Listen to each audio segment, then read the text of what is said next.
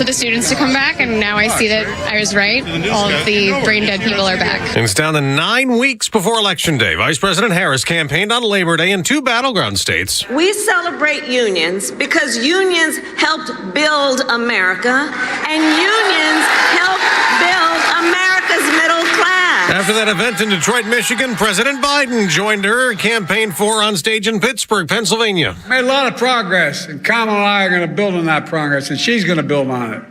I'll be on the sidelines, but I'll do everything I can to help. In a Labor Day Truth Social post, former President Trump wrote that all Americans are suffering from high gas and grocery prices that he blamed on the vice president as part of the Biden administration. America's listening to Fox News. Well, summer's here and the weather is beautiful. Everyone has a favorite outdoor activity: golf, bike riding, bird watching, long walks. Ask 100 people, you'll get 100 answers. But if everyday aches and pains are keeping you on the sidelines, I have one answer: Relief Factor. Relief Factor is a 100% drug-free daily supplement that helps your body fight pain naturally. Developed by doctors, Relief Factor uses a unique formula of natural ingredients. It doesn't just mask pain, it helps reduce or even eliminate it. Wherever you're hurting, back, neck, joints, or muscles, in 3 weeks or less, you'll start to feel the difference all day, every day. So whatever you like to do, swimming, pickleball, hanging out in the garden, Relief Factor can help you feel good again and let you enjoy all your favorite outdoor activities all summer long. Go to ReliefFactor.com or call 1-800-4RELIEF and save on your first order. That's 1-800-4RELIEF. Fight pain naturally with Relief Factor. The Morning Extra, only on Extra 106.3. Morning, y'all. I know it feels like Monday, but it ain't. It's Tuesday, and it's glorious. It's a glorious Tuesday. If I could annex any day into the weekend, it would be Monday, because you already look forward to Friday. It would be a 4-3 plan. Look, that's just me. I've been endorsing this plan since, I don't know, for 25 or 30 years now. I second it. Thank you, Rhino. I appreciate that. I love the support. And it seems like anybody with some common sense would be in favor of this motion, but we'll see how it plays out, man. The 4-3 plan works for me. How's everybody else, Rhino? What's up? You know, I'm doing well. A long weekend, so it was kind of nice, but a lot of stuff happened over the weekend, which was kind of fun to keep a track of, especially with everything getting closer and closer every single day. And 65 days now, I believe. Man, 7 days away from a debate that I think we're all looking forward to as well. So, yeah, I'm kind of pumped up, man. I feel like the momentum is switching again. I love that idea. FOL, what is UP? I don't know. I'm here. I'm excited. Yeah. Let's get another week going. I love it. Every day is something different, something new, and something crazy. Let's make it happen again. Yes, sir. Beach trip was good. Yeah. Can't complain. It was nice. Get away for a few days. That, dude. Anytime we get down the beach, it's good. This weekend, we let's see. Friday didn't do much. Kind of hung out with some friends. Nothing major. Saturday ball game. Sunday went out on the lake with some friends. Which lake, by the way? Lanier. Yeah, went swimming in Lanier, had a great time. I didn't see any ghosts. Nobody got their ankles grabbed. Nobody died. It was great. I never wore a life jacket. I just swam, Well, that wasn't everybody on the lake this weekend, so consider yourself lucky. Was there people who passed? Do we know this? Yes. Okay. Right. Another haunted Lake Lanier. A young gentleman, I think he was around 34 years old, disappeared, and unfortunately they found his body in a ravine yesterday. That doesn't sound like the lake's fault. That sounds like something happened to that man. Well, until you become a victim of it, Tug, suddenly you're like, it's not the lake's fault. I got to tell you, man, I've swam there a whole lot. And you weren't that drunk? No, I wasn't. I was, I don't even think I was tipsy at that point.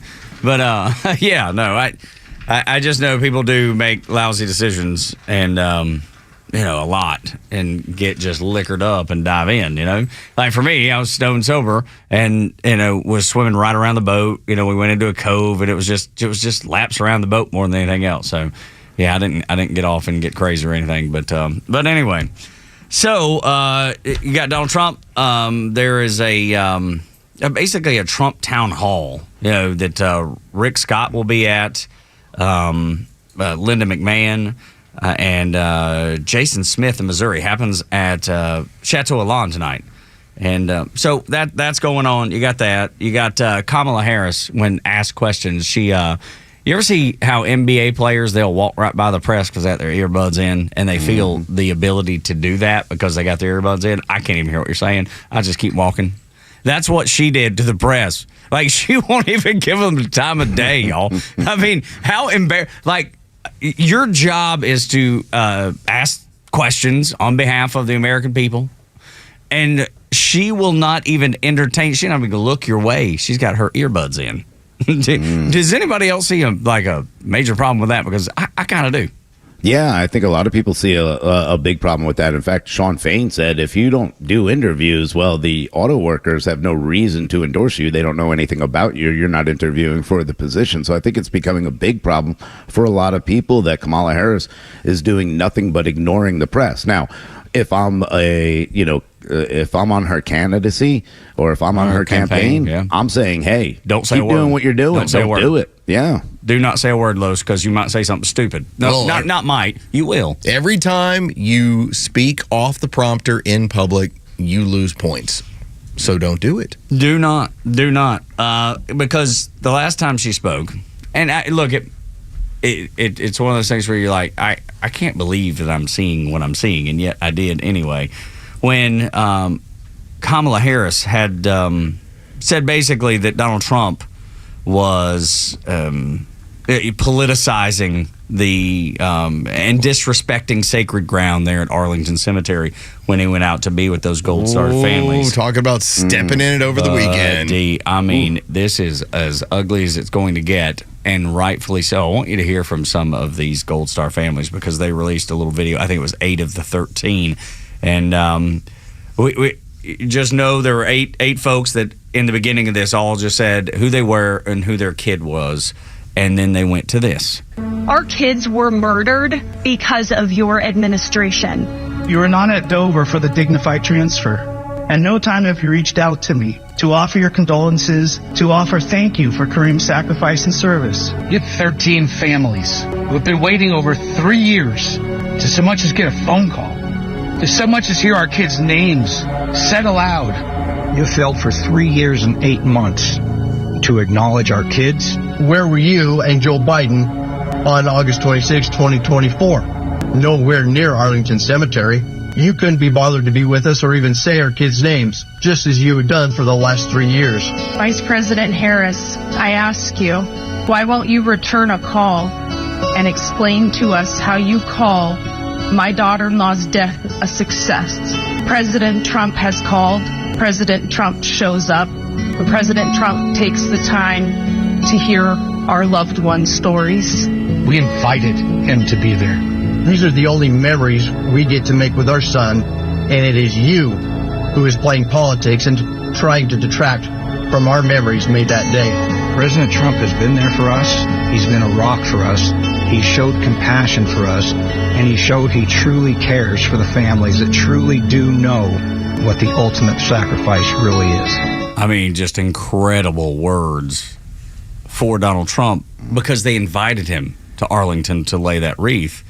And Kamala Harris didn't seem to care too much for him being there. Joe Biden was busy at the beach. Kamala, I don't know where she was. I have any idea. And to be honest, Rhino don't even care.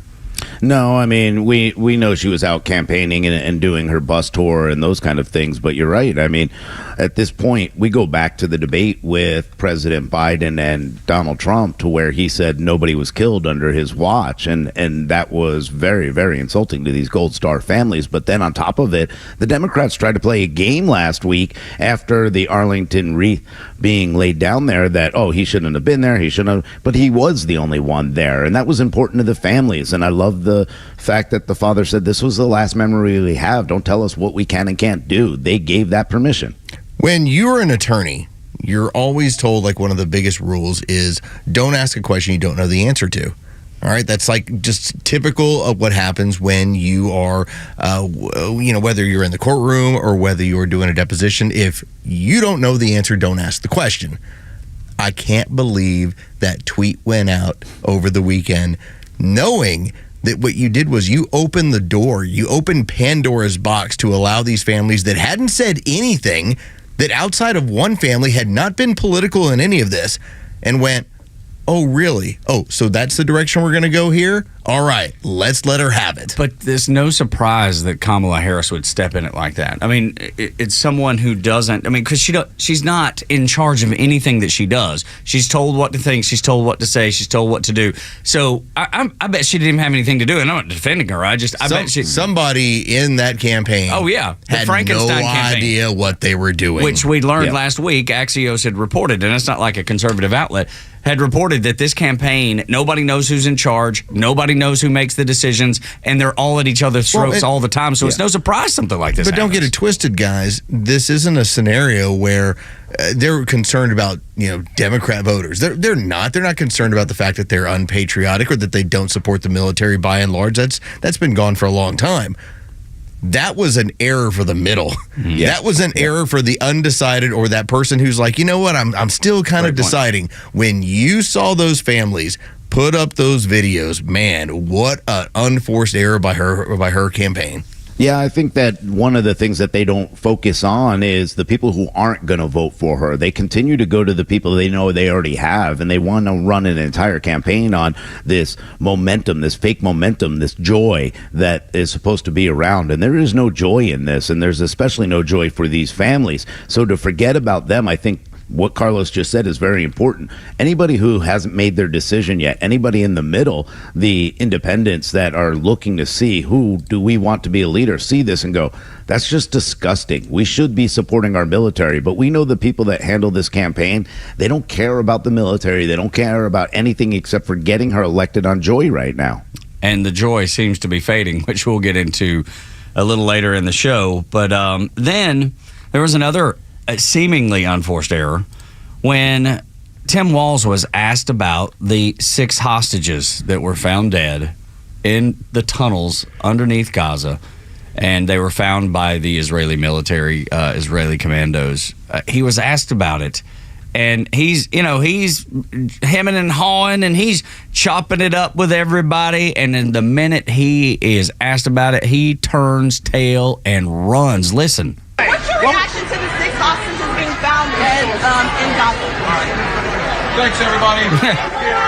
See you later. See you later, Coach. Yeah, I got to go. I'm not brave enough to answer the question. I'm not. I don't have the ability, the strength, or maybe the knowledge. I don't know what it is. I don't have any. Oh no, he's well aware. Oh, I know he is. Oh no, he is. It's which side do you want to offend? That's all. That's exactly right. And he's doing exactly like Kamala with her earbuds, Rhino. Yeah, I mean, it's one of those things where, again, they've caught themselves in their own trap. They have not talked about what's going on between Iran, Hezbollah, Hamas, and Israel right now. They have gone down one path where it seems like they are defending the terrorists, and then another path where they say, no, we stand behind Israel. But they don't seem to show that in any regard whatsoever, and they know it's a trap because they know there are too many people that are on their side, that are their voters, that continue to support Hamas and the terrorists, and they can't play both sides of the field, and they don't know how to. And Tim Walz, that was an exact example of don't talk about it, walk away. Run away. And he did. You should see the drop step, man. I'm a basketball coach. Be happy with him. Man. Well, I think about the complicated nature of what's going on. So if you guys ever listen to the President's Daily Brief, the podcast that goes on with Mike Baker, he was a guest over on Joe Rogan. But when you spend 12 hours on the road, you tend to listen to a lot of podcasts. I got that one in there without a problem. And he brought up a really interesting point that you've had since the Obama administration, and including this administration, trying to saddle up next to Iran.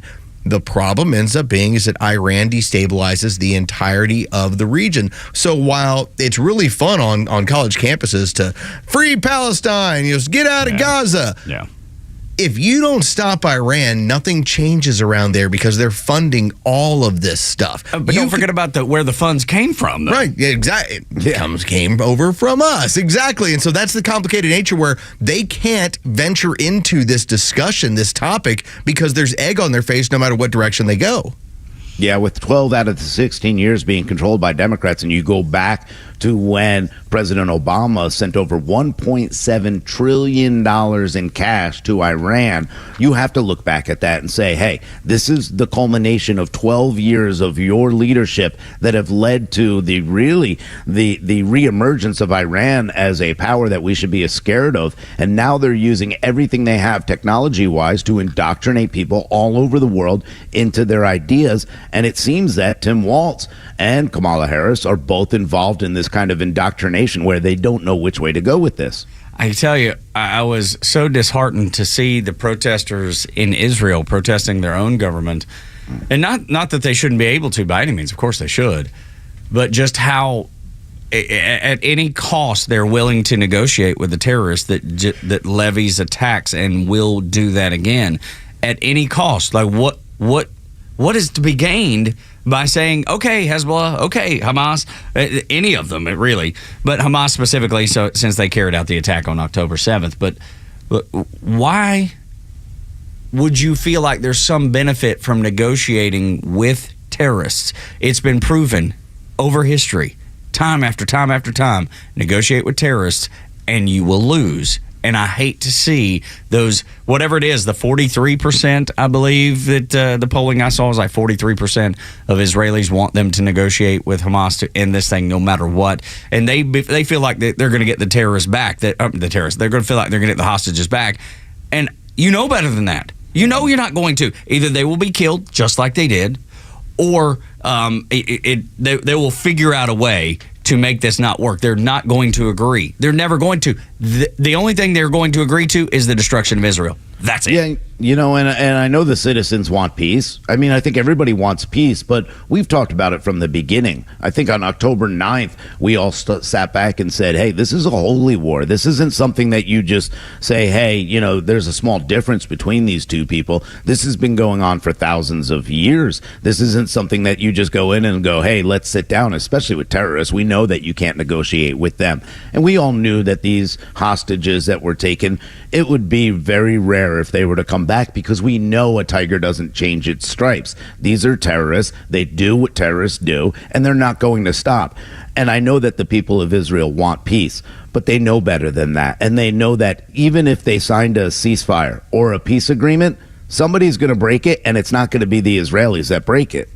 How have you just not had somebody from this administration or potential administration or someone who's running not had any comment about anything that is going on over there in the last 48 hours, 96 hours? Because I don't think that was a complicated question from Tim Walz. It's, here's an Israeli American who was executed at the hands of these terrorists. What do you have to say about this? And it was, I got to get out of here. Yeah. That's Have a nice way day, too everybody. Loaded of a question. Have a nice day, everybody. That's not loaded. That's just compassion. It's the same thing the Gold Star families are telling you that their beef is. It doesn't matter, though. It doesn't matter, because if it doesn't work for them politically, it does not. My compassion, there's no compassion. Just like there's no compassion from the side of the terrorists. In their founding documents, it says the destruction of Israel is their goal. Until that changes, nothing changes. This is the Morning Extra on Extra 1063. Tug, Rhino, and Los until 10. Then the Beck program, Clay and Buck. And then finally, the local afternoon show with the Kimmer, Pete, and Flounder. I say finally, it's not finally.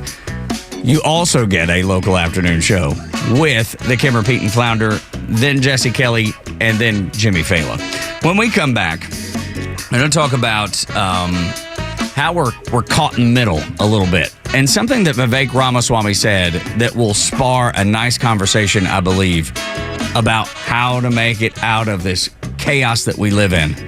Next on the Morning Extra, and then we'll also get to headlines.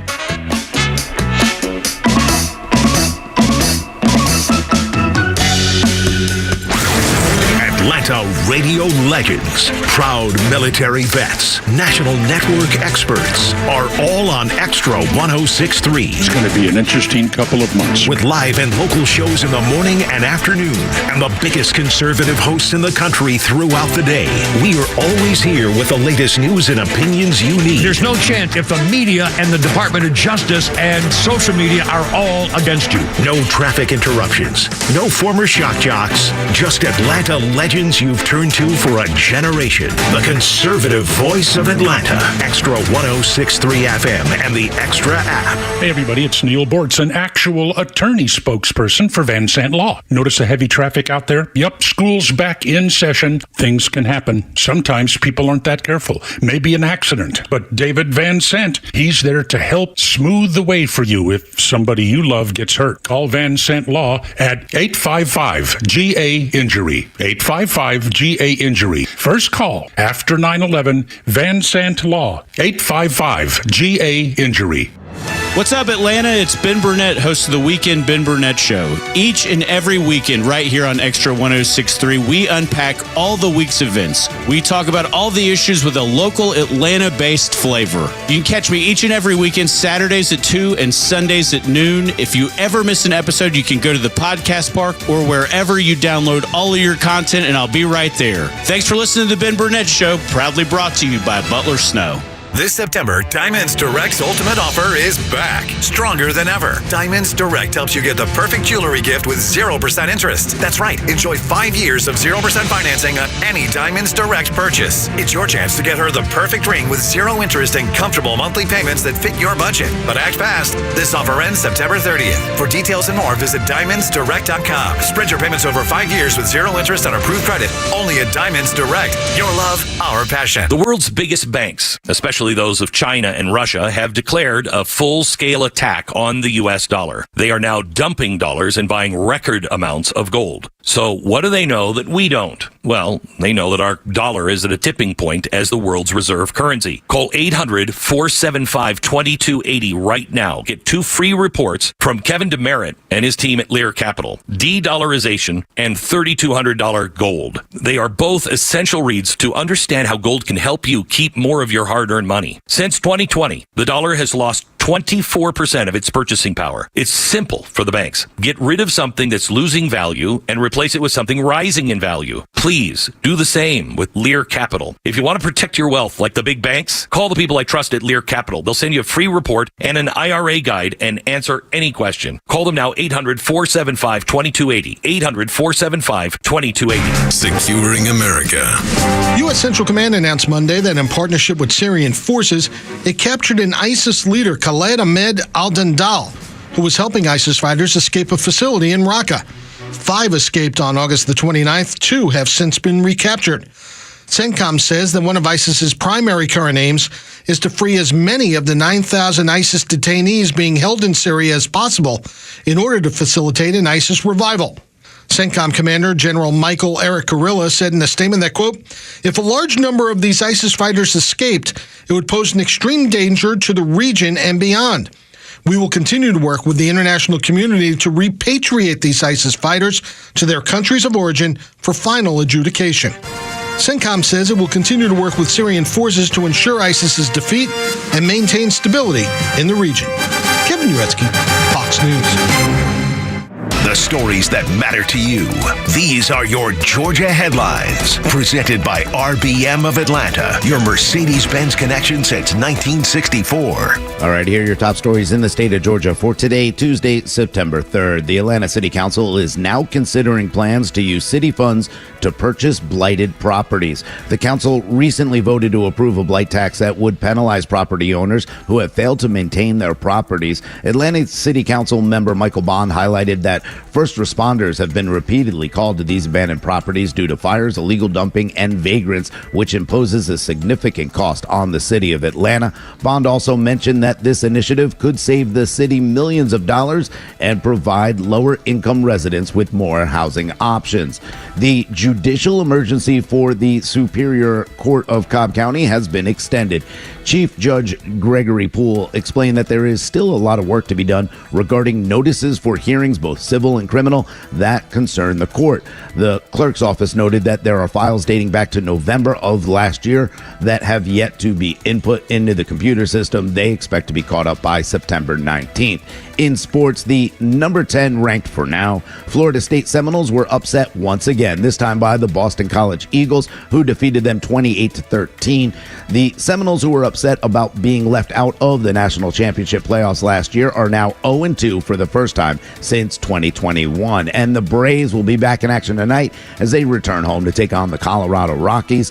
The Braves currently hold a half-game lead over the Mets for the final wildcard spot. Chris Sale will be on the mound for the Braves tonight. First pitch scheduled for 7:20. You can catch all the action on our sister station, 680 The Fan. Vivek Ramaswamy. Vivek said Kamala's interview, this is a tweet, Kamala's interview last night was a reminder that we're not running against a candidate. We're running against a system. They require a candidate they can control, which means having original ideas is a disqualification. It's exactly why we get Biden, then Kamala, and so on and so on. It's exactly what we've been saying for over 3 years now, and it's coming to fruition. Everybody sees it. Everybody knows it. It is impossible to miss. You are voting for America or for a system. It's up to you what you choose, but those are your choices. I'm still bothered by a question that was, this was months and months ago. We had a caller who pointed out, because we were going over the cognitive decline of Joe Biden, and that was something that at the time, remember, you're not supposed to get into it, we were.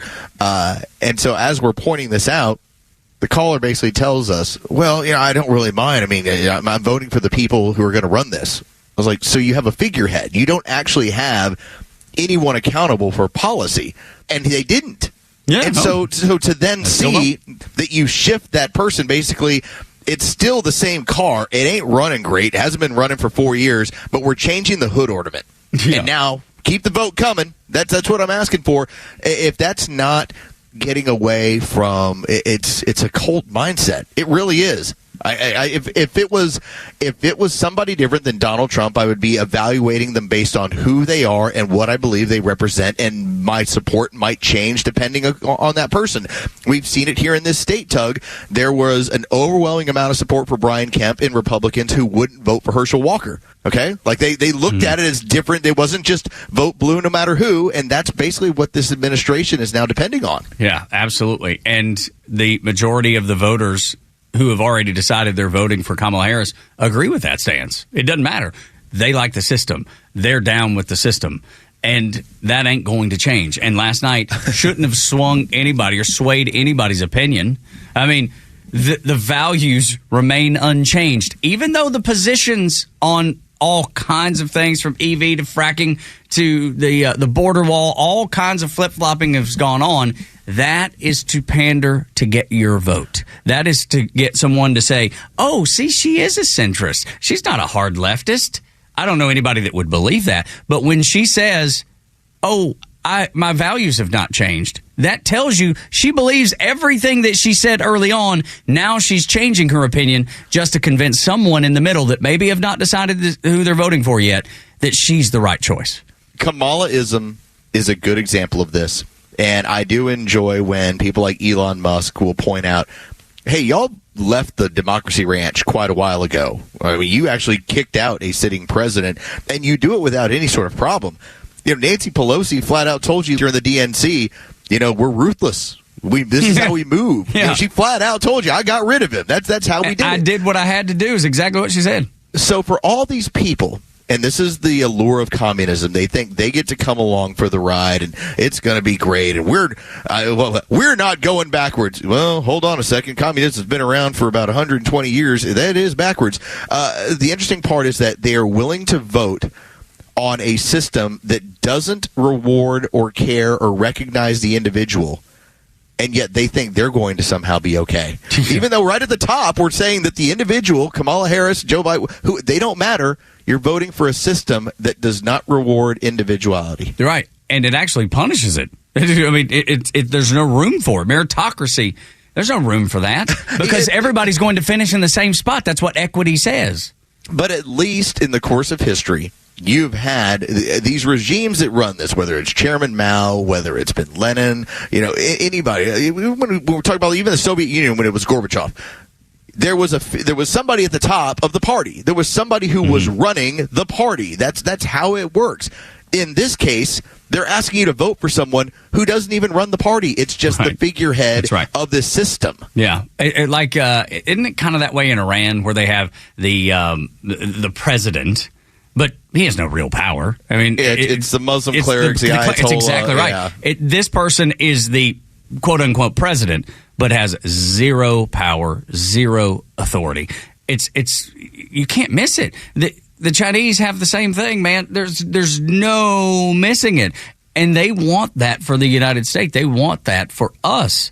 It's failed everywhere. Find me a place that it's worked. Give me one shining example where it's worked. And then maybe we can have a conversation. Probably not, because there's too many. Because there's too many examples of failure. But I would challenge anyone to show me where it's actually worked or something good's come from it. Well, I will challenge anyone out there to point out over the course of history, if a country and its success is not defined by the development economically of a middle class. Because when that occurs, you now have innovation, you now have the flourishment of goods and services. There's typically a land of plenty versus a land of very little. And so when you start chipping away at that middle class, and that's what this administration's done for 4 years, and everything that she brought up in that opening segment, whether she talked about tax credits, child tax credits, you can't realize that at the time that you need them. When she talked about dealing with price gouging, so you're going to go after corporations on the supply side, so that I end up getting hurt on the demand side, and everything ends up going up higher. You started talking about how you wouldn't touch Bidenomics. You wouldn't talk anything about that. She then repeated the lie about the 800,000 manufacturing jobs. Where are they? We just got revised down by 1 million jobs a week and a half ago. That's right. There's so many of these things where you go, wow, this person is not seriously using any of the policies that would benefit the middle class, and the middle class is your example of when you have a strong and healthy society. But this is what she said on the CNN interview, that they left the live moniker, the live super up, even though it was obviously pre-recorded. They stretched this thing out. This 18 minutes that now we know is 41 minutes. They stretched it out as long as they could, but this was her discussion point on the middle class. If you are elected, what would you do on day one in the White House? Well, there are a number of things. I will tell you, first and foremost, one of my highest priorities is to do what we can to support and strengthen the middle class. When I look at the aspirations, the goals, the ambitions of the American people, I think that people are ready for a new way forward. What would be the new way forward there, Kamala? That would be if because we always talk about the importance of the follow-up question. If Dana Bash would have said, well, what are the changes you're talking about? Or what changes can't you make now? What is it that you're waiting on? What's the holdup here? What's the bottleneck? And the rollout from there, when the follow-up question did occur on a couple of these, and Kamala Harris had the answer of, well, we're going to be posting that here very soon. Yeah, right, exactly. I'll look for it on your website with your policies. It's like that website that features no policies. That's exactly right. In fact, the only policies that you've brought up happen to be Republican policies that poll well. Right. Now, here's the fun part. You're getting that back in your face from Donald Trump right now, and I think strategically it's going to work, and I think it's a pretty nasty, fun maneuver to kind of usurp what her main energy is. Her big D energy is going away. But with that being said, there is no actual policy of hers that you can read about on a site and then at that point say, all right, how would this work in practice outside of the idea of trying to do price controls, which would be murderous to any economy? Absolutely. It would push demand up and accessibility, because nobody can make a living off of selling whatever the product is that they're trying to control the price on. So they would just quit. They just wouldn't do that anymore. So that would make them even more scarce. What it does over the course of history, and we saw this the last time that somebody really tried to pull this off was during the 1917 to 1922 in Russia. And the problem that had occurred is that once your production went down because of your price arrangement, your price fixing, then you had to, as a government, tell the demand side, all right, you only get this much now. It's like, so, and the joke I asked with Rhino was, how many eggs do you consume in your house during a week? Right. He's like, about 24. And I go, well, now I'm telling you can have 4. Yeah, so... Yeah, you're going to have to deal with that. You're going to have to accept that. And that other 20, becomes available to you in a black market. Yeah, that's right. And you have to go. So that's what happened every single time it's been done. And buy them at a much more significant cost, too. Right. Because the people that are using this black market are know that they have the ability of getting caught at any point. and will be punished for that. So the demand for it is there, but the legality will get them in trouble, and they're going to take that into consideration when they start selling this stuff. So the cost is going to be, again, through the roof. There's nothing good. And by the way, Tug, you did have Kamala Harris, and this has been kind of pushed aside. Remember, just a few weeks ago, she did have the audio surface and the video of her talking about the equality of outcomes. Yeah, that's everybody right. Yeah, gets the same thing. The equity of outcomes. Here's what it's going to be. Well, the problem with that, and what is we've seen in history, is that now that Rhino only gets 4 eggs, his production falls way off. Because his production and what he's able to do as a worker is no longer generating him additional wealth to go get things he wants. So what would be the purpose? And that's the thing. It crushes all through society systemically, and whether it's been the Chinese during the 1950s or whether it was the Russians during the early 1920s, it's famine. Famine is what happens. And we'll get that in the United States if Kamala Harris is elected. It's on. I don't know. I think it was yesterday. It was either Pete or no. Florida man. What's his name? That comes on with Kimmer show. His name is anyway. He was like, dude, this is the first time in my life I've ever felt like I was voting not for a candidate, but actually for the country. Like this vote is so important because your country is at the crossroads. Are you going to stay the course with capitalism and freedom of speech and liberty, or are you going the system route, which is socialism, communism? Like, you're not actually voting for a person in this situation. You're voting for a way of life. Yeah. Shannon Burke is his name. Good Lord. Yes. I was going to say, I don't know why I blanked on Shannon as well. Now, he was on yesterday when they were talking about this stuff. Yeah, and he's the one that said that. And I was like, oh, my God, he's exactly right. It's like what I said the other day, and I wasn't kidding about it. It's that we are in a scenario where how far into a communist society do you want to move? And what's weird is that I have friends of mine who seem more than comfortable going that direction. Yeah. You know, they will sit there and tell me about how, Donald Trump is so bad. It's like, okay, what do you think about communism? Well, we just haven't tried it the right way. And there isn't a right way. I would just like to point out there isn't a right way. It's never going to work. It's never going to function. Let me tell you how it all ends. Yeah. It all ends the same way. That's right. You're going to be poor and in jail, and the people at the top will be rich, and it will just be the incredibly wealthy, the incredibly powerful, and then poor everywhere else. That's the way it ends. George Orwell knew that. George Orwell, who wrote 1984, he said in this clip, in this interview, that the book was supposed to be a parody. And unfortunately, it's come true. You once claimed that you have an ability to face unpleasant facts. Is that what you've demonstrated in 1984 by drawing an accurate portrait of the future? I think that allowing for the book being, after all, a parody, something like 1984 could actually happen. This is the direction the world is going in at the present time. In our world, there will be no emotions except fear, rage, triumph and self-abasement. The sex instinct will be eradicated. We shall abolish the orgasm. There will be no loyalty except loyalty to the party. But always there will be the intoxication of power. Always, at every moment, there will be the thrill of victory, the sensation of trampling on an enemy who is helpless. If you want a picture of the future, imagine a boot stamping on a human face forever. The moral to be drawn from this dangerous nightmare situation is a simple one. Don't let it happen. It depends on you. Good Lord.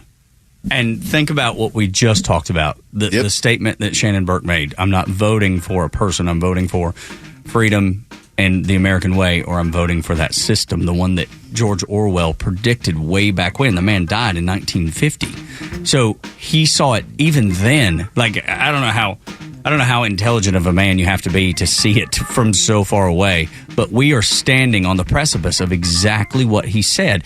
And his final words in that was, don't let it happen. Powerful, if nothing else. Tug, Rhino, and Los on the Morning Xtra and Xtra 106.3 when we come back. Is that an accent I hear? It depends on where Kamala is as to exactly what you hear. Next on the Morning Xtra on Xtra 106.3.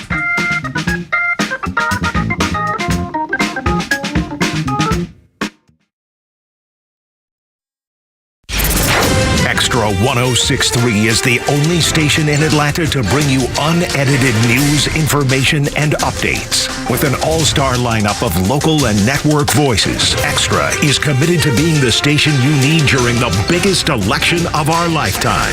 This presidential election is unlike any other. Atlanta's only conservative news and talk station is Extra 106.3 FM, and listen across Georgia on the Extra app. I've got such good news for you. The heat ain't going anywhere. It's going to be a little bit cooler this week, which is good, but that'll give you time to get your house in a better situation with Carrier products from Central Heating and Air Conditioning. I mean, like I said, it's going to get a little bit cooler, but that Atlanta heat ain't going away. It's going to be here for just what do they call this, fake fall? Carrier systems are designed to keep you comfortable even during the hottest days with advanced cooling technology. You'll enjoy a refreshing home no matter how hot the temperatures get outside. And right now you can save up to $2,000 on a new Carrier system. That's right. $2,000 off, and you can ensure that you stay cool for the rest of this summer. Plus, Carrier systems come with excellent warranty for added peace of mind. At Central Heating and Air Conditioning, they pride themselves on better service through knowledge. Turn to your Atlanta Carrier experts. Central Heating and Air Conditioning. Call them today, 770-GET-HEAT, or visit them on the web at centralheat.com. Looking for bold discussions on vital issues? Tune in to The Janelle King Show every Saturday at 3 p.m. with an encore episode every Sunday at 9 a.m. right here on Extra 106.3, where we dive into kitchen table topics that are essential for a strong republic.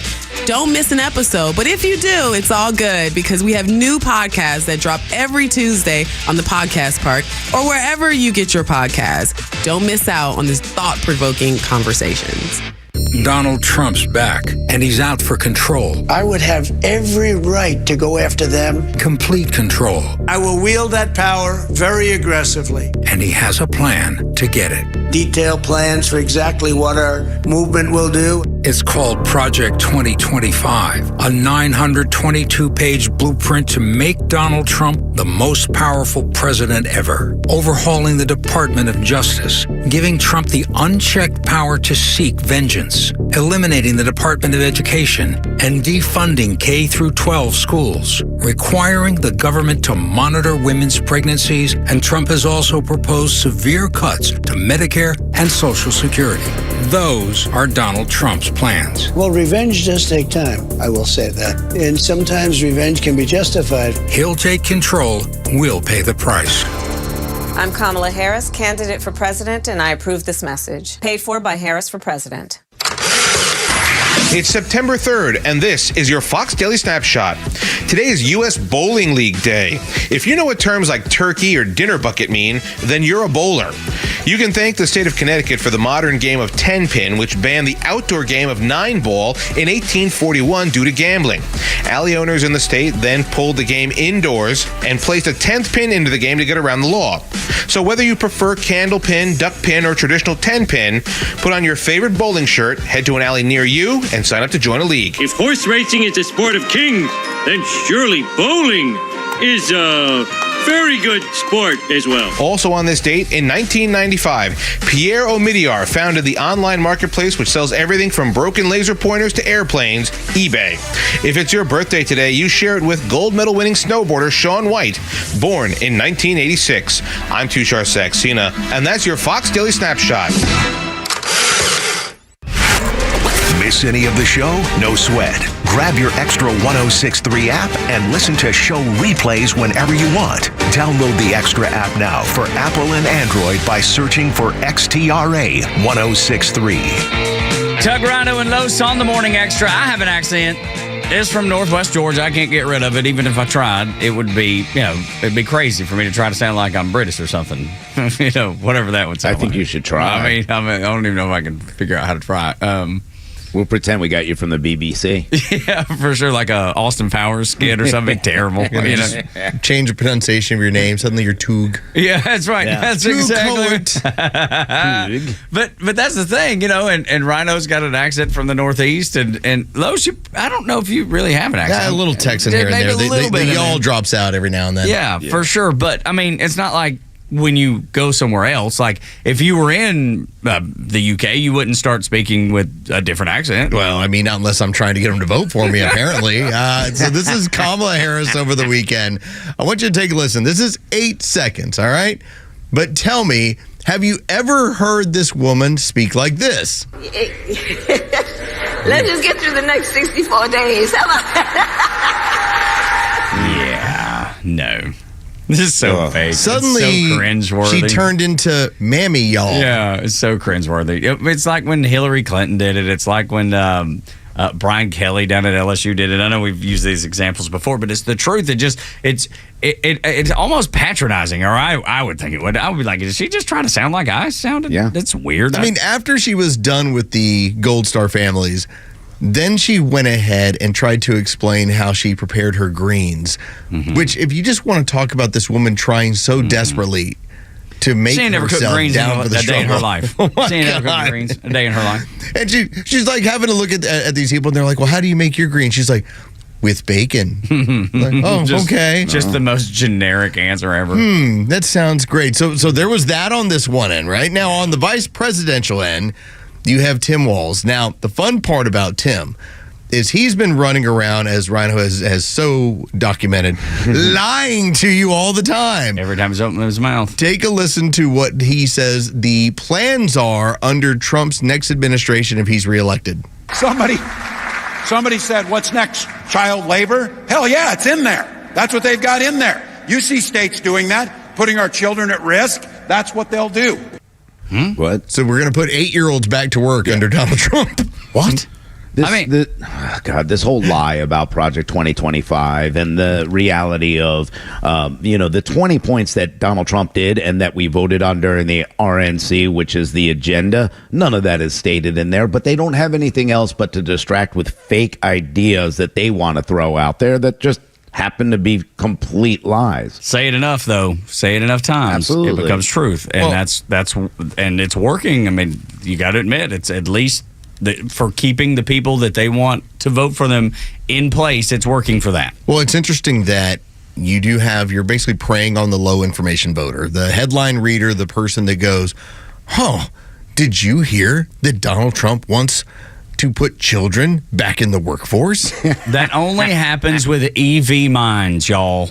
Yeah, this is what you're depending on Africa, now. place like that. I will tell you, the fun thing of being in the car for as much as that we were, on Friday and then coming back yesterday, my wife heard a whole lot of different truth from people. And But just did to she sit like there, no, she didn't mind it. It was just surprising to her to hear people that are notably pretty much down the middle, that don't exist on one end of the aisle or the other, criticizing what Harris and Walz are doing.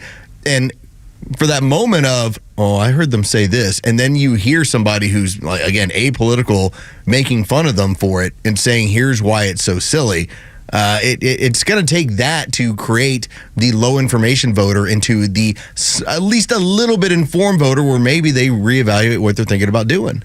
Yeah, you're not going to get the joyful people to come over and actually do any kind of research or look into anything she says. They're going to just reiterate everything they say word for word, and they know that. But I don't think the independent voters, the people in the middle, a lot of the moderate Democrats actually believe anything she's saying at this point, which is why I think she'll lose momentum and continue to lose momentum. And I don't think that, obviously, that anybody that might be, conservative or even a, just regular, I'm just going to say Republican at this point, because it does seem like there are two different categories in this. They don't believe any of it. They know exactly that these are all lies. I don't understand why they keep doing it, except for the fact that it works for their voters. That's exactly why. Yeah, but now you're right. It works for their voters, and you've got to convince other people that aren't your voters. But I think Donald Trump's struggling with that too. I don't know that any of those messages are cutting through, at least to this point, and it's going to be that 5% that the people that matter that are going to sway this election. It seems like they're going to decide as they're walking into the voting booth, man, of just whoever's the last on the top of their mind. It's what it seems like. I think it's going to be so important for Donald Trump to just stay the course, do what he's doing, because it is working. You are seeing it in all the swing states where he's either ahead or very close. I think a lot of this comes down to let Walz and Harris continue Absolutely. to talk. Yes. Yeah. And If you can get them to talk, yes. and then run with it, because so much of what they're doing is trying to create this weird narrative where you look around and go, oh, hold on a second.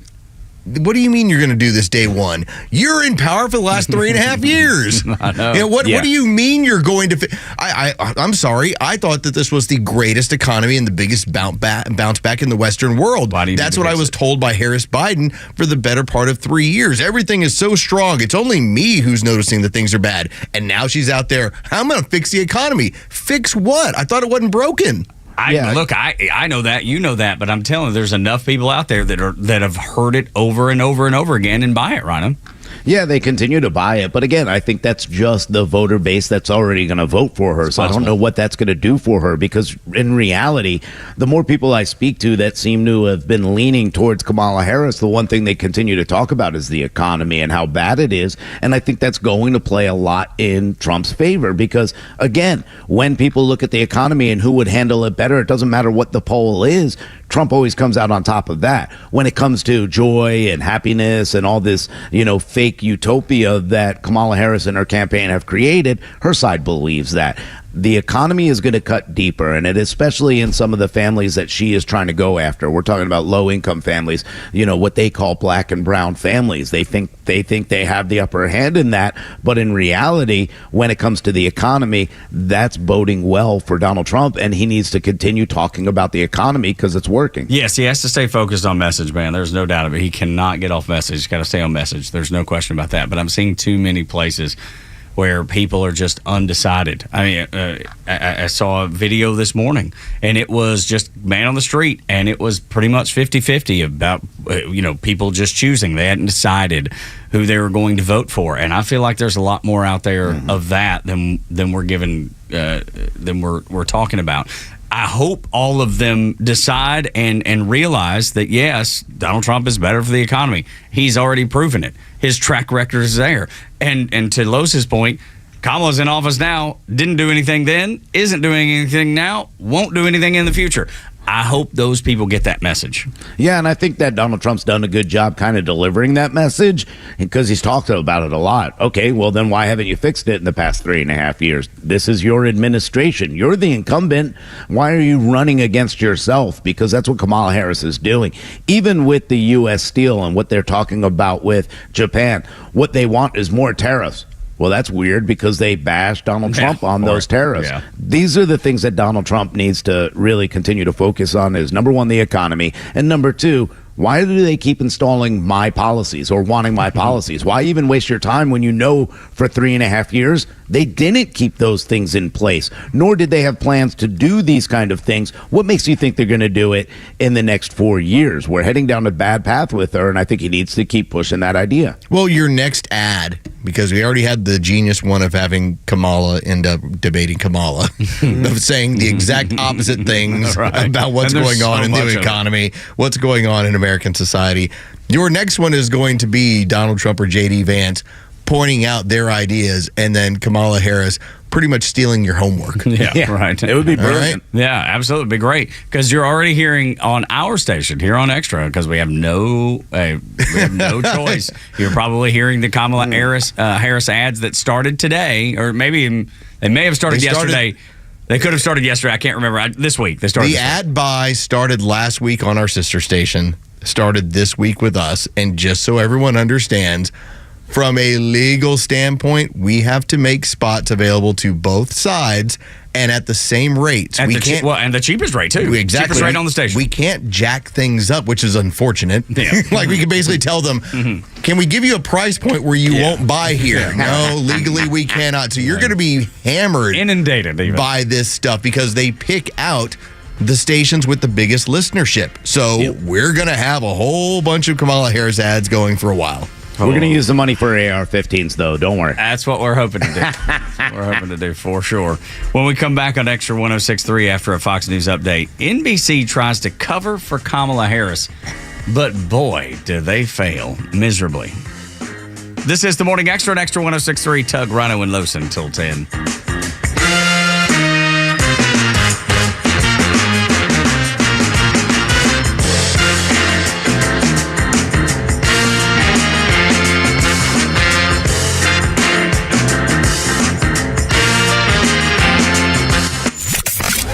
The Kimmer Show is only on Extra 106.3 every weekday afternoon on your drive home. President John F. Kennedy would have hated today's Democrat Party. John F. Kennedy was a business. He said what's good for General Motors is good for America. He was a whole different kind of Democrat.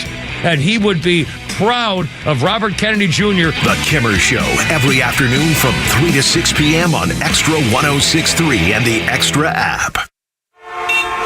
Back to school means back to traffic in Atlanta. If traffic mishaps land you in trouble with the law, it's important to know who to call. Call A Second Chance Bail Bonds. We handle bonds from local to federal for any jail in any city. And in most cases, we can have you or your loved one out in a matter of hours. A Second Chance. It's better to know us and not need us than need us and not know us. Call A Second Chance 24/7 at 404-BAIL-OUT. That's 404-BAIL-OUT. Or online at atlbail.com.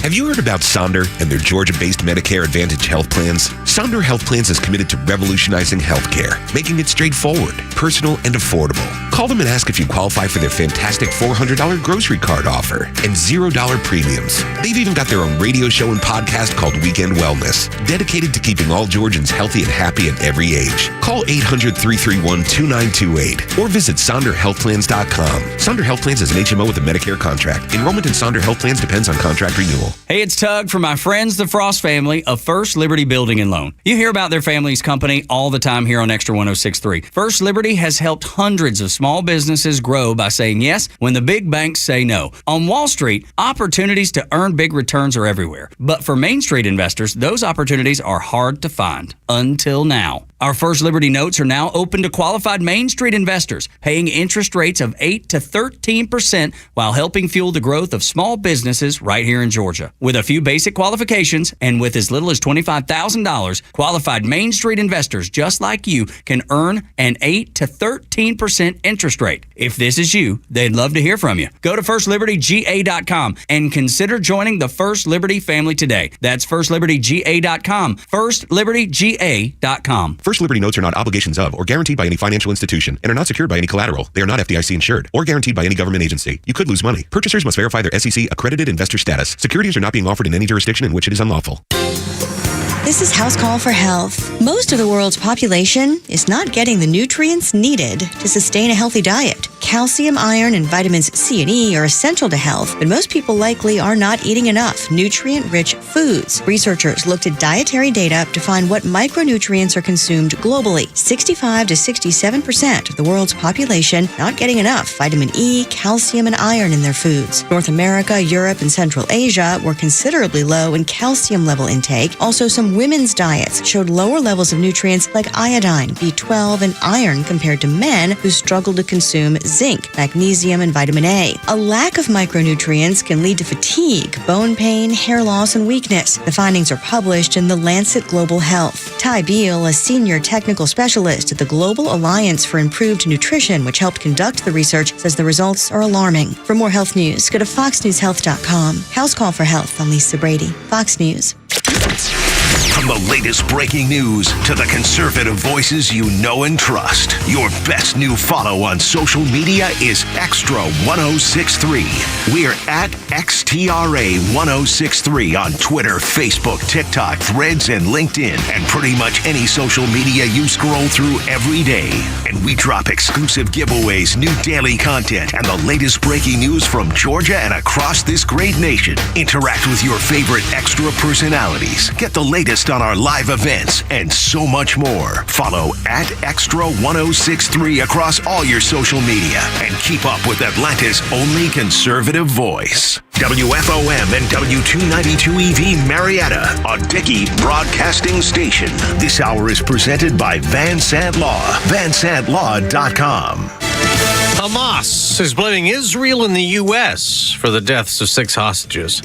I'm Dave Anthony, Fox News. Hours after their funeral for Hirsch Goldberg, Poland, the American among the 6 murdered by Hamas. Okay, sweet boy, go now on your journey. I hope it's as good as the trips you dreamed about. His mother, Rachel, as Prime Minister Benjamin Netanyahu pushes back on President Biden, saying that Netanyahu hasn't done enough to secure a ceasefire to get more hostages freed. The Prime Minister responding there in an existential war in Gaza, and no one will preach to him. The psychological warfare of Hamas continues. Overnight, the group released a a statement from their military spokesman, Abu Abaida, saying that militants guarding the hostages in Gaza had been given new instructions about what to do if Israeli forces approach. They insinuated that more hostages would be killed if the IDF tries to rescue them. Fox's Trey Yingst in Tel Aviv after President Biden met with his hostage negotiating team. He campaigned with and for Vice President Harris in Pittsburgh, saying she'll be a good president. And she has a backbone like a ramrod. And she has the moral compass of a saint. In a Labor Day Truth Social post, former President Trump blamed the vice president for high gas and grocery prices. An arrest warrant in Venezuela for Edmundo Gonzalez, the presidential candidate the U.S. and others claim won July's disputed election, but President Nicolas Maduro was declared the winner, prompting massive protests across Venezuela. This as the U.S. has seized President Maduro's plane. U.S. Homeland Security agents took possession of it inside the Dominican Republic, saying the plane was purchased in violation of a Trump-era sanction and export control. The aircraft was then flown to the U.S. and is being held in Fort Lauderdale. Fox's Eben Brown. Pope Francis has gone to the country with the world's largest Muslim population, Indonesia, to encourage harmony with Catholics. Starting the longest trip since becoming Pope, he'll also go to Papua New Guinea, East Timor, and Singapore. America's listening to Fox News. Well, summer's here and the weather is beautiful. Everyone has a favorite outdoor activity: golf, bike riding, bird watching, long walks. Ask 100 people, you'll get 100 answers. But if everyday aches and pains are keeping you on the sidelines, I have one answer: Relief Factor. Relief Factor is a 100% drug-free daily supplement that helps your body fight pain naturally. Developed by doctors, Relief Factor uses a unique formula of natural ingredients. It doesn't just mask pain, it helps reduce or even eliminate it. Wherever you're hurting, back, neck, joints, or muscles, in 3 weeks or less, you'll start to feel the difference all day, every day. So whatever you like to do, swimming, pickleball, hanging out in the garden, Relief Factor can help you feel good again and let you enjoy all your favorite outdoor activities all summer long. Go to ReliefFactor.com or call 1-800-4-RELIEF and save on your first order. That's 1-800-4-RELIEF. Fight pain naturally with Relief Factor. Grow your business organically with Atlanta's fastest growing news and talk station, Extra 106.3. Get started today by emailing sales@xtra1063.com. When you imply something, that means you kind of say it without saying it. NBC didn't imply anything. 7 o'clock hour is brought to you by Van Sant Law. If you're in an accident, make the right call. VanSantLaw.com. NBC is now having to walk back Kristen Welker's statement that Kamala Harris attended the dignified transfer of the 13 soldiers that were killed at Abbey Gate. NBC News said they implied that Kamala was there.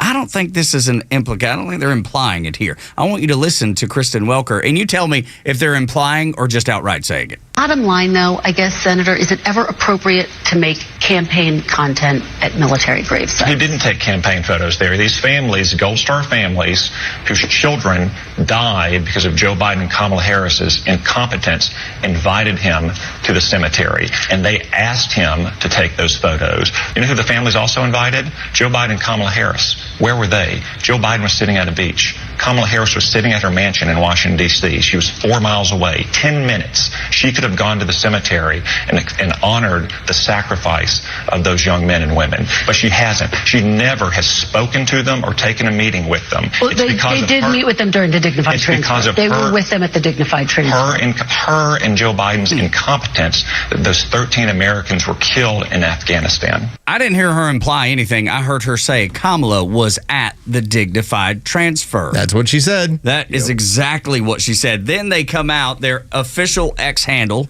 at Meet the Press. On our broadcast this morning, we incorrectly implied that both President Biden and Vice President Harris attended the dignified transfer. When you say something, is that implied? No, that's saying it.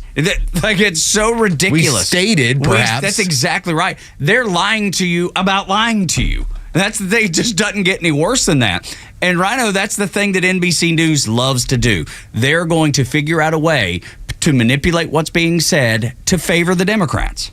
Yeah, I mean, MSNBC, NBC in general, when you look at all the mainstream media, they've been covering for this administration for over 4 years, maybe even longer when you look at the campaigning time that they've spent before Joe Biden got elected, and I put that in quotes. The reality is they continue to do this, but they could call it every single time. If nobody were to community guideline them or community note them, maybe they wouldn't do this, but people realize the truth, and I'm glad that we have that outlet in I would say mainstream media. Twitter is pretty much mainstream media now, but until they get caught, they'll run with those lies. Well, we have to remember the time. All right, this is 3 years ago. At this point, Joe Biden is now having an issue on, is he really in power? How strong Joe Biden is he? Well, why does he keep making these gaffes when he's out in public? And so the idea was, let's score a political victory at all costs by pulling out of Afghanistan and claiming, look, we got out of Afghanistan. Look how strong we are. And so to then have to highlight the fact that we got 13 Americans killed because of our incompetence does not point to the look how strong we are, which is why they're always going to ignore it. Oh, of course. But they're always going to be checking the wristwatch to see how fast they can get out of there. And they will say it's a success. Even though 13 people died, even though a remarkable success. Kamala Harris thought it was such a success. She said she was the last person in the room before the decision was made. She wanted full credit for what had happened at Abbey Gate. And I think that's an important issue that Donald Trump needs to continue to seize on, because this is more than just those 13 soldiers that we lost and Americans that we lost. This is foreign policy in general by this administration. They fail on every single thing. And when you go back to the plans that were in place to remove our troops from Afghanistan, they used Trump's ideas. They used his timeline. They just tried to rush it. And it showed that, hey, this is more about political gain than it is actually caring about American soldiers and the military. But I also want to highlight something else, because it's easy to forget this stuff, but I don't, because I take receipts and take notes on this stuff. So you have the failure in Afghanistan that gets 13 Americans killed. All right, we're talking about just about a week and a half ago, and hitting the 3-year anniversary. Within 1 week from now, as of 3 years ago, the Obama and Biden administration, I love putting it that way, decided, well, we showed such weakness in Afghanistan, we have to roll out something new. We have to do something to show everybody we're in charge. And you know what it was? The vaccine mandate program on every company above 100. That man went on radio and television during the 5 o'clock hour 3 years ago, this upcoming week, to tell you each and every one of you is doing this, or we're going to make sure that you don't have a job. And that was their reaction to their weakness in Afghanistan, was to show strength somewhere else. But that's the party that they are. I mean, authoritarianism, that's right in line with their beliefs. There's a reason that they send $6 billion to Iran, because they agree with the Iranians. Ultimately, they hate America just as much as the Iranians. Rhino, think about this, because over the course of history, whenever anything goes wrong with an authoritarian regime, what do? They crack down. Yeah. All right. They always do the same. Hey, you know what? That didn't really work out. So you know what? Let's turn the pressure up a notch and let's see what happens.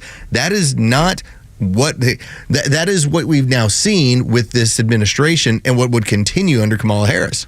Yeah, it's more of a control issue, right? Like, let's see how much more we can get away with, and let's quiet them down as quick as possible. Let's ban them from being able to speak. Let's go to social media, to Meta and Zuckerberg, and say, hey, we need this done, we need that done. It's all about control, to see how far they can go, and that's a huge problem. And I want to go back, too, because when we look at these 13 members that we lost, the Americans, not to mention all the others we left behind, okay, we can't forget that we left a lot of Americans that were just citizens behind in Afghanistan.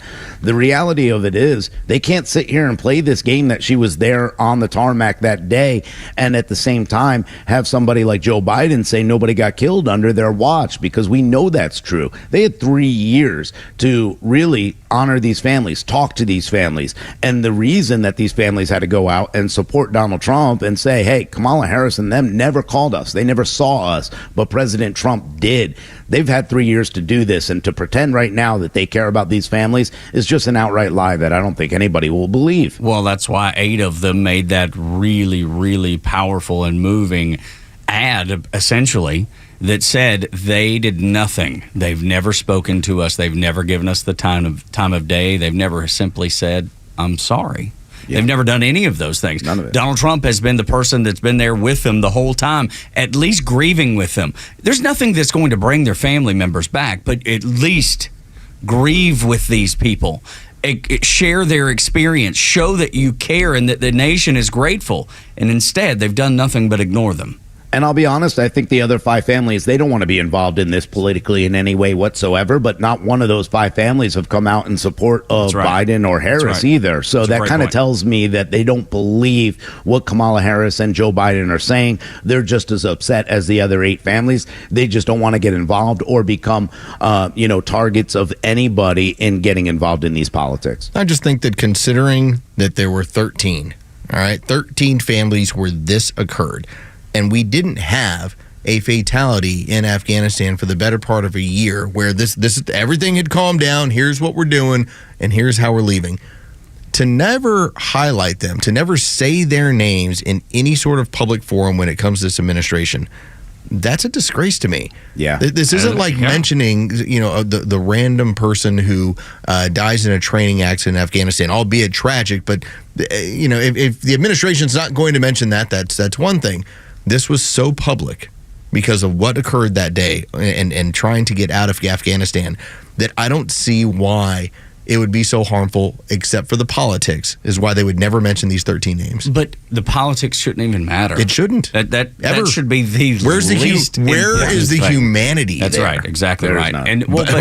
And again, a culture socialism, of death. Communism, they don't allow that. No, there's no room for humanity when it comes to communism. There's no room for feelings. There's no room for humanity is the best way to say it. You're exactly right. And they will continue this. This is not going to change. If you think anything is going to change, because Lowe's quoted that poll the other day that Kamala Harris had a 3-point advantage on change. And I'm like, just like Lowe's pointed out, just like Rhino's pointed out, she's there now and not changing anything. Who is this gullible? Who is this easily persuaded? It's time for something new. I mean, you have to be dumber than a bag of hammers. And I respect the hammer. Exactly. Far more than a lot of these policies. But I was just... I don't want to call people dumb. The hammer's effective. I don't want to call people dumb, but it seems like a really gullible, dumb thing to do. Yeah, the biggest problem for Kamala Harris at this point, though, is you can't play the other side of this anymore because nobody will believe you, and they'll say, hey, this is just politics. Why didn't you mention them for the past 3 years? Why haven't you talked to them? Why haven't you been a part of this family? They can't even talk about it now, and part of that reason is people understand, in the military especially, a lot of the soldiers that are going to go out and vote this year are going to vote for Donald Trump based on this because they know, hey, these 13 are a symbol of what will happen if they continue. It won't be 13 next time. It'll be more, and they don't care about you as soldiers. They don't care about our equipment or how much money they spend. All they care about is winning politically. I want to highlight a particular aspect of this campaign just to show you how ridiculous it is. Because if you, and I don't care if it's Dr. Phil, Theo Vaughn, Elon Musk, if you sat down with J.D. Vance or Donald Trump and you asked them about 13 American soldiers being killed in Afghanistan, they're going to give you an answer. If you asked about the economy, they're going to give you an answer. If you asked about what your border policies are, they're going to give you an answer. If you asked about hostages being killed by Hamas, they're going to give you an answer. The Harris-Walz campaign won't give you an answer on any of it. No. They'll because run away. They're so worried about what's going to happen if they try and answer for stuff that they're actually responsible for. They'll walk by you with the earbuds in, Rhino, and then if you ask anything about the hostages, they'll turn tail and run. Okay, everybody, I've got to go. That's enough for just today. Think about how they can't That's exactly answer. what happened just yesterday. Give you an answer. But that's what happened this weekend. They don't know the answer. Which is the example of what you're saying. Yeah, because they don't have empathy and they don't have the answers to, for you. They only have what's been written for them, and that is joy and happiness and this and that and the other. They don't really have any ideas on policy. They can't talk about the economy. They can't talk about these soldiers. They can't talk about the military and what they've been doing. They don't want to, number one. But number two, I don't think they're capable of doing it. If Kamala Harris was to be asked about that, saying, hey, here's 13 American soldiers and here's a 3-year anniversary and here's what's going on. And that woman marched out there and said, it was an American tragedy. we did not handle this correctly, and we need to honor these families and their sacrifice. There's going to be somebody out there that goes, wow, okay. Except she's not capable of any of that. No, she's already proven that. She already proved that. Yeah, when she got off an airplane and she was asked about this while she was vice president, what did she do? She cackled about it. She laughed and goes, come on, guys, ha, ha, ha, ha, and walked away. That was a huge problem, but that kind of showed exactly where she is going to be a huge problem, that she can't answer this, nor does she care. I don't think that anything will change whatsoever. And I don't think anybody else believes anything will change whatsoever. At least listening to this station, the overwhelming majority realize that nothing's going to change. Well, you are the 1%. Yes. You're the ones paying this much attention. Exactly right. Morning Xtra and Xtra 106.3. Now there needs to be changes in the Fulton County Courthouse, Rhino. Things are not going well there. And I don't expect there to be much change there either. No, Sheriff Patrick Labatt has had nothing but issues at Fulton County Jail, and it continues with the Strategic Security Corps. They actually hire about 80 guards that work in the jail, and part of that is a contract that they have with Fulton County. And Sheriff Labatt's already had problems with so many deaths that have been questioned. That was a big problem. Then we had the contraband between just employees that actually work there and then contractors that work there. They're having sex with some of the inmates. They're bringing in contraband and drugs. And now, the other night, we had 80 guards that were working in the jail. They didn't report for their evening shifts because after 4 months of not getting paid, they decided, hey, why show up? We're not getting paid. Would you? No. I mean, would anybody? That's what I'm saying. Like, nobody's going to show up in that scenario. Yeah, no. And the company who's been doing this for over 20 years, they offer private security and public sector service. They said, we've never in 22 years had to suspend any client due to non-payment of services except for the Fulton County government. Now, Sheriff Patrick Labatt is the one that's in charge of this. And Fulton County Commissioner, Chairman Rob Pitt says, we've given them everything they've asked for. And he's talking about Sheriff Patrick Labatt. This is enough. And the board is tired of Sheriff Patrick Labatt, but will they do anything about it? No, probably not. And I expect things will continue just the way they are. And let me tell you, as a Fulton County resident, I know every one of my tax dollars head down that way because it's just the way it works. I don't have to like it. All my tax dollars go down south of where I live. And nothing is going to change. It doesn't matter if they start taxing us at double the amount.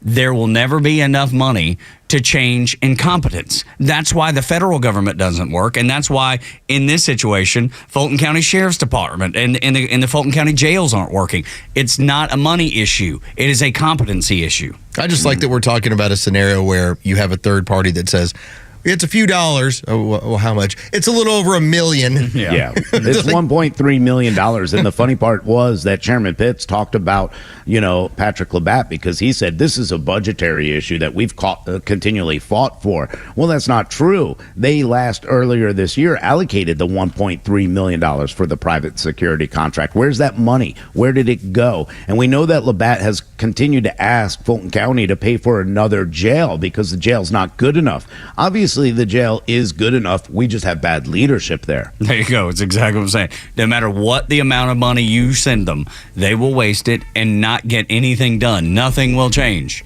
Yeah. Just like it's at. By the way, he's had a 66% increase in the sheriff's budget since Labatt came into office in January of 2021. And nothing has changed.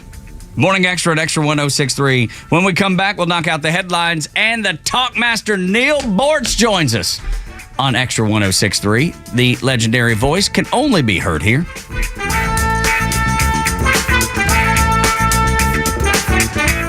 Stream Clay Travis and Buck Sexton, Glenn Beck, Fox News, and even NASCAR on Sundays, anywhere on the Xtra 106.3 app. Download the app now and get 24/7 access to the live stream, the latest news, and everything you need to know about Atlanta's only conservative talk station. Download the Xtra 106.3 app for Apple or Android and check out even more great original content at thepodcastpark.com. Shooting drills. A coach who knows the game can teach their team how to improve, but one who genuinely cares about each player you have what it takes. We got this. Can inspire them to win. At Truist, we believe the same is true for banking. Because when you work with someone who knows a lot and cares even more, you're unstoppable. Truist, leaders in banking, unwavering in care. Start feeling unstoppable. Visit truist.com/care. Truist Bank, member FDIC, leading based on top 10 U.S. commercial bank. The world's biggest banks, especially those of China and Russia, have declared a full-scale attack on the U.S. dollar. They are now dumping dollars and buying record amounts of gold. So what do they know that we don't? Well, they know that our dollar is at a tipping point as the world's reserve currency. Call 800-475-2280 right now. Get 2 free reports from Kevin DeMerit and his team at Lear Capital. De-dollarization and $3,200 gold. They are both essential reads to understand how gold can help you keep more of your hard-earned money. Since 2020, the dollar has lost 24% of its purchasing power. It's simple for the banks. Get rid of something that's losing value and replace it with something rising in value. Please do the same with Lear Capital. If you want to protect your wealth like the big banks, call the people I trust at Lear Capital. They'll send you a free report and an IRA guide and answer any question. Call them now, 800-475-2280. 800-475-2280. Donald Trump's back, and he's out for control. I would have every right to go after them. Complete control. I will wield that power very aggressively. And he has a plan to get it. Detailed plans for exactly what our movement will do. It's called Project 2025, a 922-page blueprint to make Donald Trump the most powerful president ever. Overhauling the Department of Justice, giving Trump the unchecked power to seek vengeance, eliminating the Department of Education, and defunding K-12 schools, requiring the government to monitor women's pregnancies, and Trump has also proposed severe cuts to Medicare and Social Security. Those are Donald Trump's plans. Well, revenge does take time, I will say that. And sometimes revenge can be justified. He'll take control, we'll pay the price. I'm Kamala Harris, candidate for president, and I approve this message. Paid for by Harris for President. I'm Chad Pergram with the Speaker's Lobby. Senate Minority Leader Mitch McConnell steps aside from his leadership post later this year, but that doesn't mean the Kentucky Republican isn't still using his influence when it comes to congressional earmarks. McConnell prevailed as the top earmarker in the Senate, tagging nearly $500 million for Kentucky in upcoming 2025 spending bills. McConnell deployed his clout to author $498.9 million worth of projects in 8 of the Senate's new spending bills. Democrats restored earmarking in 2021 after a decade-long absence. McConnell sat out earmarking for the first 3 years. McConnell joins 3 first-time earmarkers on the Republican side. There are now 21 Republicans who take earmarks. All Democrats except 2 do earmarks. Earmarking does not add to the deficit. The definition of an earmark is a congressional allocation of a specific amount of money for a specific project at a specific place. The Constitution grants authority over all spending, including the opportunity for specific earmarks to Congress. With the Speaker's Lobby, Chad Pergram, Fox News. The stories that matter to you. These are your Georgia headlines. Presented by RBM of Atlanta, your Mercedes-Benz connection since 1964. All right, here are your top stories in the state of Georgia for today, Tuesday, September 3rd. The Atlanta City Council is now considering plans to use city funds to purchase blighted properties. The council recently voted to approve a blight tax that would penalize property owners who have failed to maintain their properties. Atlanta City Council member Michael Bond highlighted that first responders have been repeatedly called to these abandoned properties due to fires, illegal dumping, and vagrants, which imposes a significant cost on the city of Atlanta. Bonds also mentioned that his initiative could save the city millions of dollars and provide lower-income residents with more housing options. The judicial emergency for Superior Court of Cobb has been extended. Chief Judge Gregory Poole explained that there is still a lot of work to be done regarding notices for hearings, both civil and criminal, that concern the court. The clerk's office noted that there are files dating back to November of last year that have yet to be input into the computer system. They expect to be caught up by September 19th. And in sports, the number 10 ranked Florida State Seminoles were upset once again, this time by the Boston College Eagles, who defeated them 28-13. The Seminoles, who were upset about being left out of the national championship championship playoffs last season are now 0-2 for the first time since 2021. And the Atlanta Braves back in action tonight as they return home to take on the Colorado Rockies. The Braves currently hold a half-game lead over the Mets for the final wild-card spot. Chris Sale will be on the mound for the Braves tonight. First pitch scheduled for 7:20. You can catch all the action on our sister station, 680 The Fan. Doug, Rhino, and Los on the Morning Extra. And we welcome the legendary voice of Neil Bortz to the show. Neil, what's going on, man? Oh, wow. Well, that's not the start I expected to get, I'll be honest. What's up? Well, I finish here. I shave. I go to the dentist. Oh, yeah. Oh, actually, I'm very fortunate. My teeth have thrived on abuse. Well, there you go. My wife has spent so much money on teeth, but not hers. Oh. No, I mean, let me tell you about her. We'll go to a restaurant, okay? All right. And the waitress, oh my God, I said waitress. Oh boy. You're not supposed to say that. Server. Is that off limits? Oh, okay. I didn't. I say waitress all the time. Oh my God, I must be out of line. Anyway, she'll come up with just a mouth of horrible-looking little stubs and what have you. That's the kind of restaurants we go to. Okay. And Donna says, look, I'm going to buy you a new mouthful of teeth. I don't know how many teeth my wife has purchased for people. Oh. And well, that's very generous because dentistry is expensive. Good Lord. It is. Hey, folks, don't contact us. We're running out of money. Okay, that's the disclaimer. I want to get this out of the way. Let me stop this text now, then. That's right. Rhino's sending you one right now. What do you want to get out of the way? Well, because it's not all that meaningful, but how about them dogs? How about them dogs? Oh, yeah. Tug was in the building. Buddy, it was unbelievable. And it was so funny to see people in a little bit of a panic in the first half. And I was like, no, don't fall into this trap. All they're doing is they're just feeling it out, man. Let's see what Clemson's capable of. And it was not a lot. You know what the coolest thing is, though? Georgia winning big like that? That's what I thought. No. No. What? Oh, gosh, I forgot his name now. Mind fart. The quarterback. Carson Beck. Yeah. What a gorgeous arm sleeve tattoo he has. That's the coolest damn thing. Oh, my God, it's just such a I want to see it close up. I want him to come by so I can just hold his hand and look at his arm for hours. All those wonderful tattoos all over his arm. So cool. I think he ought to start on the other arm now because he doesn't have a spider web on his elbow. I mean, he's got to get the elbow spider web. So I hope he starts on the next arm, maybe after the season. But how cool is that? He's going to be able to show his grandkids that arm, which by that time will look like a huge freaking bruise, and he'll be able to show that this is my arm tattoo.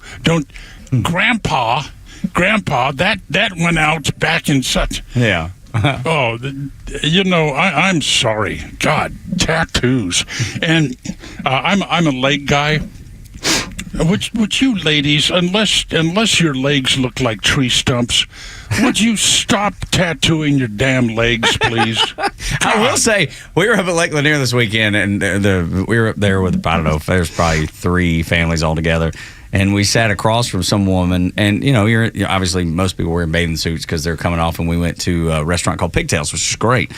And this woman had a gigantic on her chest, like just below her neck on her chest, had a gigantic like firefly or something. And I was like, who gets a damn firefly? Of all things, if you're going to get a tattoo, why would it be a firefly? And why right there in the dead center of your chest? Are you sure it wasn't a love bug? It may have been. It could have been. Look, I don't know. I thought for a little while it was a mosquito. Then I realized that it was a firefly.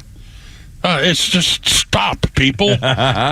Just stop. Yeah. I mean, unless you are hopelessly ugly, you don't need all that damn graffiti. And Carson Beck, what the hell are you thinking with a sleeve? Oh, jeez. Calm down, Bortz. Yeah, I mean, it looks cool. It's so cool.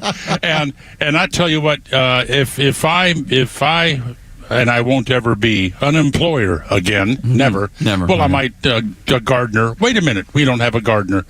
We don't have a garden. But neck or face tattoos, forget it. Do not apply. Don't want you around. No freaking way. And that goes for, I can't wait for the weather to get cold and he'll put on some damn long sleeves so you won't have to see that disgusting display during the Georgia game. And speaking of disgusting displays, how about the Aggies on Saturday night? I thought about you for a moment when they were having a little trouble with that Notre Dame offense. Yeah. Well, I mean, that quarterback, whatever the hell his name is, he couldn't hit the inside of a barn. No, he could not. if he was standing there. So, I mean, Bornsey watching a lot of ball this weekend. Goodness. I only watch college football. That's it. I haven't watched a professional game in over 5 years after that Colin Kaepernick or whatever his name is pulled his little stunt. So no, none of that. No. Hey, did you hear about our mayor down here in Naples? I missed that. No. I was tied up watching college football. I was too busy watching tats. That's right. I was on tattoos on TV. Yeah, she's a little blonde chickie poo that used to work for Revlon or something like that. Anyway, I'm going to look her up right now. Yeah, well, she went out and she imbibed a little bit. I forget what. I think it was Friday night, Saturday night, or what have you. And anyway, somebody, she thinks somebody cut her off at a roundabout. We got a lot of roundabouts down here. And so she followed them home and chased them home, I should say, and then parked, after running over their mailbox, parked in the middle of their yard. And we're going to call the police. She said, go ahead and call the police. I'm the mayor. They're not going to do anything.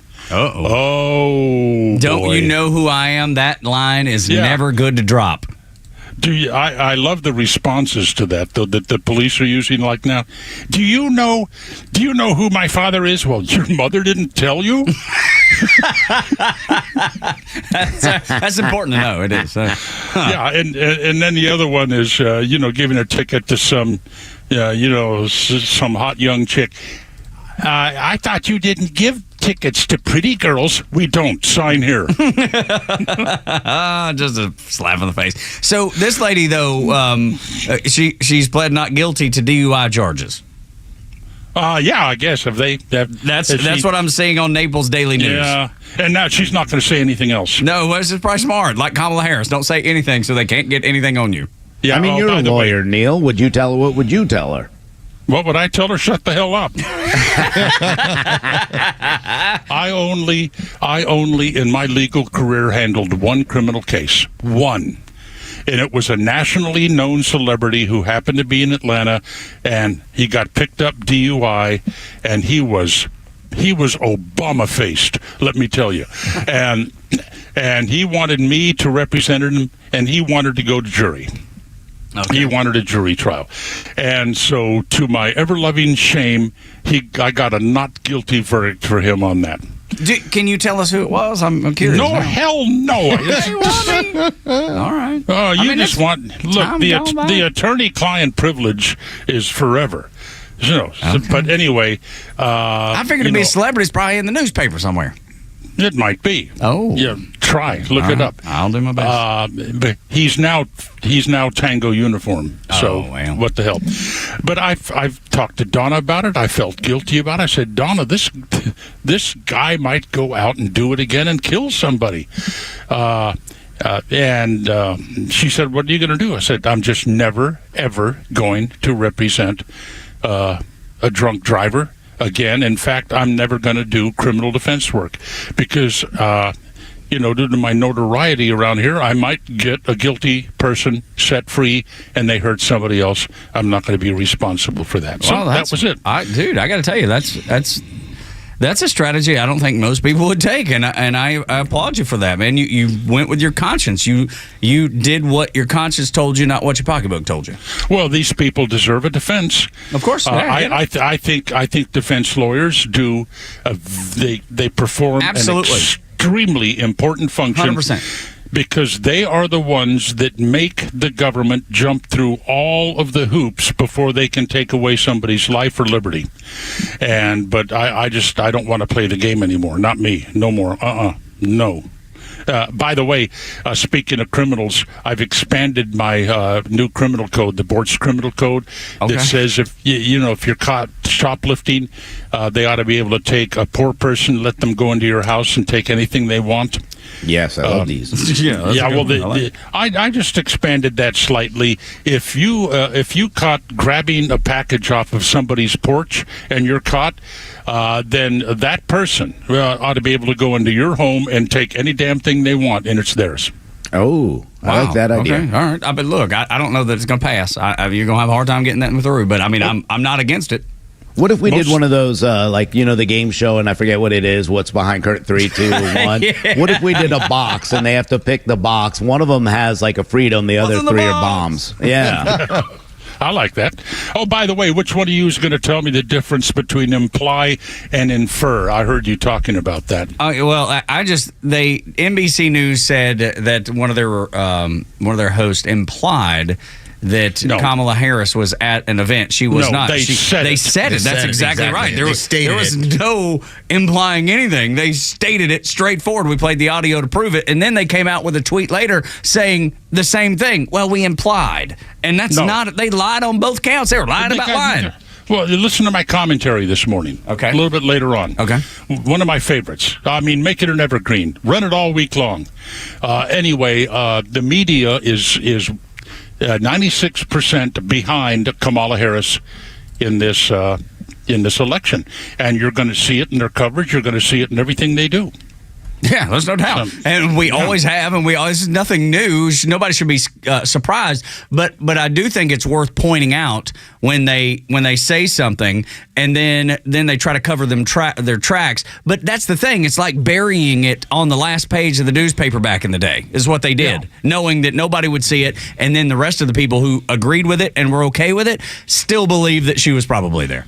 The Naples Daily News you referenced in them. That's owned by USA Today. Yeah, you can see all the whole layout of the website. Yes, you can tell. They came down here, I don't know, maybe 10 years ago, and Naples Daily News said, we need a new headquarters. They built this absolutely gorgeous building with the state-of-the-art press imported from Germany and all and that was just, what brilliant people. That was just at the time that newspapers were already swirling around the toilet. And so finally, they actually had to break up the press and sell it for scrap metal and sold the building to the local hospital. Wow. Yeah. And I don't know if it's USA standard, but I notice a lot now that they just cannot bring themselves to use the word black when it comes to a crime story. They will say that not the suspect was black or the suspect was African American. The suspect had a dark complexion. Yeah. Can you? Okay, speaking of suspects, when is the world going to get together and rid civilization of Hamas and Hezbollah? Well, it depends. If you ask Joe Biden, it's Israel's fault. They've not done enough. It's amazing. They execute 6 hostages. Why? Because they were going to be rescued. We can't let them be rescued. Let's kill them. And the world is then protesting the people that were trying to rescue them. Yeah, it's insane. Yep. Yeah, having things upside down. Islam, I know there are a lot of perfectly nice, peace-loving Muslims, and they'll stay that way until their percentage of the population reaches critical mass, at which point it's death to the infidels. Mm-hmm. And if I don't know what's going to happen down the road if this scourge isn't stopped now. It's not a religion, it's a cult. It was created by some rag picker in the middle of the desert who got bored one day. And I had to be put in police protective custody one time me and Donna, because of some things I said about Muslims, specifically the Ayatollah Khomeini, who, when he was in exile in Paris, France, he actually wrote that it was perfectly fine for Muslim men to have sex with domestic house cats. What? Oh, I must have missed that one. Good Lord. Well, you're not as old as I am. Yeah, I missed that. Not wildcats. Yeah, domestic. Only domestic. No. We got standards around here. Absolutely. Wildcats fight back. We don't want anybody scratching the old Muslim whatever. But you know what's weird, Neil, to me is that everybody wants to get on Netanyahu and Israel and everyone else, but the only group that refused to get to the table and talk about a ceasefire was Hamas, and now we know why, because they don't want to stop. They're not going to stop. There's no ceasefire in a holy war. That there's nothing that the United States or any other country can do to step in and say, hey, you guys need to have a ceasefire as long as terrorists are involved. I mean, how many times in the history of this so-called Palestinian-Israeli brouhaha, how many times have the Israelis said, okay, here's the deal, you can have your own state, we're ready, we've reached an agreement, here's your state, you're giving you everything you asked for, and then at that point, Yasser Arafat, who was Egyptian, by the way, said, no, we don't want it. Well, Bill Clinton even said that himself. We played the audio. Bill saying they do not want a Palestinian state. They don't. They want turmoil. They want to keep it. That's what fuels them. I wish I could find that article that detailed 5%, 10%, 20%.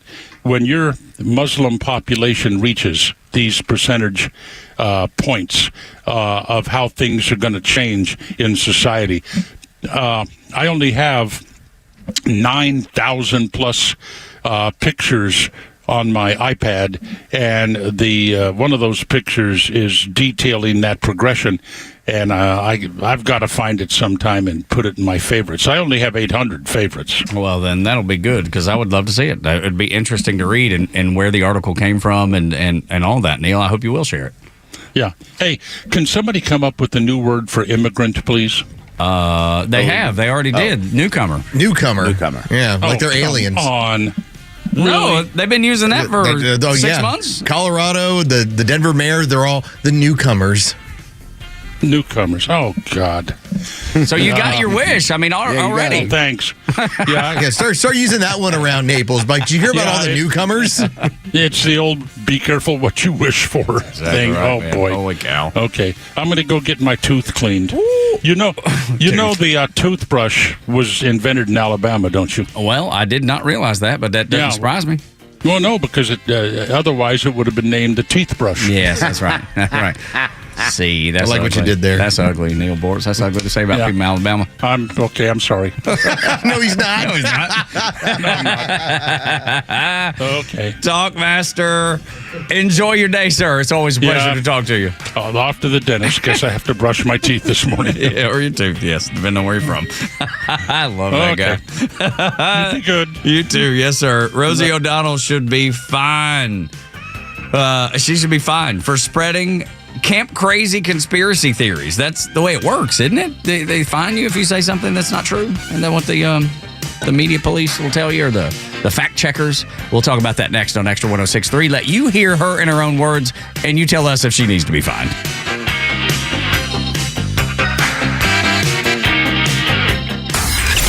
The legend Neil Bortz is only on Extra 106.3. Hey, it's Pete, and here's what you missed from the Talkmaster. Kamala Harris said, "We want dignity for all people. We want to recognize the pride that all people have to freedom and liberty, especially those that are about heart and home." I don't know what the phrase "pride to freedom" means. Word salad. Catch Neil's commentary every day on Extra 106.3 or listen anytime on the Extra 106.3 app. Maybe you're like me. You've noticed there's been some colors changing in the trees in the front yard, and then leaves laying in the front yard or in the driveway.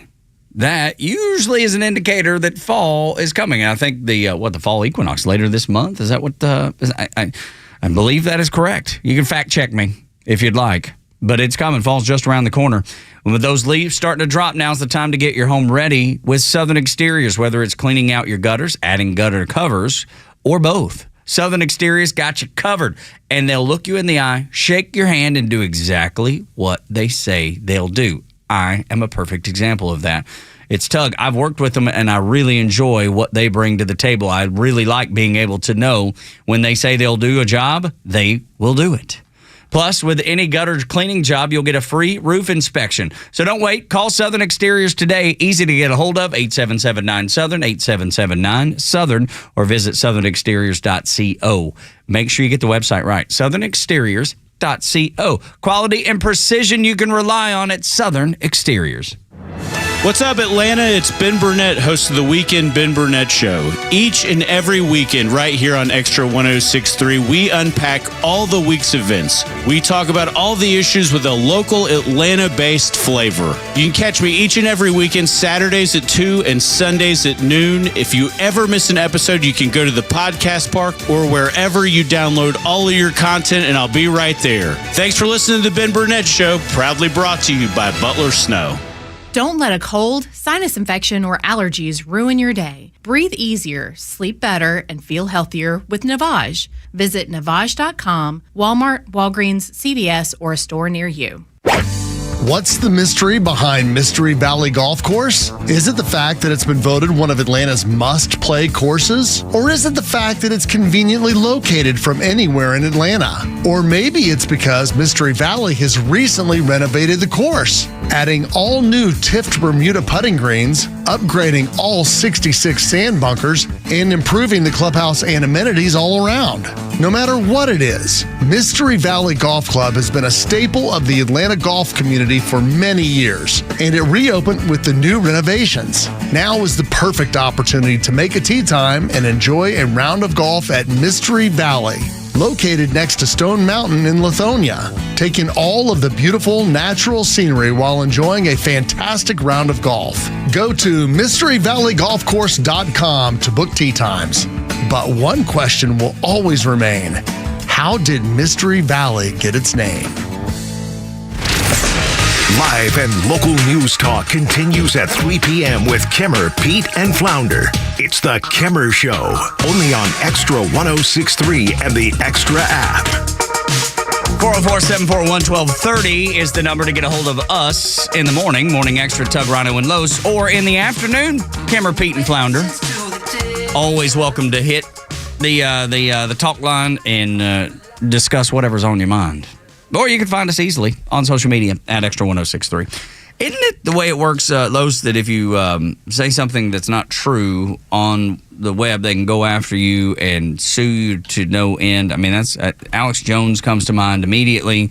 Rosie O'Donnell, does she deserve some sort of big fine too? I'm not sure, because when you start sharing, what do they call it? Misinformation, disinformation, malinformation. I guess if you share an opinion, it's no big deal. So we joke around all the time about how there are crazy people out there that believe that, well, President Trump wasn't shot. They still believe that? He went. So how far are we away from it? We still believe somebody believes this nonsense. Rhino, what is one? It's like the wrestling theory. He went to the ground and he cut his ear. He cut his ear. He had a razor blade. Right. One of the Secret Service members cut it for him. Yeah, it's all ridiculous at this point. The people that let him get shot at is the ones that are helping him cover this up. They helped aid him in his wrestling event. Okay. So, but you would think, okay, it's very fringe, right? I mean, you got to be pretty out there. You got to be pretty wackadoo in order to come up with this stuff. Well, enter Rosie O'Donnell into the fray, who decided to go on social media over the weekend and explain her theories about Donald Trump and barely surviving an assassination attempt. I don't know what happened that day, but I don't think it was a bullet that hit him. I don't. I think it was maybe a fragment of something, but I don't know. Without a scar to be seen, yet blood all over it. Look at the photos of him right after with his fist pumping. A normal reaction, right? To almost being assassinated. There's something really hinky about the whole thing. And I don't know what it is, but I am saying this. For people who go on conspiracy theories for endless cycles, deep dives, how come this isn't getting a deep dive? How come people are just like, look, his ear is normal now? Yeah. Wait, he's not an octopus. He doesn't regrow his limbs, his ears, his nose, or whatever. You don't regrow. We're humans. You don't regrow your arms or your ears. Even if it was just a fragment, even if that's the case, he still was shot at. Like, what are you missing, Rosie O'Donnell? That's the question that I have. You know what she's missing? She's missing common sense. She's missing, any kind of empathy whatsoever for somebody that she hates. That's all it is. This woman is absolutely, I guess she's nuts. She's nuts. TDS. It is complete TDS. Look, did he get his ear sewn up? Probably. Most likely. I think And that's who's exactly inspected what you it do. for the scar? Like, who's supposed to go in and inspect it? Are they supposed to share photographs with the world about a scar on a man's ear? Well, remember when he had the bandage on during the RNC? What was it? Well, it's just theatrics. The dude just had his ear shot. Like it is, and as much as she's like, "Where's the scar? Where's the man's a billionaire?" All right, like if I needed to have plastic surgery on my ear in order to reconstruct it, it helps if I'm, a billionaire. To be able to afford it. Yeah, no. And there's a good reason there's not a deep dive, because it's complete nonsense that they're talking about. It's not a reason to, Rhino. You're exactly right. Exactly. If there was any question about it, if there are any questions about Corey Compateri, who got shot, or any of the others that got shot by the same kind of bullets, or they've already went ahead and the FBI and the Secret Service said there's no fragment. It was a bullet that passed through his ear.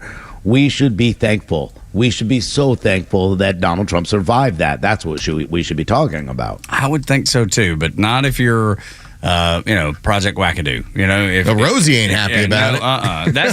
That's Project 2024, I guess, or 2026 maybe. Whatever you want to call it. It's the other theory. The other theory that's out there, because you even hear in the Kamala ads that are running here on Extra. Rhino, that's what they lead with. When are we going to get the ad, Donald Trump? Was he even shot?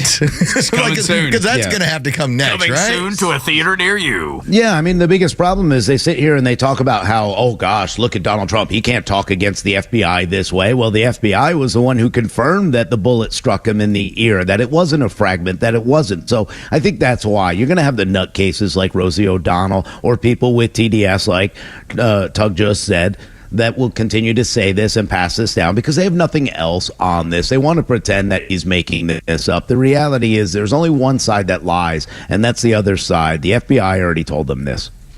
I tell you, I would just ask, I would maybe volley back to her and be like, hey, what about the shooter's body being cremated almost immediately? Does that make you go, Are we going to get a toxicology report on this? How about some information on the shooter? Maybe you should direct your beliefs or your concerns to the people who led the investigation. Maybe figure out what they're doing behind the scenes and ask the questions that need to be asked there, because there's a lot that hadn't been answered. See, that's much more, in my opinion, and I think I would side with about 75% of people out there that go, I need more answers over on this end, not the other one. I'm not really so concerned. Like, I saw him get shot. Right. I want the 75% that's with me that goes, all right, explain to me why it appears you have an FBI handler. Yeah. Explain to me why you're practicing at a range where there's other officers and federal people. How come nobody ever noticed that? Explain to me why they took the Secret Service detail down to what the Secret Service was, why they didn't have the right agents on there, why they didn't look at the roof, which is the premier spot for an assassination attempt. Why did all these happen? So that's the question we need to ask. Yeah. Something tells me the mainstream media, the drive-bys, as Rush Limbaugh used to call them, won't be asking those questions. They won't be. You know how I know? Because they haven't. It's just us. We're out here on our island alone, asking the questions that need to be asked, and hopefully, continuing to ask. You know what else they're not asking? What's that? What happened to his ear? Because they know what happened to his ear. So at least the mainstream media understands, hey, let's not go down this path, Rosie. Yeah. Well, look, they're going to give her a pass. They're not going to call her on the carpet. They're not going to ask her any questions. They're not going to ask her to sound sane. They're just going to let her go on this tirade and say nothing about it. It's like the NBC folks who outright lied to Tom Cotton when they had him on Meet the Press.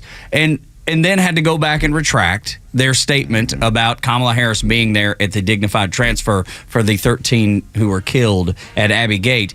And then they bury that little bitty tweet. They bury it, knowing that most people won't see it. Yeah, I also think they realize she's crazy too. So do you think? Oh God! But are they okay with it? Yeah, right. Maybe they do. I think they just don't care. But are they okay with it? They're like, look, she's on our side. Let her spout anything she wants to spout. We're not going to jump in with her, but we ain't going to stop her either. We're not going to second guess her either. Yeah, maybe someone will hear her and listen to her. Yeah, exactly. Dude, that was probably right in line with the way I think that they are and the way that they'll do. When we come back on Extra 106.3, Kamala steps in it big with the Gold Star families. This is the most embarrassing thing she's done yet, I believe. Next on the Morning Extra on Extra 106.3, Tug, Rhino, and Los. We'll be right back after a Neil Bortz report and a Fox News update.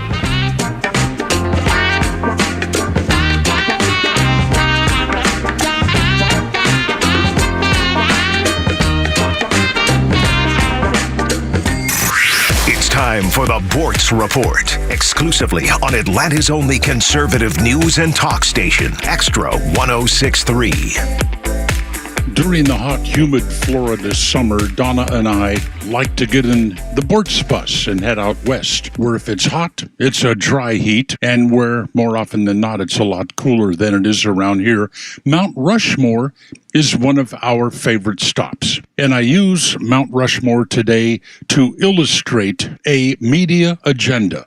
The agenda is to make sure Donald Trump is not elected president of the United States. And they will modify their reporting to achieve that goal. Here's a great example, Mount Rushmore. In 1996, Bill Clinton visited Mount Rushmore during the re-election campaign. ABC News called Mount Rushmore a place where American ingenuity and American creativity came together and formed an amazing American accomplishment. In 2008, Barack Obama campaigned at Mount Rushmore.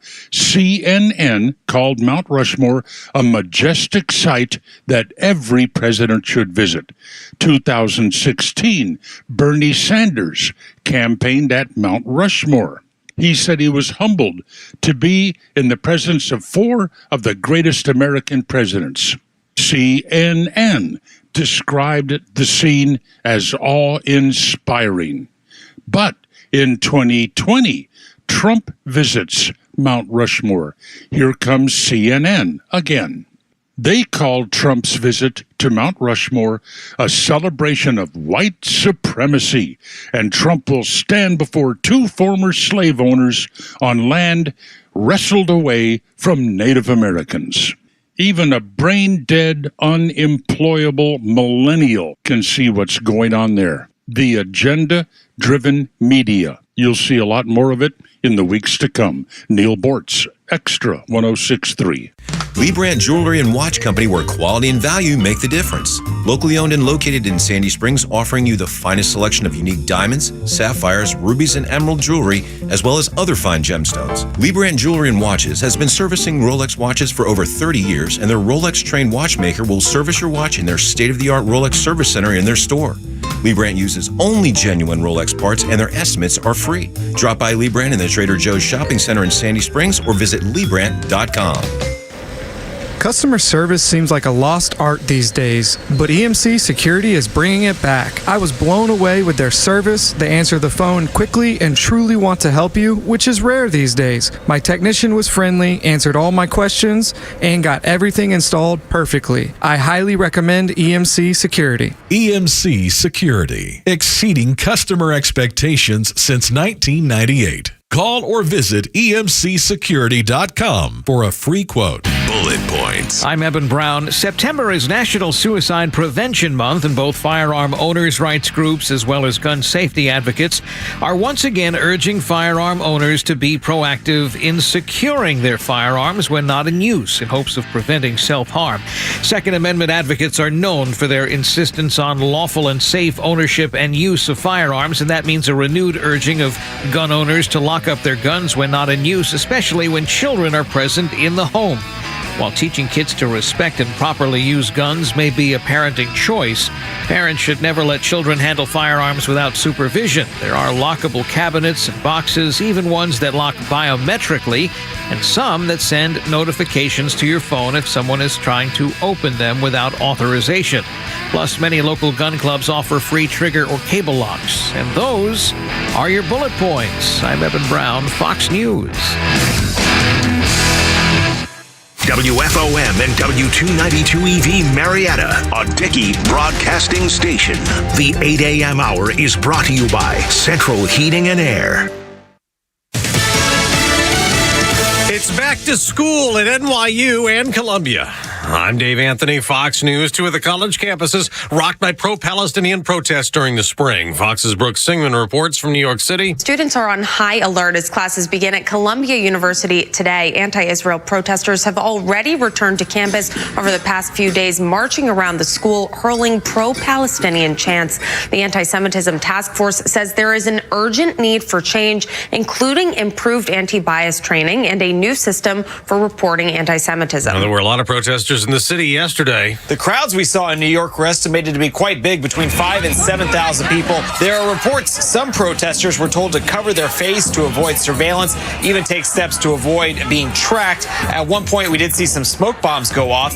Over the holiday weekend, the White House weighed in, writing, "It is especially heinous to express support for Hamas on the same day as the funeral for an innocent American hostage who they brutally murdered." Fox's Mark Meredith at the White House. Hirsch Goldberg, Poland, was among the 6 hostages Hamas murdered. Their bodies found by Israeli forces Saturday. Citizens of Israel, we are in the middle of an existential war. Prime Minister Benjamin Netanyahu, through a translator, also said no one will preach to him after President Biden said Netanyahu is not doing enough to secure a ceasefire to get more hostages released, as thousands protest in Israel demanding he make a deal.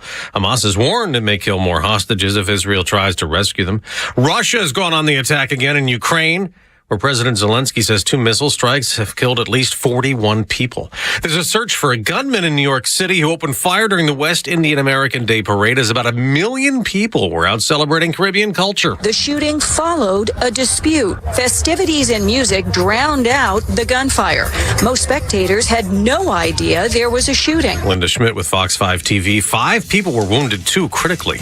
America's listening to Fox News. Well, summer's here and the weather is beautiful. Everyone has a favorite outdoor activity: golf, bike riding, bird watching, long walks. Ask 100 people, you'll get 100 answers. But if everyday aches and pains are keeping you on the sidelines, I have one answer: Relief Factor. Relief Factor is a 100% drug-free daily supplement that helps your body fight pain naturally. Developed by doctors, Relief Factor uses a unique formula of natural ingredients. It doesn't just mask pain, it helps reduce or even eliminate it. Wherever you're hurting, back, neck, joints, or muscles, in 3 weeks or less, you'll start to feel the difference all day, every day. So whatever you like to do, swimming, pickleball, hanging out in the garden, Relief Factor can help you feel good again and let you enjoy all your favorite outdoor activities all summer long. Go to ReliefFactor.com or call 1-800-4-RELIEF and save on your first order. That's 1-800-4-RELIEF. Fight pain naturally with Relief Factor. Wake up with the Morning Extra on Extra 106.3 Atlanta. Morning, y'all. Tug, Rhino, and Los on the Morning Extra on Extra 106.3. So much to talk about today, and people to talk to, like you. Glad that you're here. I mean, you have the folks up at Chateau Elan. They're Trump surrogates up there talking about how to plot this campaign, how to be more effective for Donald Trump. So that's going on. You've got Kamala Harris and Joe Biden. They were together for a rally in Pittsburgh the other day. And, you know, it was with the unions and all that sort of stuff. So they're trying to win that part of the vote back, because there's a lot of unions, surprisingly, a lot of unions lately saying we're voting for Donald Trump. Maybe the union bosses aren't, but definitely the union employees are. And then Kamala Harris dodging people by acting like an NBA player, acting like a football player, acting like maybe even a Major League Baseball player. They'll just put the earbuds in and walk right by you like you're not even there. And that's what she's doing with the press. The press is out there saying, hey, we want to talk to you. We need to ask you a question. Hey, Kamala. And she got the earbuds in and walks right up the steps acts like they're not even there. So that's the respect the that they weird have. part about it was with the earbuds is that she put the ear to her phone. She's like, huh? I'm faking. I don't know how to fake. Like I'm living. I'm like, wait a minute. You've got the earbuds in. The phone doesn't need to go next to your ear. That's exactly. It's so backwards. But everything she does is, Rhino, so it's no surprise that this is something that happened. It really is no surprise. I mean, everything is fake, even that, and that's the weird part about her. And I almost wonder why. You know, it's good to see J.D. Vance go into one area, Trump go to another and hold a rally or a press conference, and the Walz-Harris campaign cannot separate each other. They need to have their, it almost seems like Tim Walz really is that lapdog that just kind of sits in the side and wags its tail at everything she says, and he can't go out on his own to do his own little press conferences. He's extraordinarily good at lying. She's extraordinarily good at lying, but then not saying anything afterwards. She's really, really good at that. Even if she has to fake it, she's going to do it because she knows every time she opens her mouth, it is bad for her and her campaign. No surprise that she continues to do this. But there was a story that broke this weekend with the Gold Star families because she basically said Donald Trump was politicizing laying the wreath at Arlington Cemetery. And the Gold Star families, who have by and large been quiet up until this point, mostly have decided they've had enough. And 8 of the 13 came together and they put together a video in response to what Kamala Harris had said, and this is what it sounded like. Our kids were murdered because of your administration. You were not at Dover for the dignified transfer. At no time have you reached out to me to offer your condolences, to offer thank you for Kareem's sacrifice and service. You have 13 families who have been waiting over 3 years to so much as get a phone call, to so much as hear our kids' names said aloud. You failed for 3 years and 8 months to acknowledge our kids. Where were you and Joe Biden on August 26, 2024? Nowhere near Arlington Cemetery. You couldn't be bothered to be with us or even say our kids' names, just as you had done for the last 3 years. Vice President Harris, I ask you, why won't you return a call and explain to us how you call my daughter-in-law's death a success? President Trump has called. President Trump shows up. President Trump takes the time to hear our loved ones' stories. We invited him to be there. These are the only memories we get to make with our son, and it is you who is playing politics and trying to detract from our memories made that day. President Trump has been there for us. He's been a rock for us. He showed compassion for us, and he showed he truly cares for the families that truly do know what the ultimate sacrifice really is. It's interesting because Donald Trump can't do anything but be there. It's like when someone, if you have a family member or a friend who passes, there's nothing anybody can say to change what's happened, nothing anybody can say to even make you feel better. It's just about being there. It's just about being supportive. That's all these families have asked for. That's it. Mm-hmm. Yeah, and it's one of those things that, whenever you deal with any of this or a death, you want to ask why. You want to ask why it happened, and most of the time you can't get an answer to that. Well, this family can. Why did this happen? What happened that allowed our children to be in this situation where they were taken from us? And there is an answer, and the answer needs to come from Biden-Harris and their botched withdrawal, and they won't even answer that question. Donald Trump has done everything he can to be a part of their family and to find out the answers for them, and we heard it during the RNC when these families stood up and said not only did he invite us out to his home in New Jersey, he only was scheduled to spend an hour, and he spent 6 with us, and that shows the empathy that Kamala Harris and Tim Walz do not have for them. Well, remember, they're suckers and losers, right? Yeah, that's what. Right? Yes, I mean, that's what the media Democrat, narrative, that's the talking point. Yeah.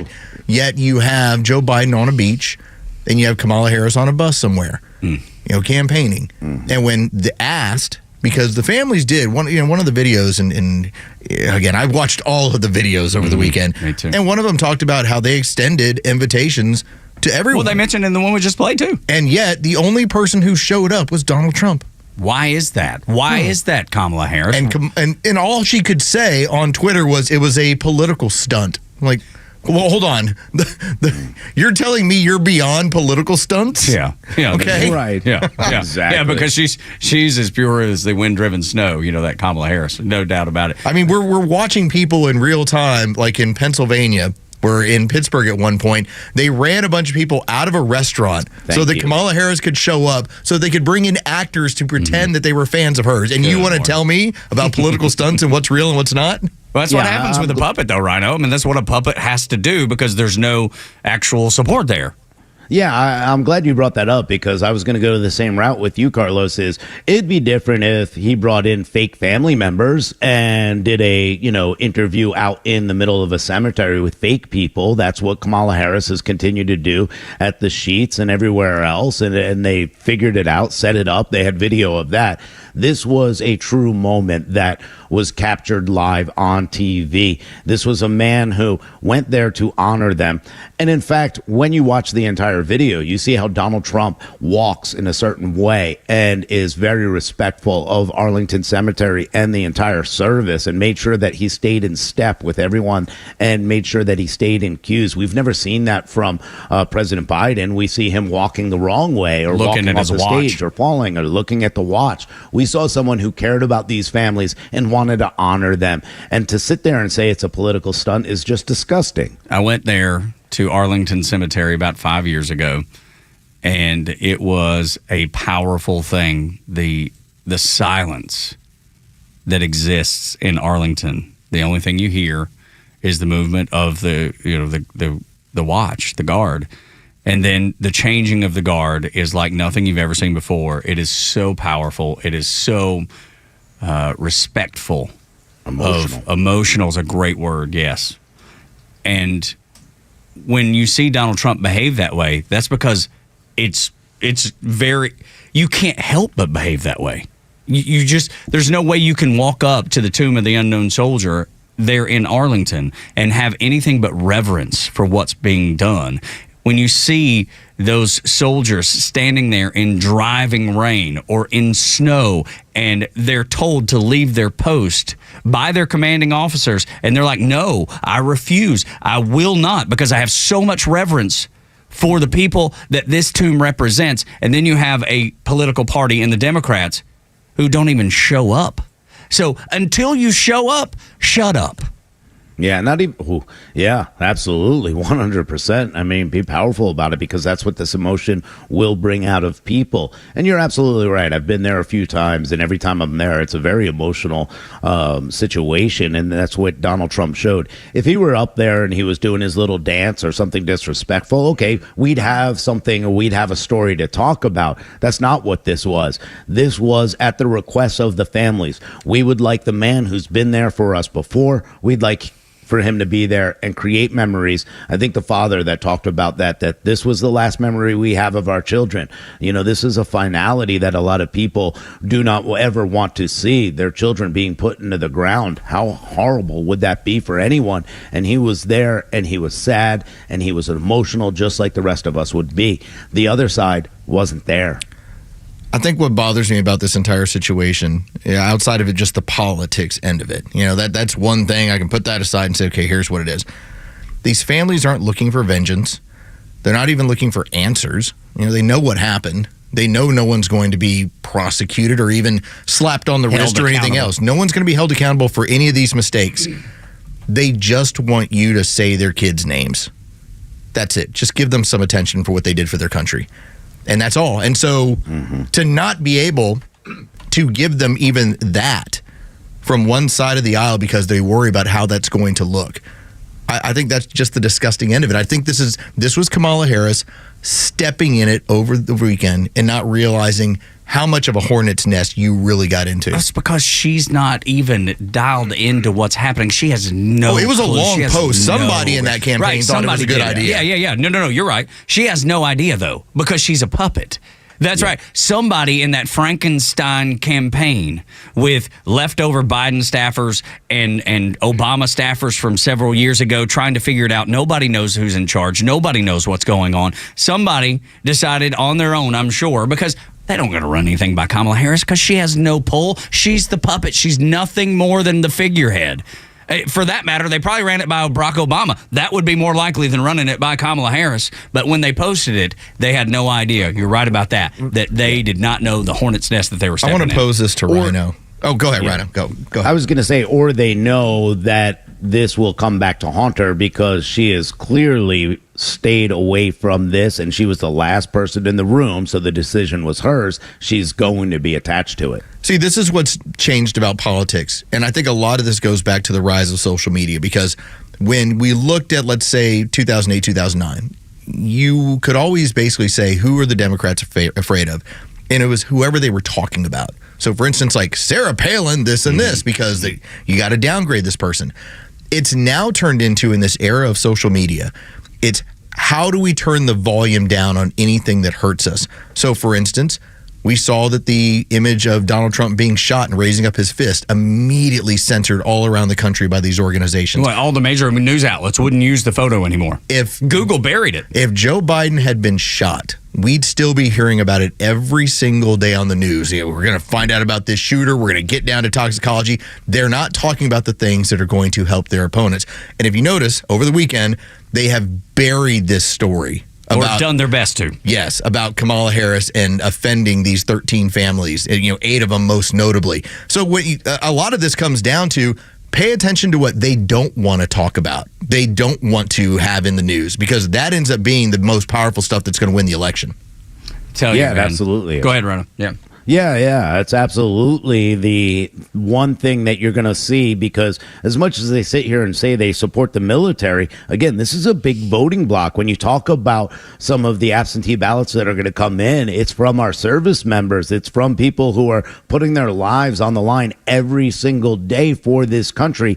And to know that Kamala Harris and Joe Biden do not have your back. Not only do they not have your back, Joe Biden flat out said that he forgot that 13 people were killed under his watch. That's a big deal to the American military and the service members that are out there fighting and putting their lives on the line for us. No question. And this is one of the infuriating things for me, to see the people on the left, the Democrats, specifically the Harris-Walz campaign, to say that Donald Trump was involved in a political stunt, while they pull political stunts all the time and do, like, by not showing up. That's a political stunt, if you ask me. Not showing up, not being there, because they knew it would be damaging. So what do? They avoid it like everything. They avoid it with everything they have, because they know how politically damaging it is, and rightfully so. Again, they won't talk about the things that hurt them the most. But don't you think that's a political stunt in and of itself? Oh, absolutely. Sure. And I believe that there's a reason why when Tim Walz is asked about, hey, so what about these hostages, and one of them being an Israeli American who was killed? Gotta go, everybody. I mean, these are the things that they have made it a point to realize that if we discuss it, it hurts us politically, so let's just act like it's not happening. And that's following, Los. The Secretary of State, Anthony Blinken, saying that the Israelis have done their part to pull together a ceasefire. Anthony Blinken said it. Then Joe Biden comes out and says, nope, Netanyahu has not done his part. They're inside their own government, inside the Democrat Party, they can't even get their story straight. That's the thing that's so alarming to me, is to have somebody like Anthony Blinken say, yep, absolutely, they've done enough, and Joe Biden say, nope, they haven't. Which is it, y'all? Which is it? Make up your mind. Of course the answer is they've done enough. Yeah, but again, this is these two things, with Tim Walz not recognizing the hostages that were murdered, and with Kamala Harris not, being honest with what happened at the Arlington Cemetery. These are two in the same. These are two people who know these are issues that will hurt them politically. So when Tug says this is a political stunt by not being there, absolutely it is. Because you know what? They thought it would be better to get out there and spread the message of joy and love. But yet they have no joy for this country. They have no love for this country, and they prove that in that regard. They will absolutely do it every time. They will step on anything that does not benefit them. That's the filthiest of politics right there, and yet that's what's happening. Let's play that cut real quick from Tim Walz, because he was asked about those hostages. And you'll hear him after the question's asked. Okay, everybody, got to go. Listen for that. What's your reaction to the 6 hostages being found dead in Gaza? Thanks, everybody. Good Lord. Thanks, everybody.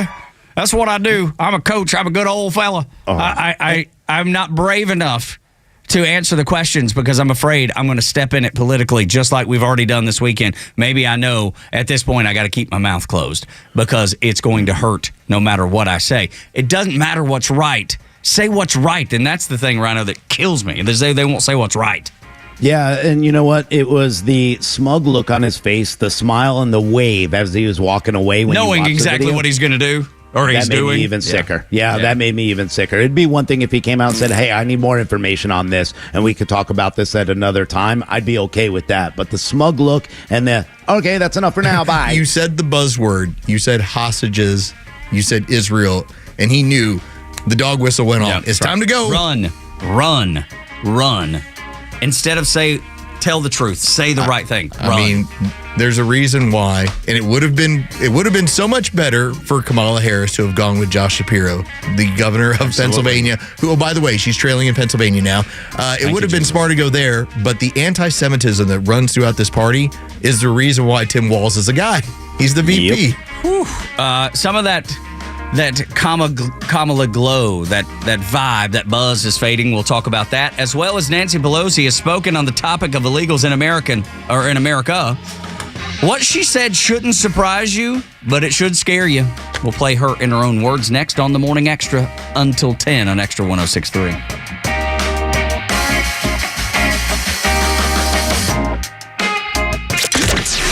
From the latest breaking news to the conservative voices you know and trust, your best new follow on social media is Extra 106.3. We're at XTRA 106.3 on Twitter, Facebook, TikTok, Threads, and LinkedIn, and pretty much any social media you scroll through every day.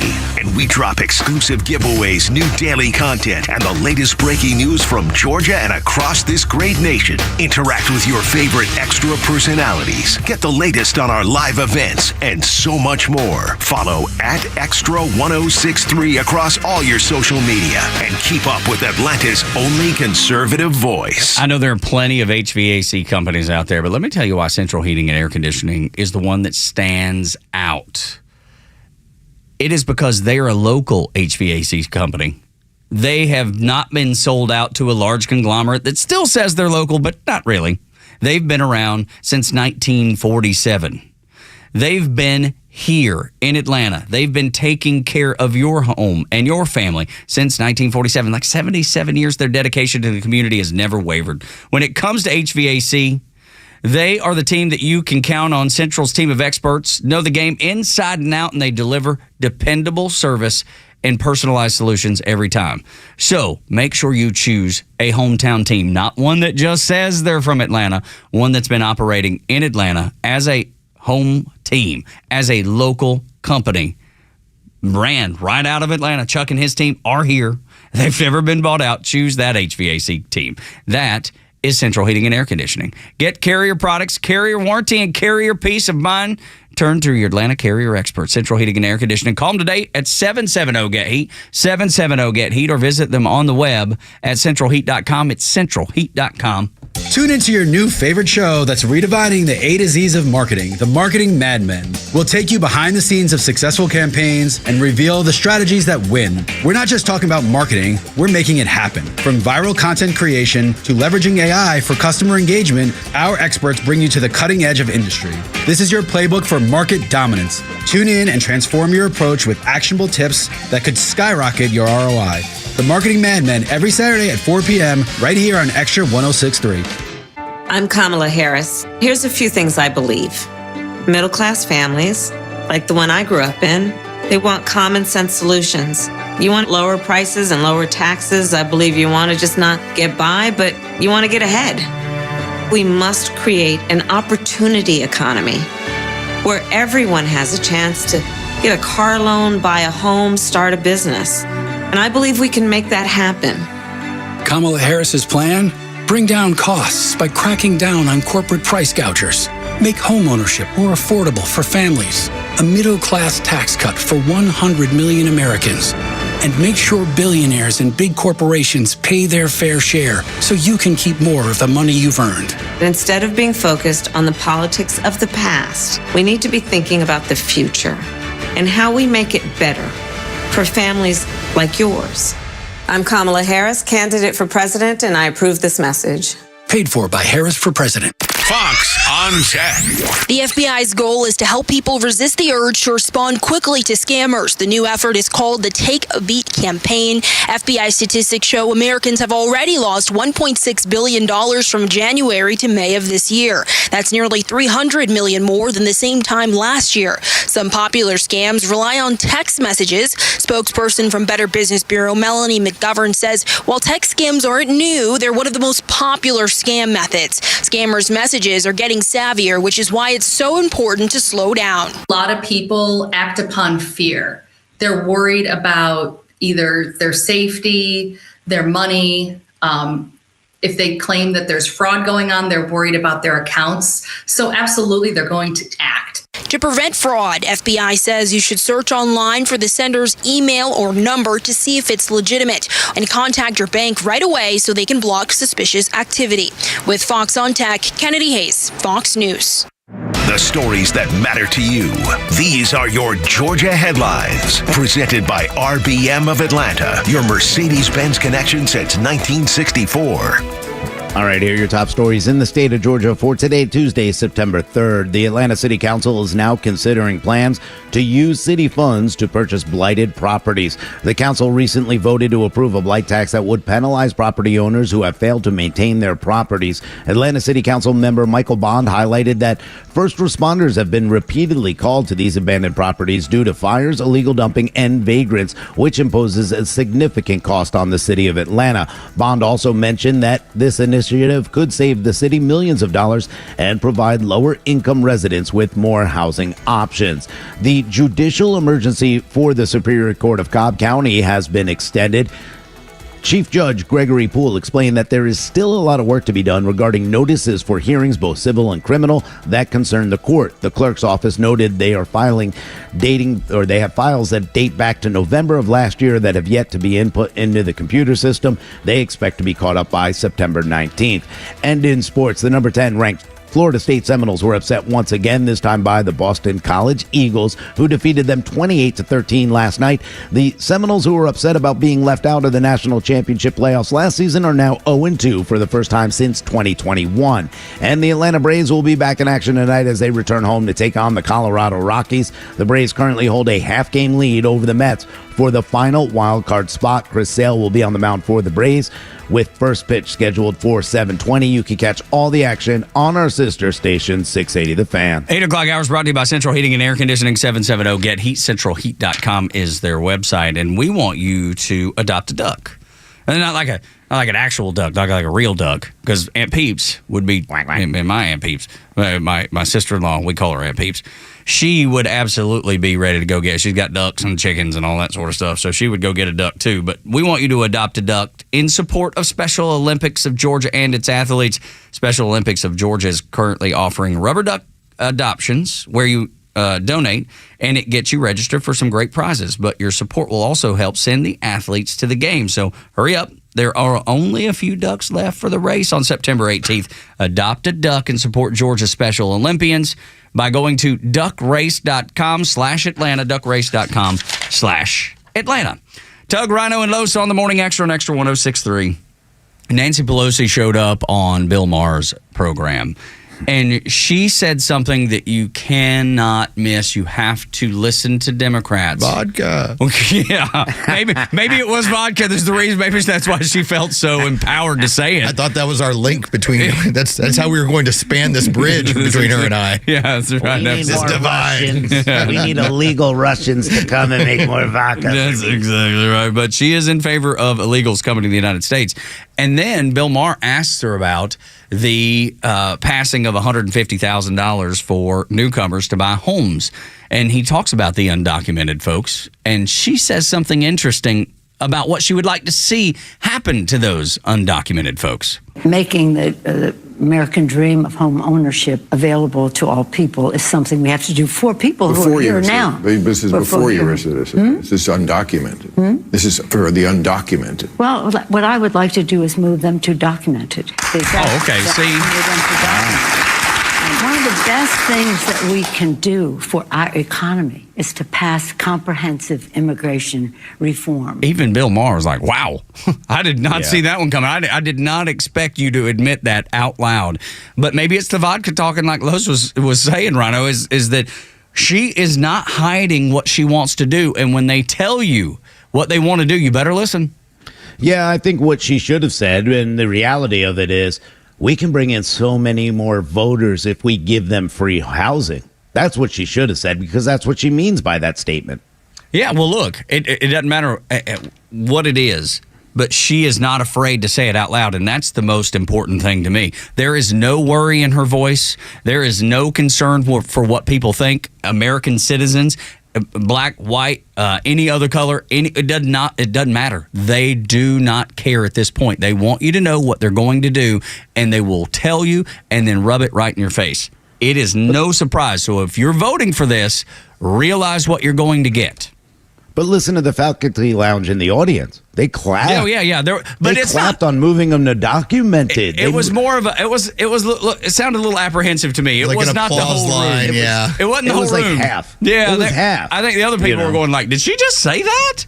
I just imagine Bill Maher looking around at the audience going, what are you guys clapping for? This is ridiculous. What they want to do is continue to take your taxpayer money, and now they want to give them housing. They're already giving them shelter. They're already giving them free food. They're giving them EBT cards. They're giving them things they don't even give to the American people. Remember, I think it was so important for him to say, hold on. This isn't, these are not just undocumented. They're illegal. Like, wake up, people. Let's be very honest with the audience. Because the whole idea of replacement theory was thrown out there, and it was, it's a fear of the white voter. They're afraid of this. Man, you think about what has gone on within the black community for the better part of 100 years, and how Democrats, especially in the last 30 years, have promised you reparations, which has always been a complete joke. And yet they've handed billions of dollars to illegals. The money was always there. They just weren't going to give it to you because they didn't have to worry about your vote. That's all it comes down to. So when you wonder, like, why haven't you been able to give me my money for reparations? Well, sorry, we're never going to do that. It's just to secure your vote. But if I can hand out, in this case, $50 billion when it only took $5 billion to build a wall, well, it's because we want these people here. What about, though, just the laying of the cheese, right? So you just follow it and you keep listening. And you keep saying, they will, because they said they will.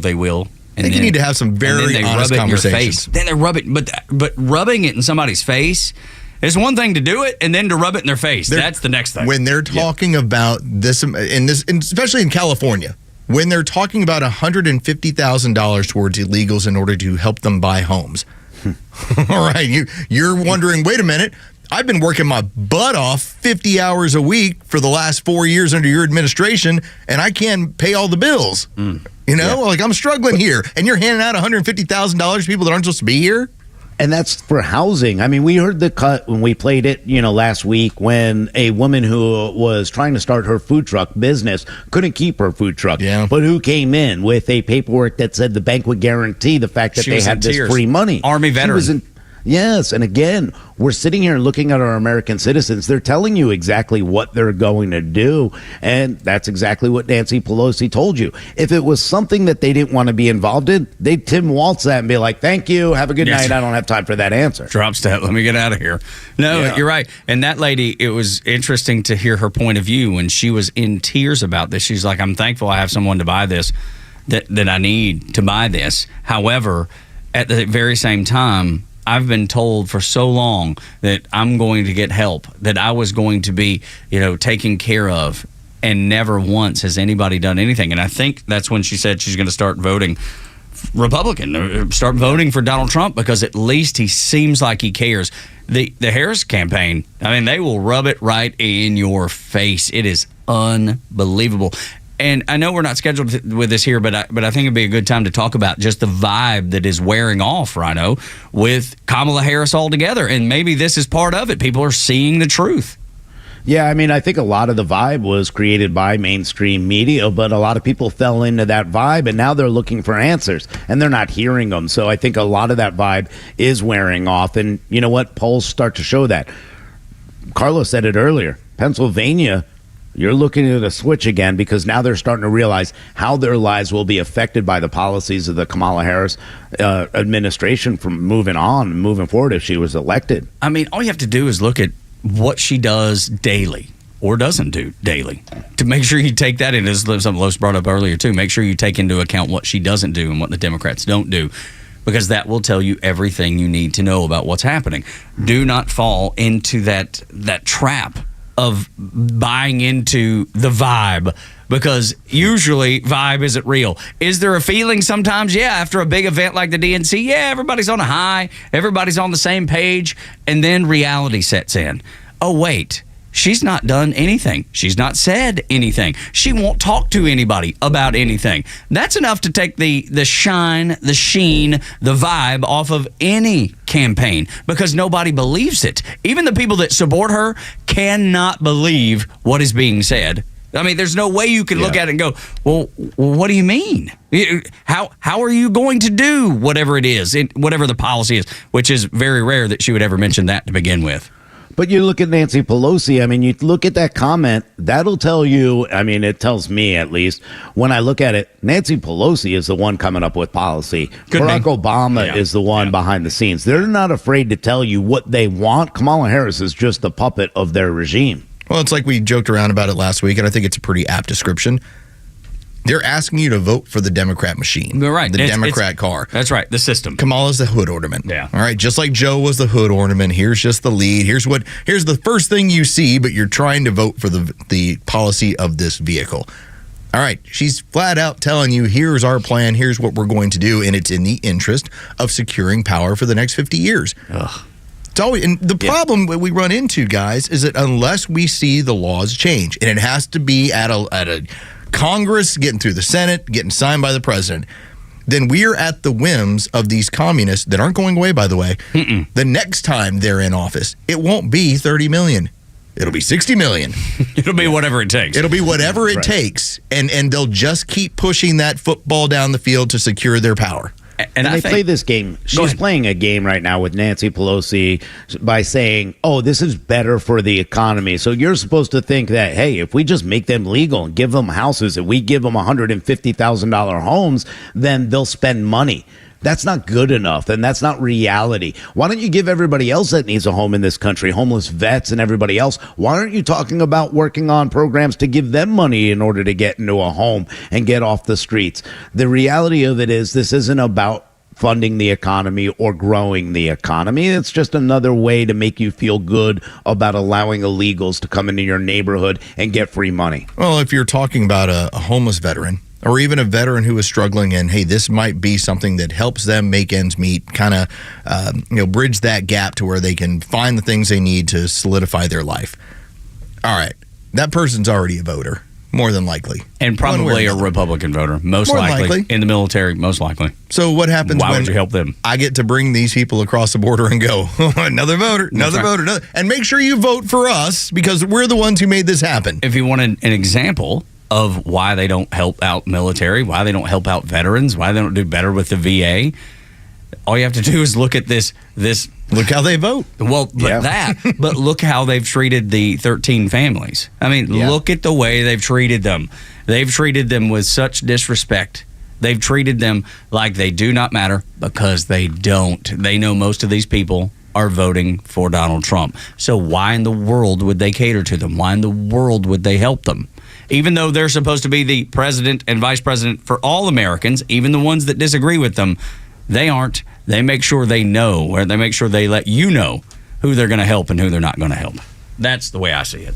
So Morning Extra and Extra 106.3. Quickly, when I went to church on Sunday, I did not hear anything about Jesus being okay with abortion. I did not hear anything about it. I want you to hear this woman who is a pastor, and she was telling her flock, the people in her church, that Jesus would be okay and even approve of abortion.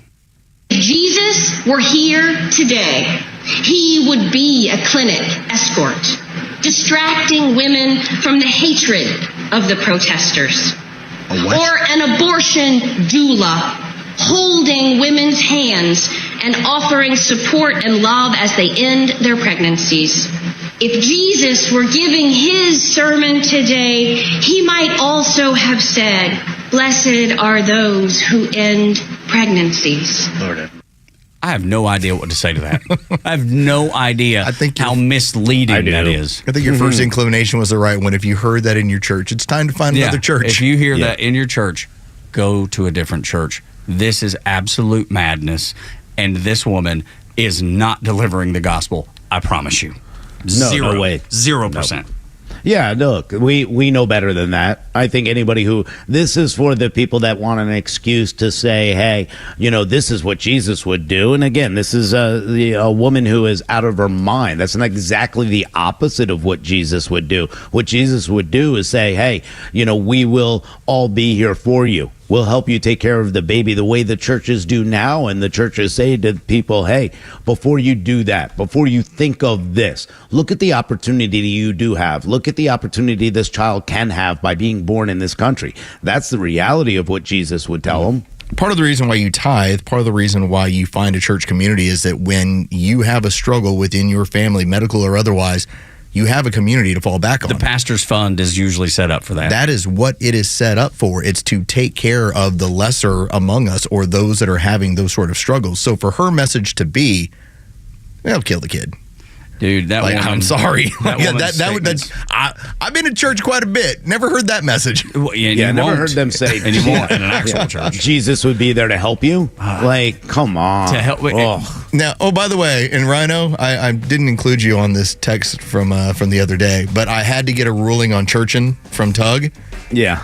I asked him if you were to see a TV version of your message like that you Sunday. Watched the church stream. Like you watched a church stream in the past. Done it many times. And Tug said, yeah, that's fine. Then I sent him the picture where we were at where right next to the U.S. Open was the church service over the bar. Dude, I love it. You know what? Well, I would trust the people drinking at the bar watching church more than I trust that woman. I'd be right there with you. And as he told me, hey, that counts. Yep, You're in service. Absolutely does. Absolutely. There's been many times we've been on vacation and we'll stream it. And then there's been plenty of times where you're just getting home late, whatever the heck is going on. You're driving in from Charleston or wherever for us, and then the next morning we get up and watch church at home. But whatever you do. Or the bar. Yeah, or the bar. Clearly. God's everywhere, right? I mean, God's everywhere. He doesn't need to be in a building. He could be on the TV. He could be anywhere. Then you get the message. That's the important part about it. I bet none of those church services that Lowe saw inside that bar had the message that woman does. Good Lord. When we continue on Extra 106.3, MSNBC didn't see this one coming when they put together a mixed race panel to talk politics. Next on Extra 106.3.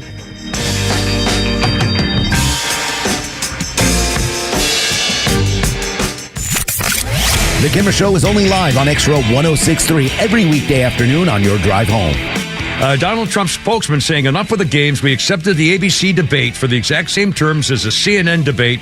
And now the Harris camp wants a seated debate with notes and opening statements. We said no changes to the rules. If Carmela's not smart enough to repeat the messaging points her handlers want her to memorize, that's their problem. It's a pattern for the Harris campaign. They won't allow her to do interviews. They won't allow her to do press conferences. And now they won't give her they want to give her a cheat sheet. They're looking for a way to get out of any debate with Donald Trump. There's no way Harris is ready to be commander-in-chief. They're trying to fix it. I mean, they want her to be able to take notes at a table sitting there with notepads. They're giving her excuses not to debate. Yeah. They're trying to not debate. Exactly. That's exactly true.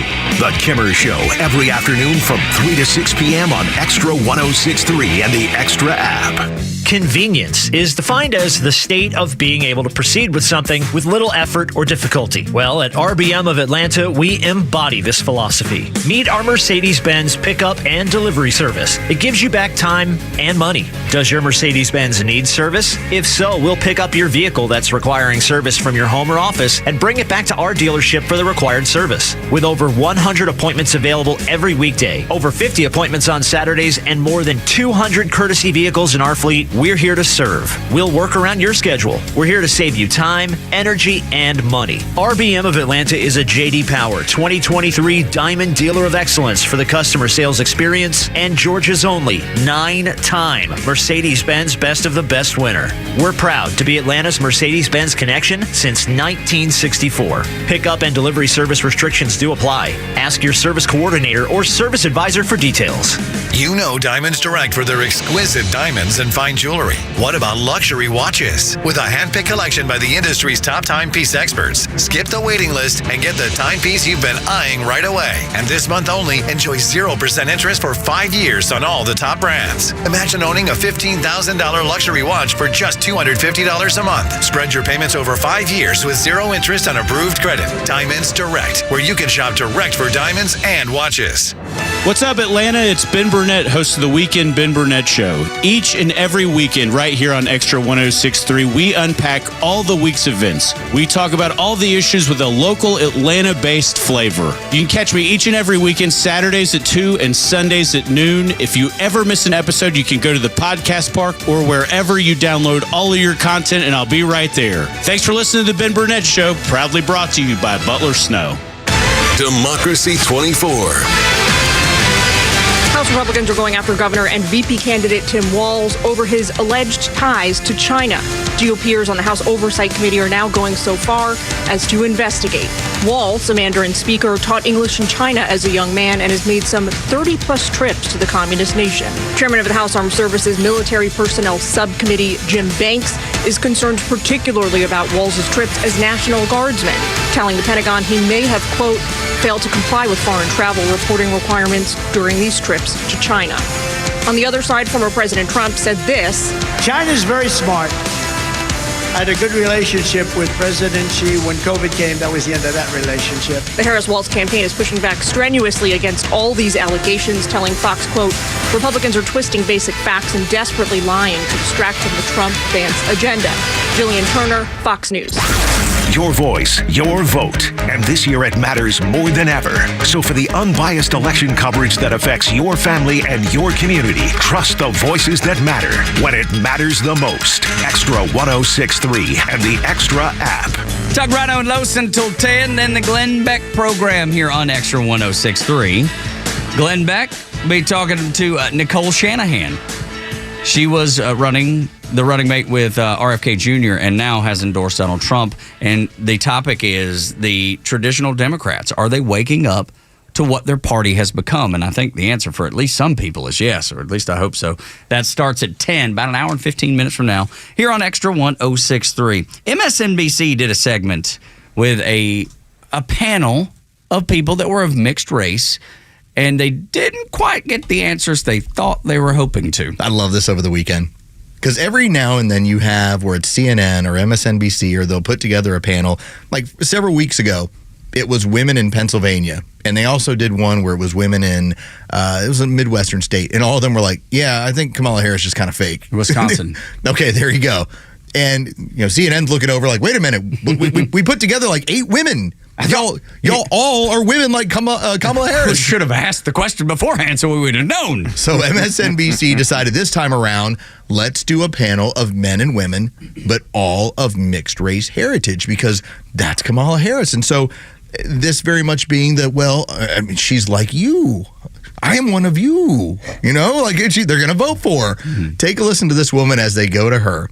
And I think MSNBC didn't get the whole I am one of you moments. You feel some kinship towards her as a mixed person? Not personally. I find a lot of her trajectory to not be my brand of woman or leader. We've got 3 major international crises going on and someone applying to be commander-in-chief. As a woman, I want to see you do more than, appeal to giggling and having a girl moment on the stage. Oh, wow. Well, that's sharp. But I think girl moment. That's the thing, fellas. I think when they ask the question, I'm like you, she's like you. Maybe she looks like you. Maybe she has a similar background that you do. But she's able to afford eggs. She's able to afford gas. I'm not. That's where we're definitely different. Yeah, I think that's a big big concern for this entire campaign is that they think that, okay, that's a woman. She likes Kamala because Kamala's a woman. Oh, she happens to be of Indian descent. They must love Kamala for that. Oh, she's black. They must love Kamala for that. Let's just go ahead and interview them. We know that they're going to give you the answer. But I'll say this, the one thing that I got out of that more than anything else, just like Dana Bash in the interview, she led that like she was an attorney.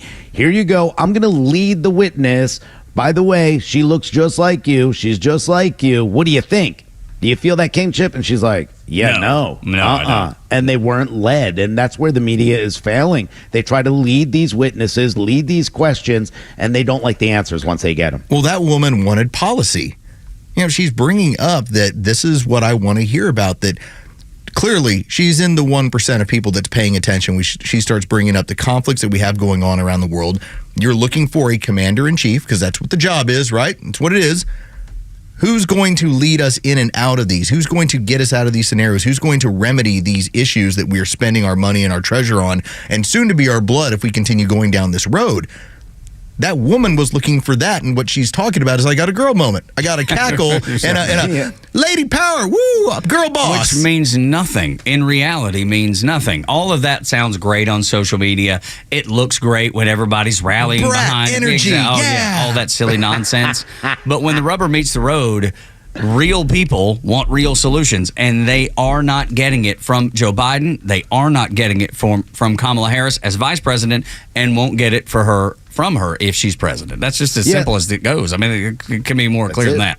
No, not at all. I mean, basically, you could just say, hey, how do you feel? You want joy, don't you? And she's like, no, I want eggs. No, I want to be able to pay for things. I want my family to live a relatively comfortable life. I'm not asking to be rich. And I want answers. And I would like to see how you're going to do that. And so far, you've shown me nothing.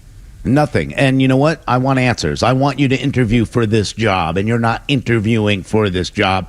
I wouldn't hire you if you walked into my office and told me, hey, for the past 3.5 years, I haven't done anything, but if you hire me or re-up my contract, I promise you then I'll do what you want me to do. Yeah, there was a great picture that I stuck in our show notes, and I said I need somebody from the business world to tell me if they would how they would handle this. I have an employee that we hired 3.5 years ago. She hasn't followed through with anything she said she would. We just did a performance review based on the original contract. She's eligible for promotion in November. During the review, she said if she gets promoted, she would do all the things that she initially promised. Seems to have no interest in doing them currently, but is holding out for the promotion. If you're the business owner, what do you do? Asking for the entire United States of America. It's so good. It's so true. It's perfect. And it's just a little simple meme that really does tell you everything that people should be feeling right now. She's told you, we're going to get it done, and they've failed to get it done. Give me one success. Can y'all give me one success? Anybody. 404-741-1230. Give me one success of the Biden-Harris administration. Just one. That's where I'll wait. I firmly believe that they're going to try and get, and we'll see what Zelensky comes to the table with in about a week. But I think they're going to try and crashed F-16 is what he's coming to the table with first. And that's what he's coming with first. But that's what they're going to try to come to the table with and say, listen, we've negotiated this kind of deal with the Russians, and so, look, can we take this? And then you will have this Harris and Biden, Joe Biden being what he is. The slurring's even worse as of yesterday. That was pretty bad. After 20 days on vacation. That was pretty bad. But you'll have Kamala Harris being able to claim this victory over here. Look, we ended this war in Europe. This is our victory. I should be elected. Mm-hmm. They're looking for something along those lines. They have to have something. They got to have something. And Zelensky's been trying to. Yeah, Zelensky's been saying he is ready to negotiate and has for the better part of this entire year, and nobody's paid attention to it. All of a sudden, now they're like, this could actually put us over. Now we'll let you take the deal. That's exactly right. We'll let you down the ball and end the game. Because they have nothing else. There are no victories. That's why I'm so confused by anybody that is considering voting for Kamala Harris. That's not a diehard, washed in the blood Democrat, ain't going to pay attention to anything except what the Democrat Party tells them to do, tells them to say, tells them to think. Anybody that has any sort of independent thought, how could you look at Kamala Harris and go, that's what I want right there. Yeah. Going back to the Ukraine thing, though, Biden and the entire administration are now looking to deliver long-range missiles to Ukraine. So I don't see how that's going to end this or get to a ceasefire or get to any kind of agreement, because, again, they're just adding missiles to this war that will be carried by the same S-16s we just sent. So, yeah, I don't expect it to be ending anytime soon, especially before the election. Gosh, I want it to come to an end, without a doubt, because I'm tired of sending money over there. Absolutely. But I don't believe that they have what it takes to actually end it, because who's going to listen to them? I mean, you've had pretty much Zelensky pushing Joe Biden around saying, we need this, we need that, and Joe saying, okay, we'll send it. Even F-16s that they don't know how to fly. I mean, it should be so clear for everybody that's paying attention. We're sending them military equipment that they don't know how to use. We've brought them over to Arizona to teach them, to train them, and it's not gone well because they're not capable. I mean, flying an F-16 takes a while. It's not like something you just flip the switch. Oh, I got this. Let me go do it. Well, you talk about flipping the switch, and this is how this has changed within this administration and this leadership. Remember how previously it was, our offensive weapons, you can't use them in Russia. Well, we'll let you shoot them near the border. It's now we're like, okay, go across into the Russian territory and start using our weapon systems against them. This is how we start a hot war.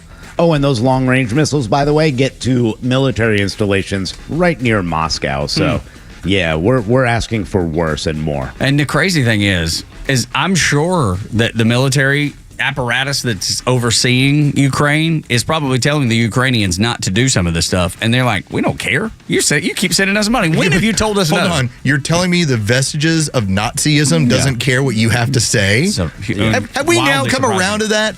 For years when I was saying, listen, you have real Nazis that are now leading this thing. Oh, no, it's Ukrainians. Yeah. They're good. Yes, nothing to see here. Morning Extra on Extra 106.3 after a Fox News update and a Neil Bortz report. Joe Biden has been tirelessly working to bring home the hostages from the beach. Next on Extra 106.3.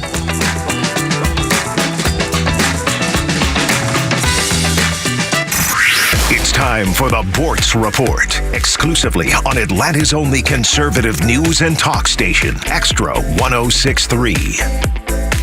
During the hot, humid Florida summer, Donna and I like to get in the Bortz bus and head out west, where if it's hot, it's a dry heat, and where, more often than not, it's a lot cooler than it is around here. Mount Rushmore is one of our favorite stops. And I use Mount Rushmore today to illustrate a media agenda. The agenda is to make sure Donald Trump is not elected president of the United States.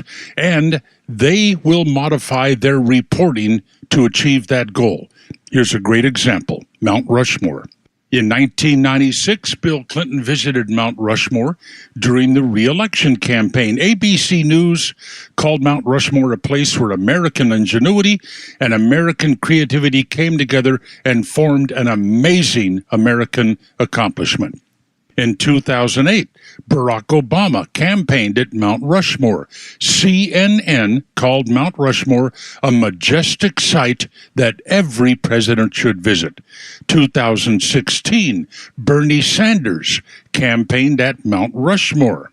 He said he was humbled to be in the presence of 4 of the greatest American presidents. CNN described the scene as awe-inspiring. But in 2020, Trump visits Mount Rushmore. Here comes CNN again. They called Trump's visit to Mount Rushmore a celebration of white supremacy, and Trump will stand before 2 former slave owners on land wrestled away from Native Americans. Even a brain-dead, unemployable millennial can see what's going on there. The agenda-driven media. You'll see a lot more of it in the weeks to come. Neil Bortz, Extra 106.3. Get ready for Real Talk on the Janelle King Show, where we tackle kitchen table topics that are banned from family gatherings, but crucial for a strong republic. Tune in every Saturday at 3 p.m. and every Sunday for an encore episode at 9 a.m.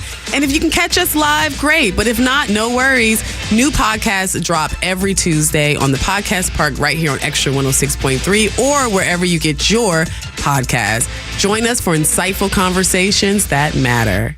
Hey Atlanta, it's Mark from Atlanta Safe House. The Safe House crew hopes everyone is enjoying their vacation this summer. We know the criminals are watching and waiting for you to leave so they can bust in and steal your stuff. But hey, there is a solution. Come purchase a quality safe from Atlanta Safe House. And with summer rebates and specials, you can save hundreds and hundreds of dollars on a quality safe. And remember, don't let an illegal or crackhead deliver or move your safe. They could very well know your combination. So drop by the showroom or go to atlantasafehouse.com. Have you heard about Sonder and their Georgia-based Medicare Advantage health plans? Sonder Health Plans is committed to revolutionizing healthcare, making it straightforward, personal, and affordable. Call them and ask if you qualify for their fantastic $400 grocery card offer and $0 premiums. They've even got their own radio show and podcast called Weekend Wellness, dedicated to keeping all Georgians healthy and happy at every age. Call 800-331-2928 or visit SonderHealthPlans.com. Sonder Health Plans is an HMO with a Medicare contract. Enrollment in Sonder Health Plans depends on contract renewal. Well, they're trying to control us, too. They're trying to say, like, we're children, and they can tell us what we can come out of our mouths. Don't let other people tell you what you can say. The Kimmer Show every afternoon from 3 to 6 p.m. on Extra 106.3 and the Extra app. WFOM and W292EV Marietta, a Dickey broadcasting station. The 9 a.m. hour is presented by Southern Exteriors. Quality and precision you. More death and destruction in Ukraine. I'm Dave Anthony, Fox News. After Russia launched missiles that were not shot down, killing at least 41 people, 180 others injured. This appears to be one of Russia's deadliest attacks on Ukraine since the war began. Ukrainian President Volodymyr Zelensky says 2 ballistic missiles hit the Poltava region. An educational facility and a nearby hospital bore the brunt of the attack. He's repeated his call for allies to supply more air defense systems to help combat Russia's arsenal of missiles and drones. That's Fox's Jonathan Savage. The attack comes while Russia's President Vladimir Putin visits Mongolia, risking arrest, which is what that country is supposed to do as a member of the International Criminal Court that issued a warrant for Putin's arrest for war crimes in Ukraine. But since Mongolia relies on Russia for fuel, it welcomed Putin on a red carpet.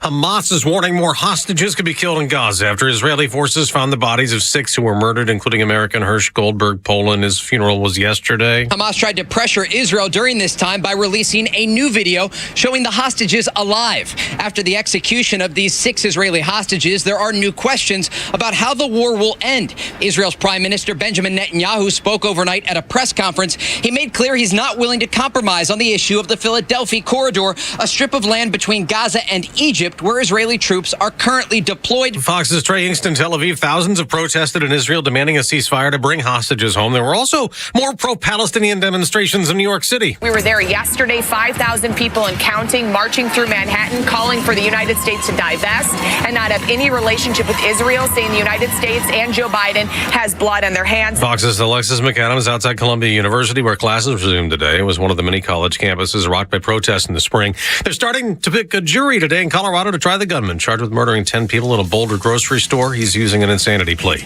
America's listening to Fox News. Well, summer's here and the weather is beautiful. Everyone has a favorite outdoor activity: golf, bike riding, bird watching, long walks. Ask 100 people, you'll get 100 answers. But if everyday aches and pains are keeping you on the sidelines, I have one answer: Relief Factor. Relief Factor is a 100% drug-free daily supplement that helps your body fight pain naturally. Developed by doctors, Relief Factor uses a unique formula of natural ingredients. It doesn't just mask pain, it helps reduce or even eliminate it. Wherever you're hurting, back, neck, joints, or muscles, in 3 weeks or less, you'll start to feel the difference all day, every day. So whatever you like to do, swimming, pickleball, hanging out in the garden, Relief Factor can help you feel good again and let you enjoy all your favorite outdoor activities all summer long. Go to ReliefFactor.com or call 1-800-4RELIEF and save on your first order. That's 1-800-4-RELIEF. Fight pain naturally with Relief Factor.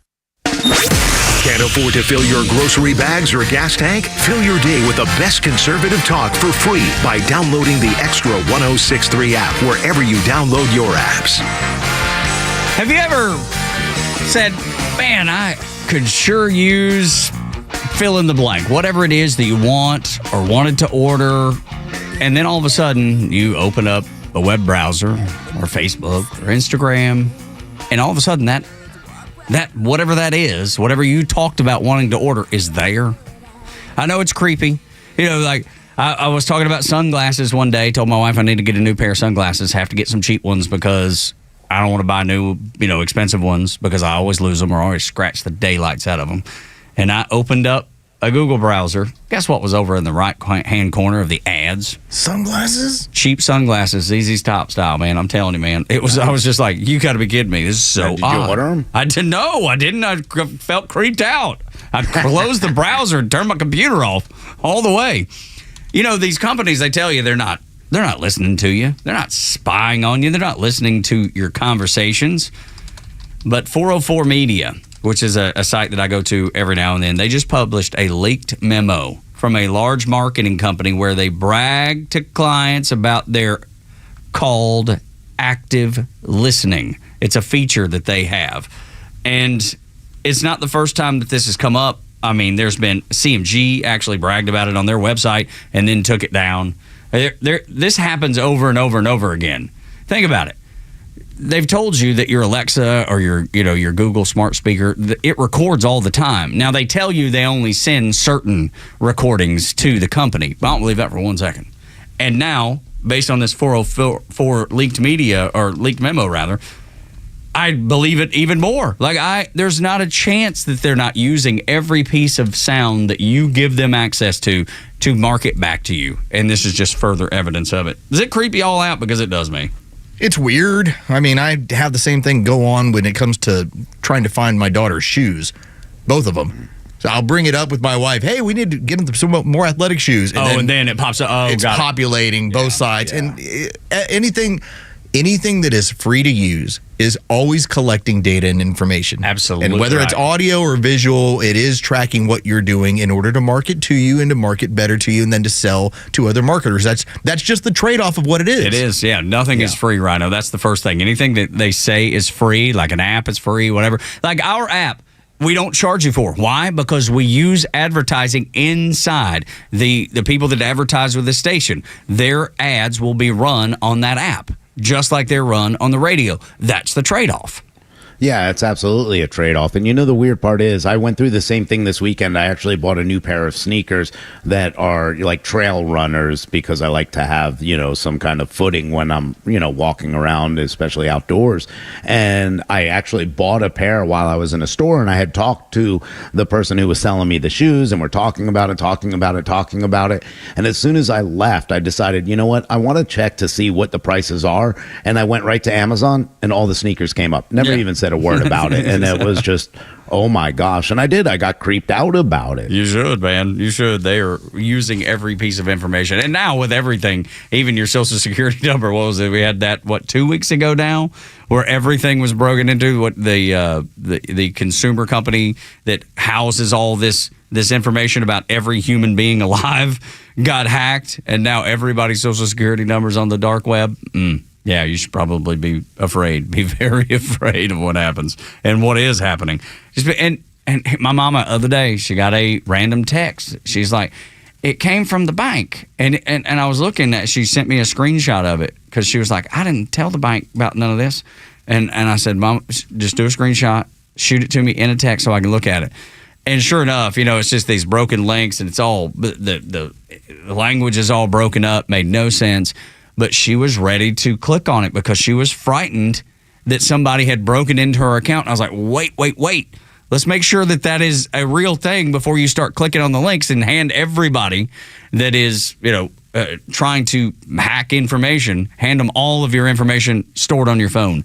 And thankfully, I was able to help guide her through that. But it happens so often. It just drives me up the wall now that you have confirmation over another form of confirmation that everything you have and own will be used against you.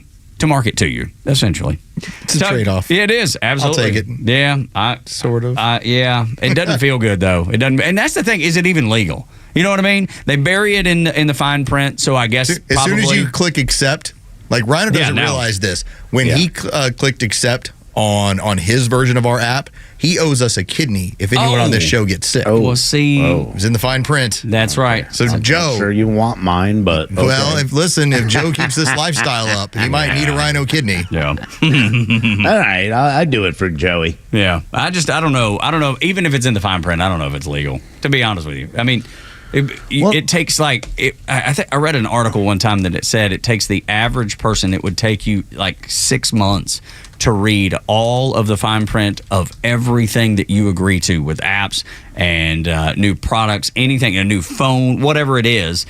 And then you'd have to have the ability to understand the legalese that's in there to begin with. And that's where the challenge comes in. Is this even legal, I believe?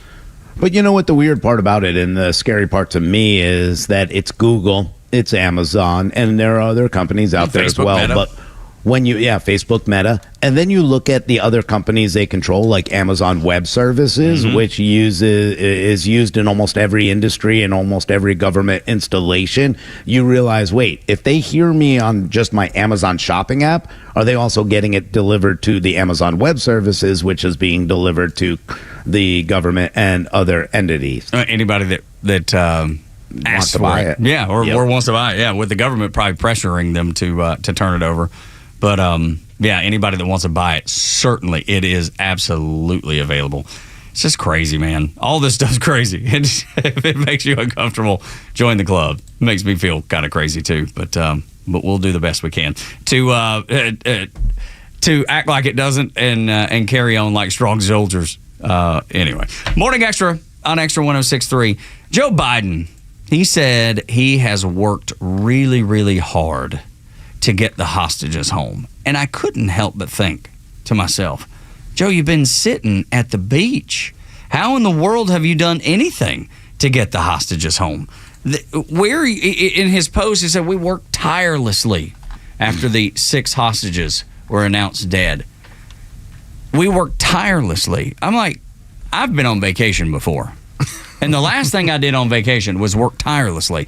I'm not sure that you've done anything tirelessly in the last, 3.5 years, but definitely for the last 20 days as you've sat on the beach. You've gone on back-to-back vacations. Don't tell me how tirelessly you've been working to secure the release of hostages. It just makes no sense, and it's a bad look. And I think anybody that looks at this situation realizes it, whether you like Joe Biden or not. Well, you've seen the media coverage of it. They pretend he's working tirelessly on this. And then on the other side, you see, well, if Netanyahu talked to Trump about this and blah, blah, blah, then we need to get rid of Trump and blah, blah. Hold on one second. Why are we talking about Trump talking to Netanyahu? Why aren't we talking about the lack of communication between Joe Biden and Netanyahu and actually getting a deal done if they can? The reality of it is, again, once again, they don't want to really get involved in this. They don't want to be a part of it because politically it's hurting them at the polls. I think a lot of this is optics, just as you're saying, Tug. If you want to say that you're working tirelessly, you can't make that comment and then have endless amounts of footage on a beach or on a golf course. You just can't. It just doesn't match. It just doesn't work. It doesn't go together. Because what you do on a beach is you sit there. And for the most part, you don't do anything other than sit there. And every time I've seen him, he's reclined back sitting there. And he's asleep. Always. And yet they have someone that comes and checks his pulse every 15 minutes. Just to make sure. They put the mirror next to his nose just to make sure we still got some breathing going on. Right. But so they'll show him on the phone at the beach. Digging a hole next to him. But you can't take a phone call on the beach and claim that you're tirelessly working. There's just some things that don't work because regular Americans, when they go out to the beach, that is relaxation time. And that's what you know what it is? I don't have time for anything. In fact, Corona does an entire ad for years. That's a great point. About going to the beach to do nothing. Now they got Snoop on there talking about being high as a kite doing nothing. I'm not sure Joe Biden's participating in that, but he's definitely doing the nothing part. And he's done nothing for 3.5 years. And this, I think, is such a shadow over the Harris campaign now that Joe has showed up in Pittsburgh and now that they're in full motion and everything is turned over to Kamala. Between this, and the Gold Star families, I don't think you could take two harder punches.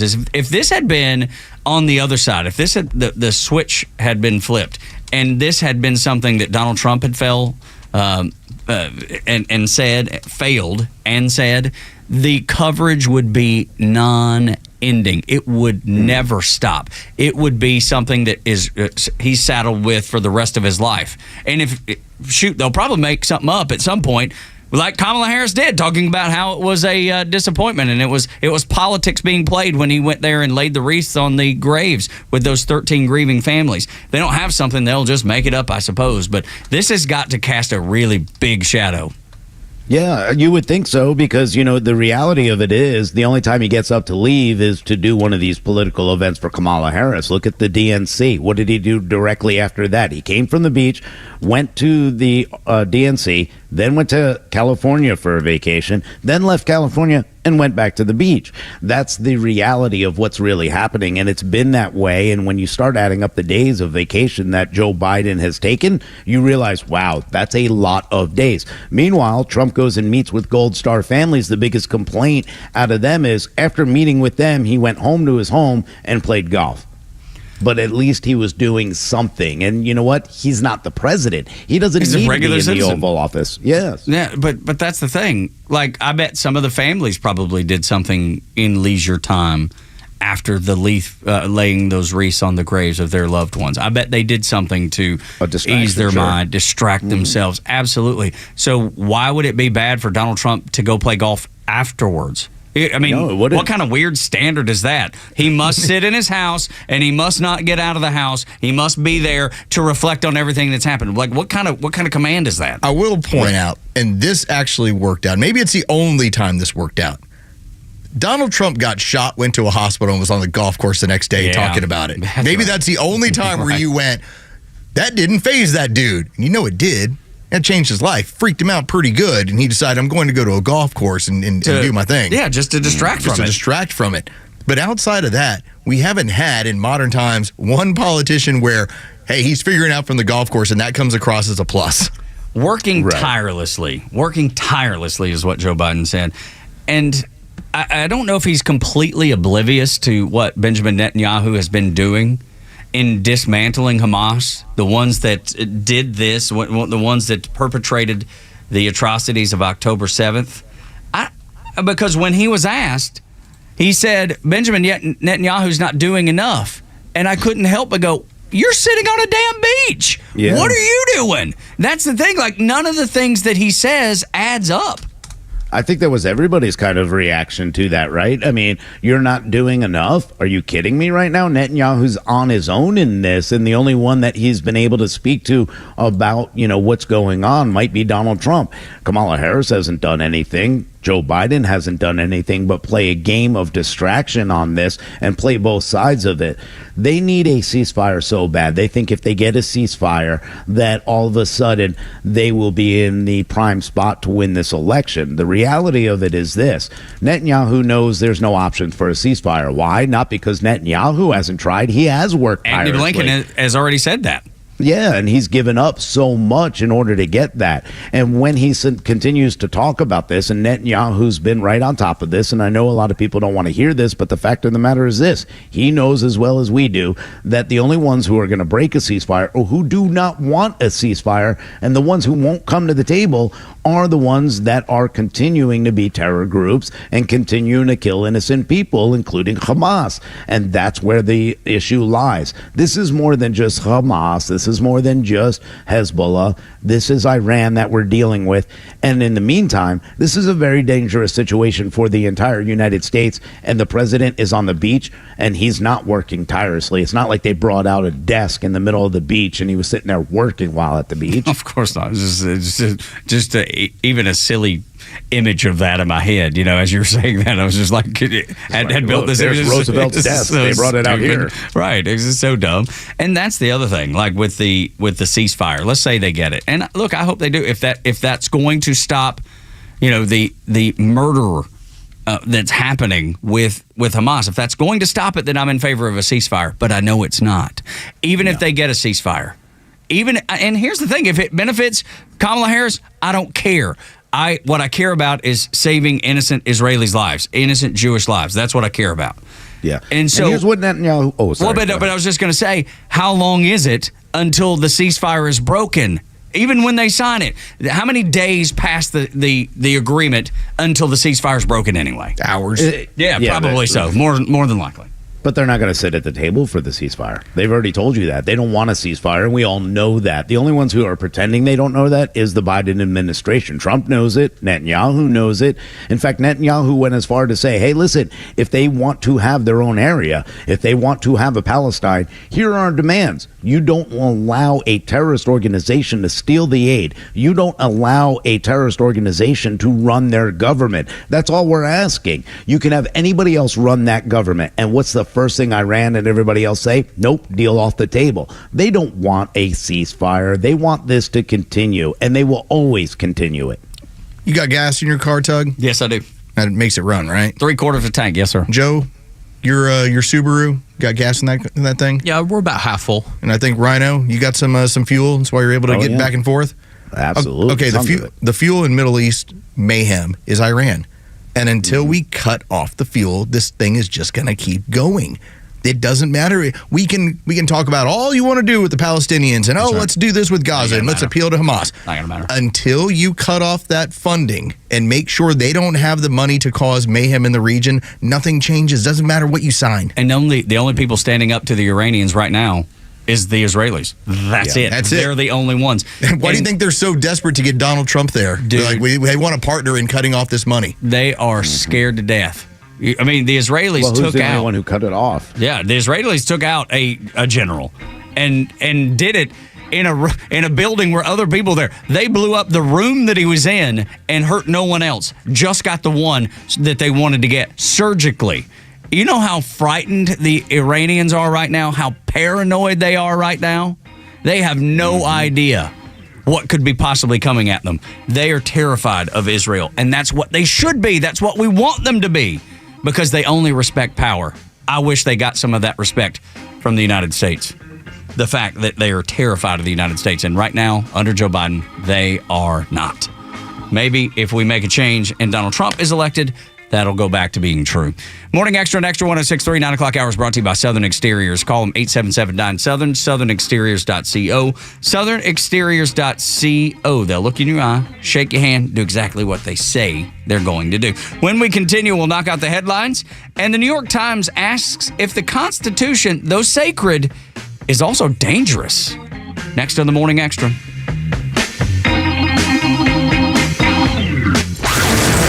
Atlanta radio legends, proud military vets, national network experts are all on Extra 106.3. It's going to be an interesting couple of months. With live and local shows in the morning and afternoon, and the biggest conservative hosts in the country throughout the day. We are always here with the latest news and opinions you need. There's no chance if the media and the Department of Justice and social media are all against you. No traffic interruptions, no former shock jocks, just Atlanta legends you've turned to for a generation. The conservative voice of Atlanta. Extra 106.3 FM and the Extra app.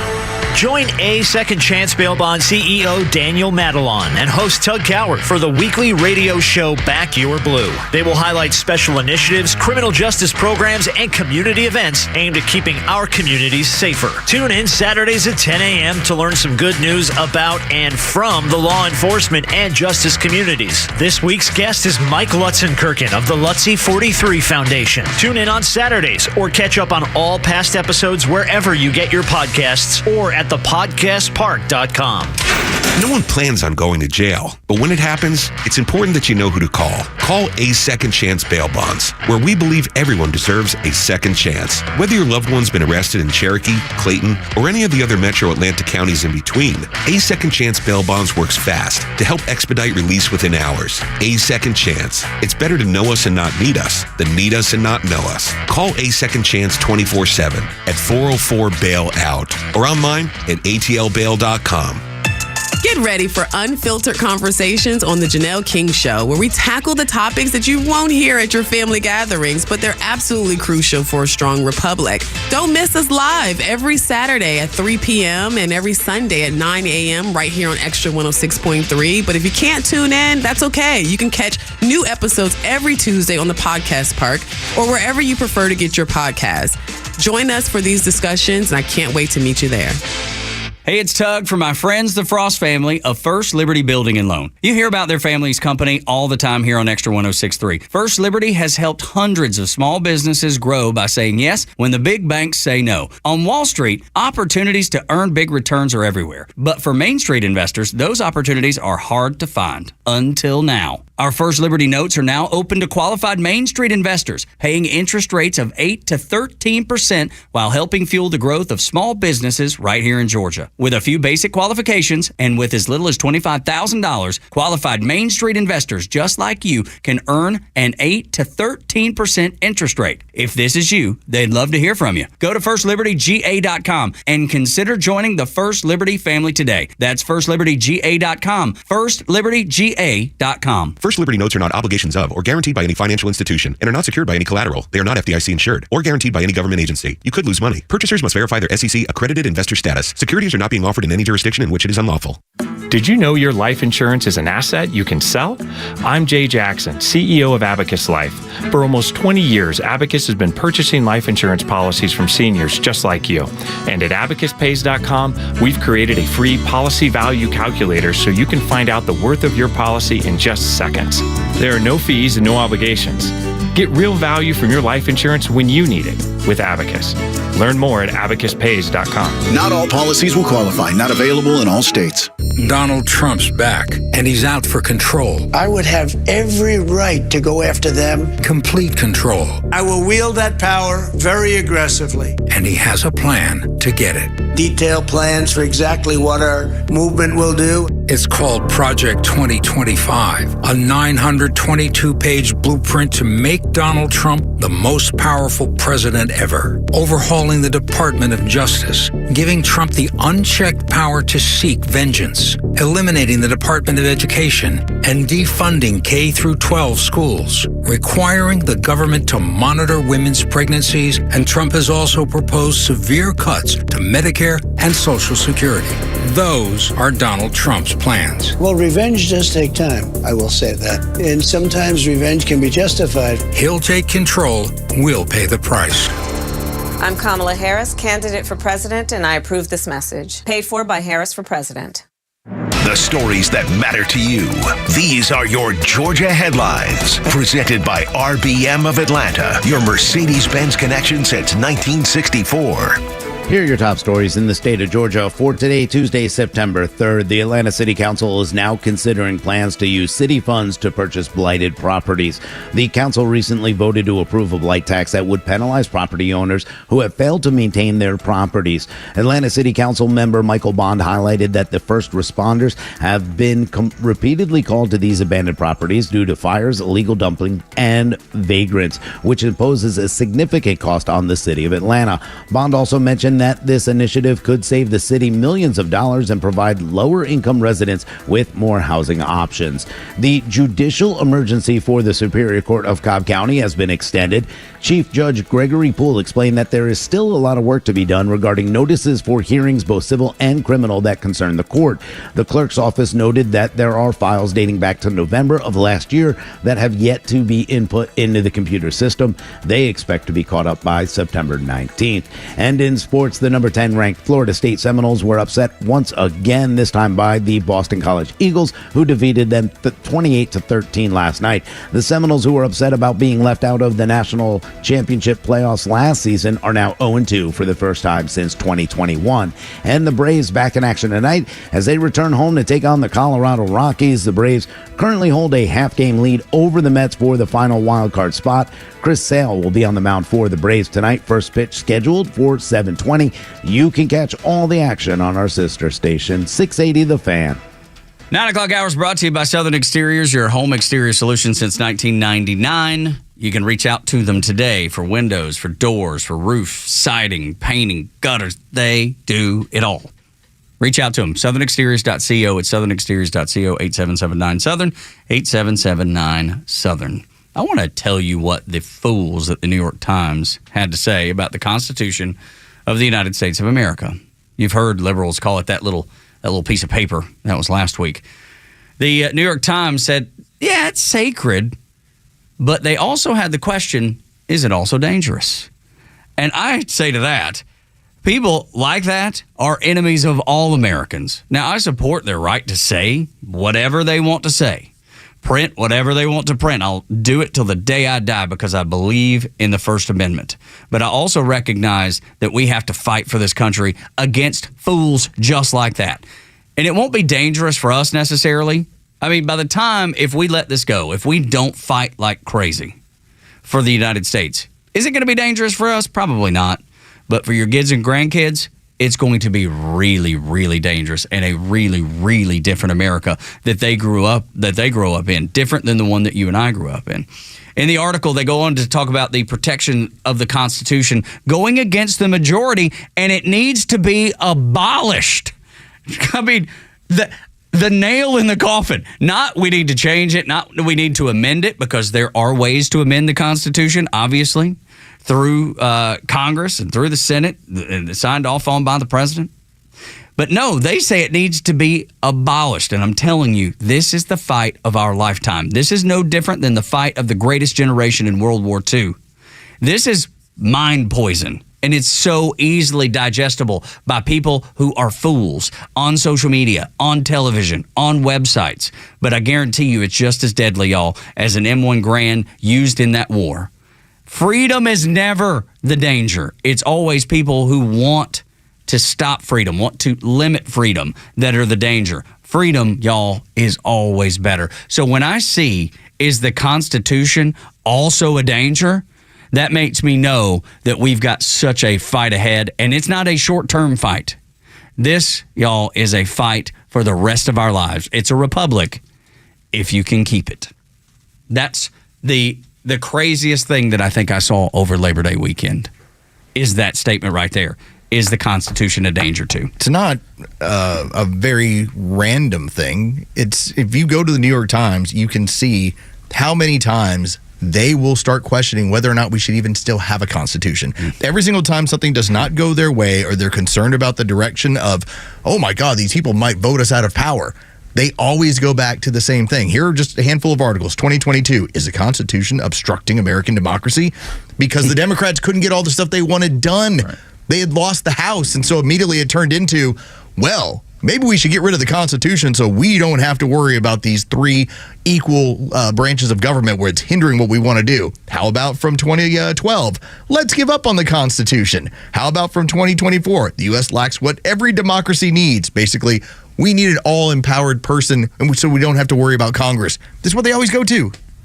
Yeah, I mean, and then again, you got to look at what they've tried to do over the past 3.5 years. They tried to do unconstitutional things that could have overturned in superior courts all over this country. When they talked about relieving student debt, and it came back down to a Constitution question, they weren't happy that the Constitution upheld the ruling and stopped them from doing what they want to do. The only way to get to the socialist society that Kamala Harris continues to talk about, and when it comes to price fixing, is to get rid of the Constitution or amend the Constitution. They're the only ones that fight the Constitution. They're the only ones that fight the Convention of States, because you know what that would mean? Well, that would mean that if they got 34 states involved, then they'd be able to make amendments. They don't really want to make amendments to the Constitution. They want to destroy it. They say in this article, Trump owes his political assent to the Constitution, making him a beneficiary of this document that is essentially anti-democratic, and in this day and age, increasingly dysfunctional. That is the most absurd thing I've ever heard anybody say. And then you want to talk about people that despise this country and the founding of this country. They want to tear it down to the studs and remake it in some sort of socialist utopia that will never exist and has never existed. They despise everything that prevents them from ruling over you any way that they want to. What they cannot stand is mob rule. That's what they want. They want to be able to say, well, the most get to go ahead and make all the decisions. Well, I'm sorry, in our constitutional republic, and that's what we are, we do have different areas that get to decide what their fate is going to be, how the power is going to be distributed. And the fact that New York, LA, Boston, Philadelphia don't get to make the decisions for everyone is what upsets them so much. It always goes back to wanting mob rule. Tell you what, I'd love to see that person move to Dalton and enjoy mob rule when it ain't them in power. Exactly, because Dalton voted 97% for You're Donald gonna quickly Trump. find out why you have the protections you have under the Constitution. But it's so easy to get caught up in this, hey, if we just get rid of this stupid thing, we can do anything we want. We will never have any judge that will tell us that we can't rule a certain way, that we can't bankrupt the country by paying off debts that were owed by the people that will vote for us. That's the thing, Rhino. They love the fact that if they could just figure out a way to either circumvent or get rid of the Constitution altogether, they would be in a better position on the power structure, which is all that matters, because with power comes money. Yep, with power comes money, and it continues to line their pockets. Let's not be, let's be realistic. The pockets are theirs, not the American people. It's not going to come back to us, but the reality is they know the Constitution is going to uphold those three branches, and that's what they're afraid of. You think that if they could eliminate the Second Amendment, they would? Absolutely. 100%. You think if they were able to take the freedom of speech away, would they do it? Absolutely. They've tried. And that's what this party continues to stand for. They want the idea of, hey, let the government control everything. Don't worry about the people. They don't know enough to be able to run this government, which is ridiculous at this point because it is our government. It's a representative republic for a reason. Morning Xtra, Xtra 1063, Tug, Rhino in Los, Michigan has become a real toss-up. I think the GOP is like, hey, we may have some opportunity here, and the Democrats are doing whatever they can to make sure that the Republicans don't have that option. So that is probably the reason that they're condemning Israel right now, saying that Israel's not doing enough because they know that panders well to the people in Michigan, especially Dearborn. Did we lose Rhino? Oh, no. Uh-oh. No. Sorry. Oh, there he is. You're back. You're back. He set you up perfectly for Michigan. That's all right. God. Yeah. Sorry about that. It kind of broke up in my ears. No worries, man. You're all good. Can you do that again? Yeah, I don't think I can do it again. But the fact is, he's a beautiful man, and he wants to talk about Michigan. Oh, God. Look, Michigan is going to be one of those hot states, and it's one of those states that I think right now you're looking and you're seeing what Donald Trump is doing there and the way he's making headways, and that's going to be important for a lot of people because right now, more than anything else, those people want to make sure that they're getting the ability to work in, let's talk about auto manufacturing, because I think that's going to be the most important part. But what they're doing right now is the GOP Senate right now is Mike Rogers, and he is a target with the Democrat opponents going after him. Or I'm sorry, Mike Rogers is the Democrat opponent, but the GOP is going after him, and the polls no longer look good for the for the Democrats. They're looking better for the GOP, and I think that shows the kind of fake momentum that Kamala Harris is said to have. I don't think she does have it. The reality is they're setting up one of two things. Michigan is supposed to look like it's ready to fall in place for the Democrats, but reality is they had enough problems in Flint in 2020 election and others where they had to manufacture numbers, as far as I'm concerned, that they don't think they can win that state. And now you're starting to see in the Senate and the House GOP contenders, and especially more conservative contenders, start to lead in all these polls. Now, I don't believe in polls, guys, but if there are some polls that go in that favor, especially since they're left-leaning polls, you got to really kind of pay attention to some of that. Well, I think that's what Los brings out a lot too when he's looking at the internals, like who are they polling? How many Democrats versus Republicans? Because I can't tell you the last time I've been asked to do a poll. As a matter of fact, I don't think I've ever been asked my whole life to do a poll. And it's maybe because I don't answer the phone. If I see a number that I don't recognize, I'm not answering it. So I don't know how they get people to actually participate in polls these days. It doesn't make sense to me. You know what? I never really thought about this until I saw it brought up a couple weeks ago, and I went, wow, okay, that makes a whole lot of sense. the Amish community is so big in Pennsylvania, and yet they can't ever poll them. They don't want to take part in any of that. I mean, electronically, they're not going to do any of that stuff. And yet they vote in mass. And so you have to build in to every one of your polls the Amish vote in Pennsylvania that you cannot poll. You just can't do it. And so you always wonder about those groups of people, whether it's in Michigan or whether it's in Georgia or wherever, where we're never going to be able to properly poll them. So how do we build it into what we know historically has been true?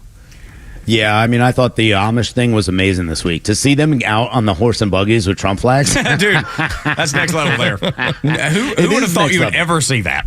But see, they're trying to hide the momentum that Trump really has and trying to overdo it with joy and saying that there's a joy for Kamala Harris, and it's starting to fall flat. We talked about how flat the vibes are it's gone. Starting to fall. Yeah, they're gone, and these polls are no longer a good indicator for Kamala Harris. So we're going to ignore some of those polls and try to push our own polls, and the media will help them in any way they can. But you're starting to see Pennsylvania is a big, big state, and that could be the state that really determines it. I know Georgia is said to be that state, but I think it's already settled here and what's going to happen. I think Florida and Georgia are as red as can be, and I know what they want. I know what they want to continue to push. Like, oh, look at Georgia. Atlanta's all for us, and these small cities are all for us. But the polls really don't do any favor to them, and they never really do any favor to Trump. So if you do see Trump leading in some of these polls, he's way above the margin of error. Yeah, he never polls to where his level actually is, and that's been traditional. This is going to be a discussion for later this week. But they only really have, outside of assassinating him, which, I mean, we've already seen this kind of already attempted that one, rinse and repeat. They only really have one more play left. Lock him up? Yeah. Yeah. Look, but that's going to backfire even worse. That's his Yeah, month. I don't think that works. Yeah. Okay, here's my question as we wrap up the segment. When you see the Amish with Trump flags, where do they get them? I mean, do they make their own flags? Because they are allowed to purchase goods and services. Well, but I mean, they're not on the internet. I mean, everybody buy. When's the last time you didn't buy something on your phone? Roadside places. There's Trump stores all over this country. Even in Pennsylvania, you drive through them. I mean, right here in North Carolina, where I am right now, I drive by a Trump store every single day. I don't know where a Trump store is in Georgia, much less in Pennsylvania. Oh, really? I have no idea. Is there a Trump store here in town? I could point you to them. There's tons of them. No, I'm all set. I don't need anything. There's one in Kennesaw. Sure? Is there? Yep, there sure is. All right. What about North Fulton? Because I don't get over Kennesaw a lot. I don't know about that. Yeah, I know there's one in Alabama. Yeah. In Wedowee. In Wedowee, Alabama. Is that where you were for Labor Day weekend, Board Up Joe? No, I had to work. Oh, okay. Well, in the past, you've been over there on the weekends. Okay. Yeah, but I always think the Amish are like making their own stuff. They always build their own building. You know what I mean? Well, there's Mennonites, too. Yeah. They also get confused with the Amish. Okay. All right. Maybe I just got my people. They're a bit more lenient. All right. Then could be that. When we continue on Extra 106.3, we will find a smile to end on. Trump had a hilarious moment at the Moms for Liberty event. We'll talk about that next as we close out the Tuesday, September 3rd edition of the Morning Extra. Doug, Rhino, and Lowson until 10.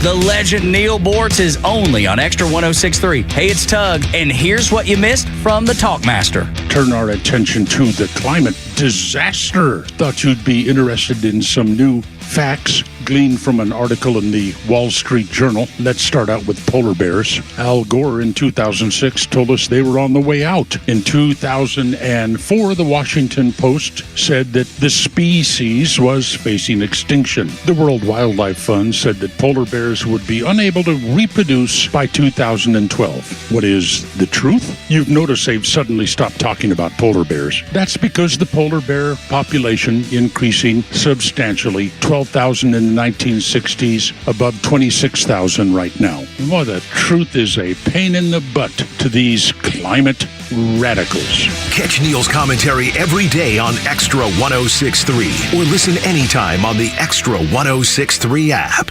Veterans are eager to transfer their skills and experiences to civilian life, but need a trusted resource to navigate life beyond military service. The Warrior Alliance is changing thousands of lives for the better and needs your support to expand our impact. Join us for an exciting fundraising program, followed by an Atlanta Braves baseball private event on Friday, September 13th. Special guests include powerful veteran testimonies, Atlanta Braves alumnus Sid Bream, and Drivin' and Cryin's Kevin Kinney. Individual tickets and VIP tables are on sale now at thewarrioralliance.org. Travelport LP has openings for the position of Senior Software Development Engineer 1 in Atlanta, Georgia. Job duties for the position include designing, developing, and deploying high-quality software solutions for the travel industry. Hybrid work schedule. Email resume to America's Business Partners at Travelport.com and reference job code 7916266. Again, email resume to America's Business Partners at Travelport.com and reference job code 7916266. Tune into your new favorite show that's redefining the A to Z's of marketing, The Marketing Madmen. We'll take you behind the scenes of successful campaigns and reveal the strategies that win. We're not just talking about marketing, we're making it happen. From viral content creation to leveraging AI for customer engagement, our experts bring you to the cutting edge of industry. This is your playbook for market dominance. Tune in and transform your approach with actionable tips that could skyrocket your ROI. The Marketing Madmen every Saturday at 4 p.m. right here on Xtra 106.3. Millions of guys suffer from erectile dysfunction. That's 1 in 4 men. And I can tell you, I'm one of them. If you or someone you know suffer from ED, Peyronie's disease, or PE, here's 38-year emergency room doctor and founder of Total Body Therapy of Georgia, Dr. Eric Deal. Patients who enter my office are often frustrated, hopeless, depressed, and embarrassed. I understand the problem, and I'm going to help you fix it. There are lots of competitors that don't have the credentials that I have. When you go to other clinics, you're not going to see a board-certified physician with the experience that I have. When you come to our clinic, you're going to see me. There's just not one therapy that can solve these complex issues. I'll do a complete history and physical prior to any treatment that we use. Take it from me, Dr. Deal. When it's not hard, it's really hard. Call Dr. Deal for your free one-on-one evaluation and resolve your ED, Peyronie's, or PE issues. Total Body Therapy of Georgia, 404-777-1911, 404-777-1911, online at stopmyed.com. What's the mystery behind Mystery Valley Golf Course? Is it the fact that it's been voted one of Atlanta's must-play courses? Or is it the fact that it's conveniently located from anywhere in Atlanta? Or maybe it's because Mystery Valley has recently renovated the course, adding all new tipped Bermuda putting greens, upgrading all 66 sand bunkers, and improving the clubhouse and amenities all around. No matter what it is, Mystery Valley Golf Club has been a staple of the Atlanta golf community for many years, and it reopened with the new renovations. Now is the perfect opportunity to make a tee time and enjoy a round of golf at Mystery Valley, located next to Stone Mountain in Lithonia, taking all of the beautiful natural scenery while enjoying a fantastic round of golf. Go to MysteryValleyGolfCourse.com to book tee times. But one question will always remain: how did Mystery Valley get its name? The Morning Extra. Glenn Beck, Clay and Buck, The Kimmer Show, Jesse Kelly, Jimmy Fala, and Guy Benson. The biggest lineup of conservative voices in the South are on Extra 106.3 FM and the Extra 106.3 app. Doug Rhino and Lowe's until 10, and then the Glenn Beck program where he'll have Nicole Shanahan on, RFK's former running mate who's now endorsed Donald Trump. And the question they'll ask is, do Democrats, traditional Democrats, see what's happening in the Democrat Party? That will be the discussion. And what does it mean for the election? I wanted to end on a smile this morning, and this takes us to Washington, D.C., to the Moms for Liberty event with Donald Trump. So funny over the weekend. And I guess we got to take this and put the image in your mind. Think about, and this, I think Sean Davis over on Twitter, you can follow him at Sean M. Dave. He has this picture of Trump, obviously the iconic photo of after he was shot. And he says they tried to ban Trump from running. They censored him. They raided his home. They tried to bankrupt and imprison him. They tried to remove him from the ballot. They watched an assassin who tried to murder him, then claimed he wasn't even shot. They even tried to ban the photo of him defiantly getting back on his feet. So with all that being said, 22 seconds at Moms for Liberty, the woman asked him what he would suggest Did you ever think about running for office at other times in your lives? And then just some advice, because you come under fire a lot. Our moms are standing for things that often the media attacks them on. We'd love to get some advice from you about running for office. Yeah, so I would say don't do it. No, run for office. We want you to run for office. Now, ordinarily, yes, get involved in your local elections. Pay attention to what's going on with your school districts. But it is funny considering all those things I just mentioned that Sean Davis had put out there. And he's like, don't do it. Yeah, dude. I mean, because it's heavy. And you're going to be attacked from every angle. He's a billionaire who had he had the whole world all taken care of and then decided, I'm going to get involved. Because I care enough, Rhino. And that's the thing. I think those Moms for Liberty ladies are the crown jewel of everything that's right about America. Yeah, that's what I love about Moms for Liberty, too. And, we've been lucky enough to have them on so many times. But the reality of it is this is a fight for the people, and we, the people, need to make the change. We're the ones that Carlos will tell you every single time, you need to get involved locally, and that's where the power comes from. It's silly to jump involved. I would never get involved in politics as running for office. I want to be one of the people that gets to talk about what they're doing wrong to us. And you know what? I think that's what he wanted, but realized you can't just talk sometimes. If you do have the option to change things, then you go and do it. And he sacrificed everything in order to do that. And we'll continue. But it's not just running for office, because, that's the ultimate. And it takes a very special person to do it. But you know what? When you find that special person, go support them. Go work a phone bank for them. Yeah. Knock on some doors. That is where you start that grassroots, what they like to call in the Democrat side, what's AstroTurf. No, y'all are AstroTurfing. This is real grassroots stuff. And so if that person's not you, find that person that you believe in enough to say, I'm willing to tell people about this person. I can't imagine wanting to do any of this, because it is painful just to think about. You'll lose friends. You'll have family members that won't talk to you anymore. I mean, Nicole Shanahan has talked about that specific thing. She talked about it, I think, with Bill Maher. I think it was Maher that she was talking to. She was like, I have family members who will no longer talk to me now that I've dropped out and endorsed Donald Trump. You'll lose family. So when Trump says don't do it, there's reason behind it, because I'm sure. He's got family members that hate his guts. Yeah, RFK's got family members that don't talk to him, have turned on him. When you're able to speak the truth or willing to speak the truth, you will suffer repercussions. Now, are those repercussions worth it? That's the question. And in every instance, it seems like the answer is yes, but you got to be brave. Do you know how hard Thanksgiving is going to be for a lot of people when Donald Trump wins this election? They might not be it. They might just cancel it. They'd be like, let's just not bring everybody together. It's a shame, because I think a lot of people are just so triggered by all of this that it really does just kind of intercept any kind of relationship that you may have had with certain people. And, I make sure, because a lot of people know what we do, guys, and, they come up to you, and some of them may be on your side, but a lot of them might not be. And then you just find a way. You don't want to talk to Aunt Peeps. Aunt Peggy. You don't want to talk to those kind of people and get them upset. We actually care what they feel about, other things other than politics. Right. Yeah. And we want them to be a part of our family. But some people just can't handle it, man. Well, with Aunt Peg and the rest of them, I'm looking to basically drag them kicking and screaming to freedom and prominence. That's what I'm trying to do. I'm trying to help lift all boats here. That's right. And the fact that you want to kick and scream the whole time, keep wanting to do your communism stuff, I'm like, come on, people, get on board over here with the freedom group. Yeah, right. More freedom is good, not less freedom. But if you're a socialist, if you're a communist, then you probably reject that notion to begin with. And the crazy thing is, I'll hear Aunt Peg and have heard her talk about this a million times, how communist something is. And I'm like, have you ever looked in a mirror?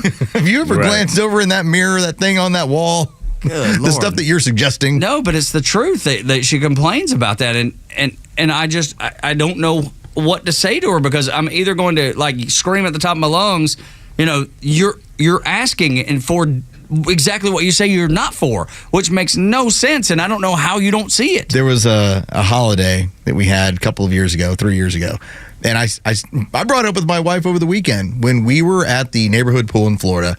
I was looking around. I was like, look how many people are here. I was like, you remember how cool it was during COVID when it was like you and I and 3 other people? Yeah, and we were like, wow, that was so much fun. And by the way, they were all from Atlanta and they were all down there going like, thank God we found some freedom. Yeah. The fun part about it is I go, yeah, because you remember like what happened, and I think about when we talk about what's going to happen during Thanksgiving if, Trump's able to get this thing taken care of.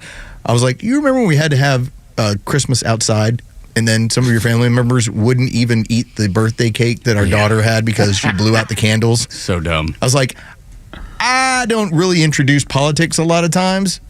I won't still do it, but at the same time, like, I am watching and still judging. Yeah. Like, 'cause I still remember that's what you did. Oh, yeah. Man, it was like we went out on the lake this weekend with some friends, and they said the beauty of having, because they bought their boat in the winter, like January, February, leading into 2020, right? They bought it early in the year thinking, man, we're going to get a whole lot of use out of it this summer. Let's get it now. It's usually cheaper when people are trying to sell them in the wintertime or whatever. And they're like, the beauty was we were up here and we didn't have anywhere else to go. Nothing was open really. And so we would spend time on the lake. She was like, the beauty is Lake Lanier. There was no COVID. There was no Rona. Nobody was fooling around with that, dude. There was people having picnics and they look like they're stringing together boats like a big old floating trailer park. It was great. And downtown Alpharetta was the same way, man. We went to downtown Alpharetta almost weekly, and it was the same way as it was Lake Lanier. So when you see that freedom, you're like, give me a lot more of that and a lot less of that other BS. Yeah, just don't give me the ghost of Lake Lanier. That's the scary part of that place, not COVID. So a little off topic, but kind of along the lines of what we're talking about here. So I put on country summer hits. That's what we were listening to on the beach. And I noticed this theme because for years, and I would give you a hard time, Tug, how we went through bro country. Yeah, right. And that's kind of slowed down a little bit, but Nashville goes, they move in waves, and then everyone writes the same song. And I know you're judging, and I know you're getting ready to be mad. No, I'm not. Yeah. No, I know. Does everyone have to do a song about being on a boat now on a lake? Yes, well, but they've always done that. It's not like anything new. I'm telling you, there was like 8 songs during this playlist, all in the last year, were all about, it was one called Pontoon. Well, that's 20 years ago. And then all the rest of them as they keep playing. That was Big Town. I'm just looking around going, seriously? Everybody's got to have a boat song There now, is a new one. Zach Brown's got a new one called Tie Up, and he Tie Up. That was song 2. References Lake Lanier being out on Cocktail Cove, because that's where he grew up going in the summertime. Dude, I love songs about boats. Jimmy Buffett made a career about songs about boats. There's nothing better than the freedom of a boat and the freedom of being out on the lake. And, I know maybe it is a country thing, but I don't think it is, because even when I was up in New Hampshire for a few years, we went to Lake Winnipesaukee all the time. I mean, it was the place to be. There's nothing wrong with a boat. Tie Up. And this was off the Country Beach Party playlist. Okay, the first song was Tie Up. There you go, ZBV. Hometown, baby. Hometown. I love it. That song is great, too. It is so good. And like I said, I don't know if anybody's paid attention to it. I think I mentioned it on Friday, that Jimmy Buffett died Labor Day weekend. So it was good to be at the beach for Los and listening to songs about water and being on the lake. What about Tequila on a Boat? When was that? I don't know about that one. What is that? Who's that by? Dustin Lynch. Lynch. That wasn't even a hit, so I don't know. That was probably a B-side. Listen, that's what music is about. Boats and fun and girls and boys.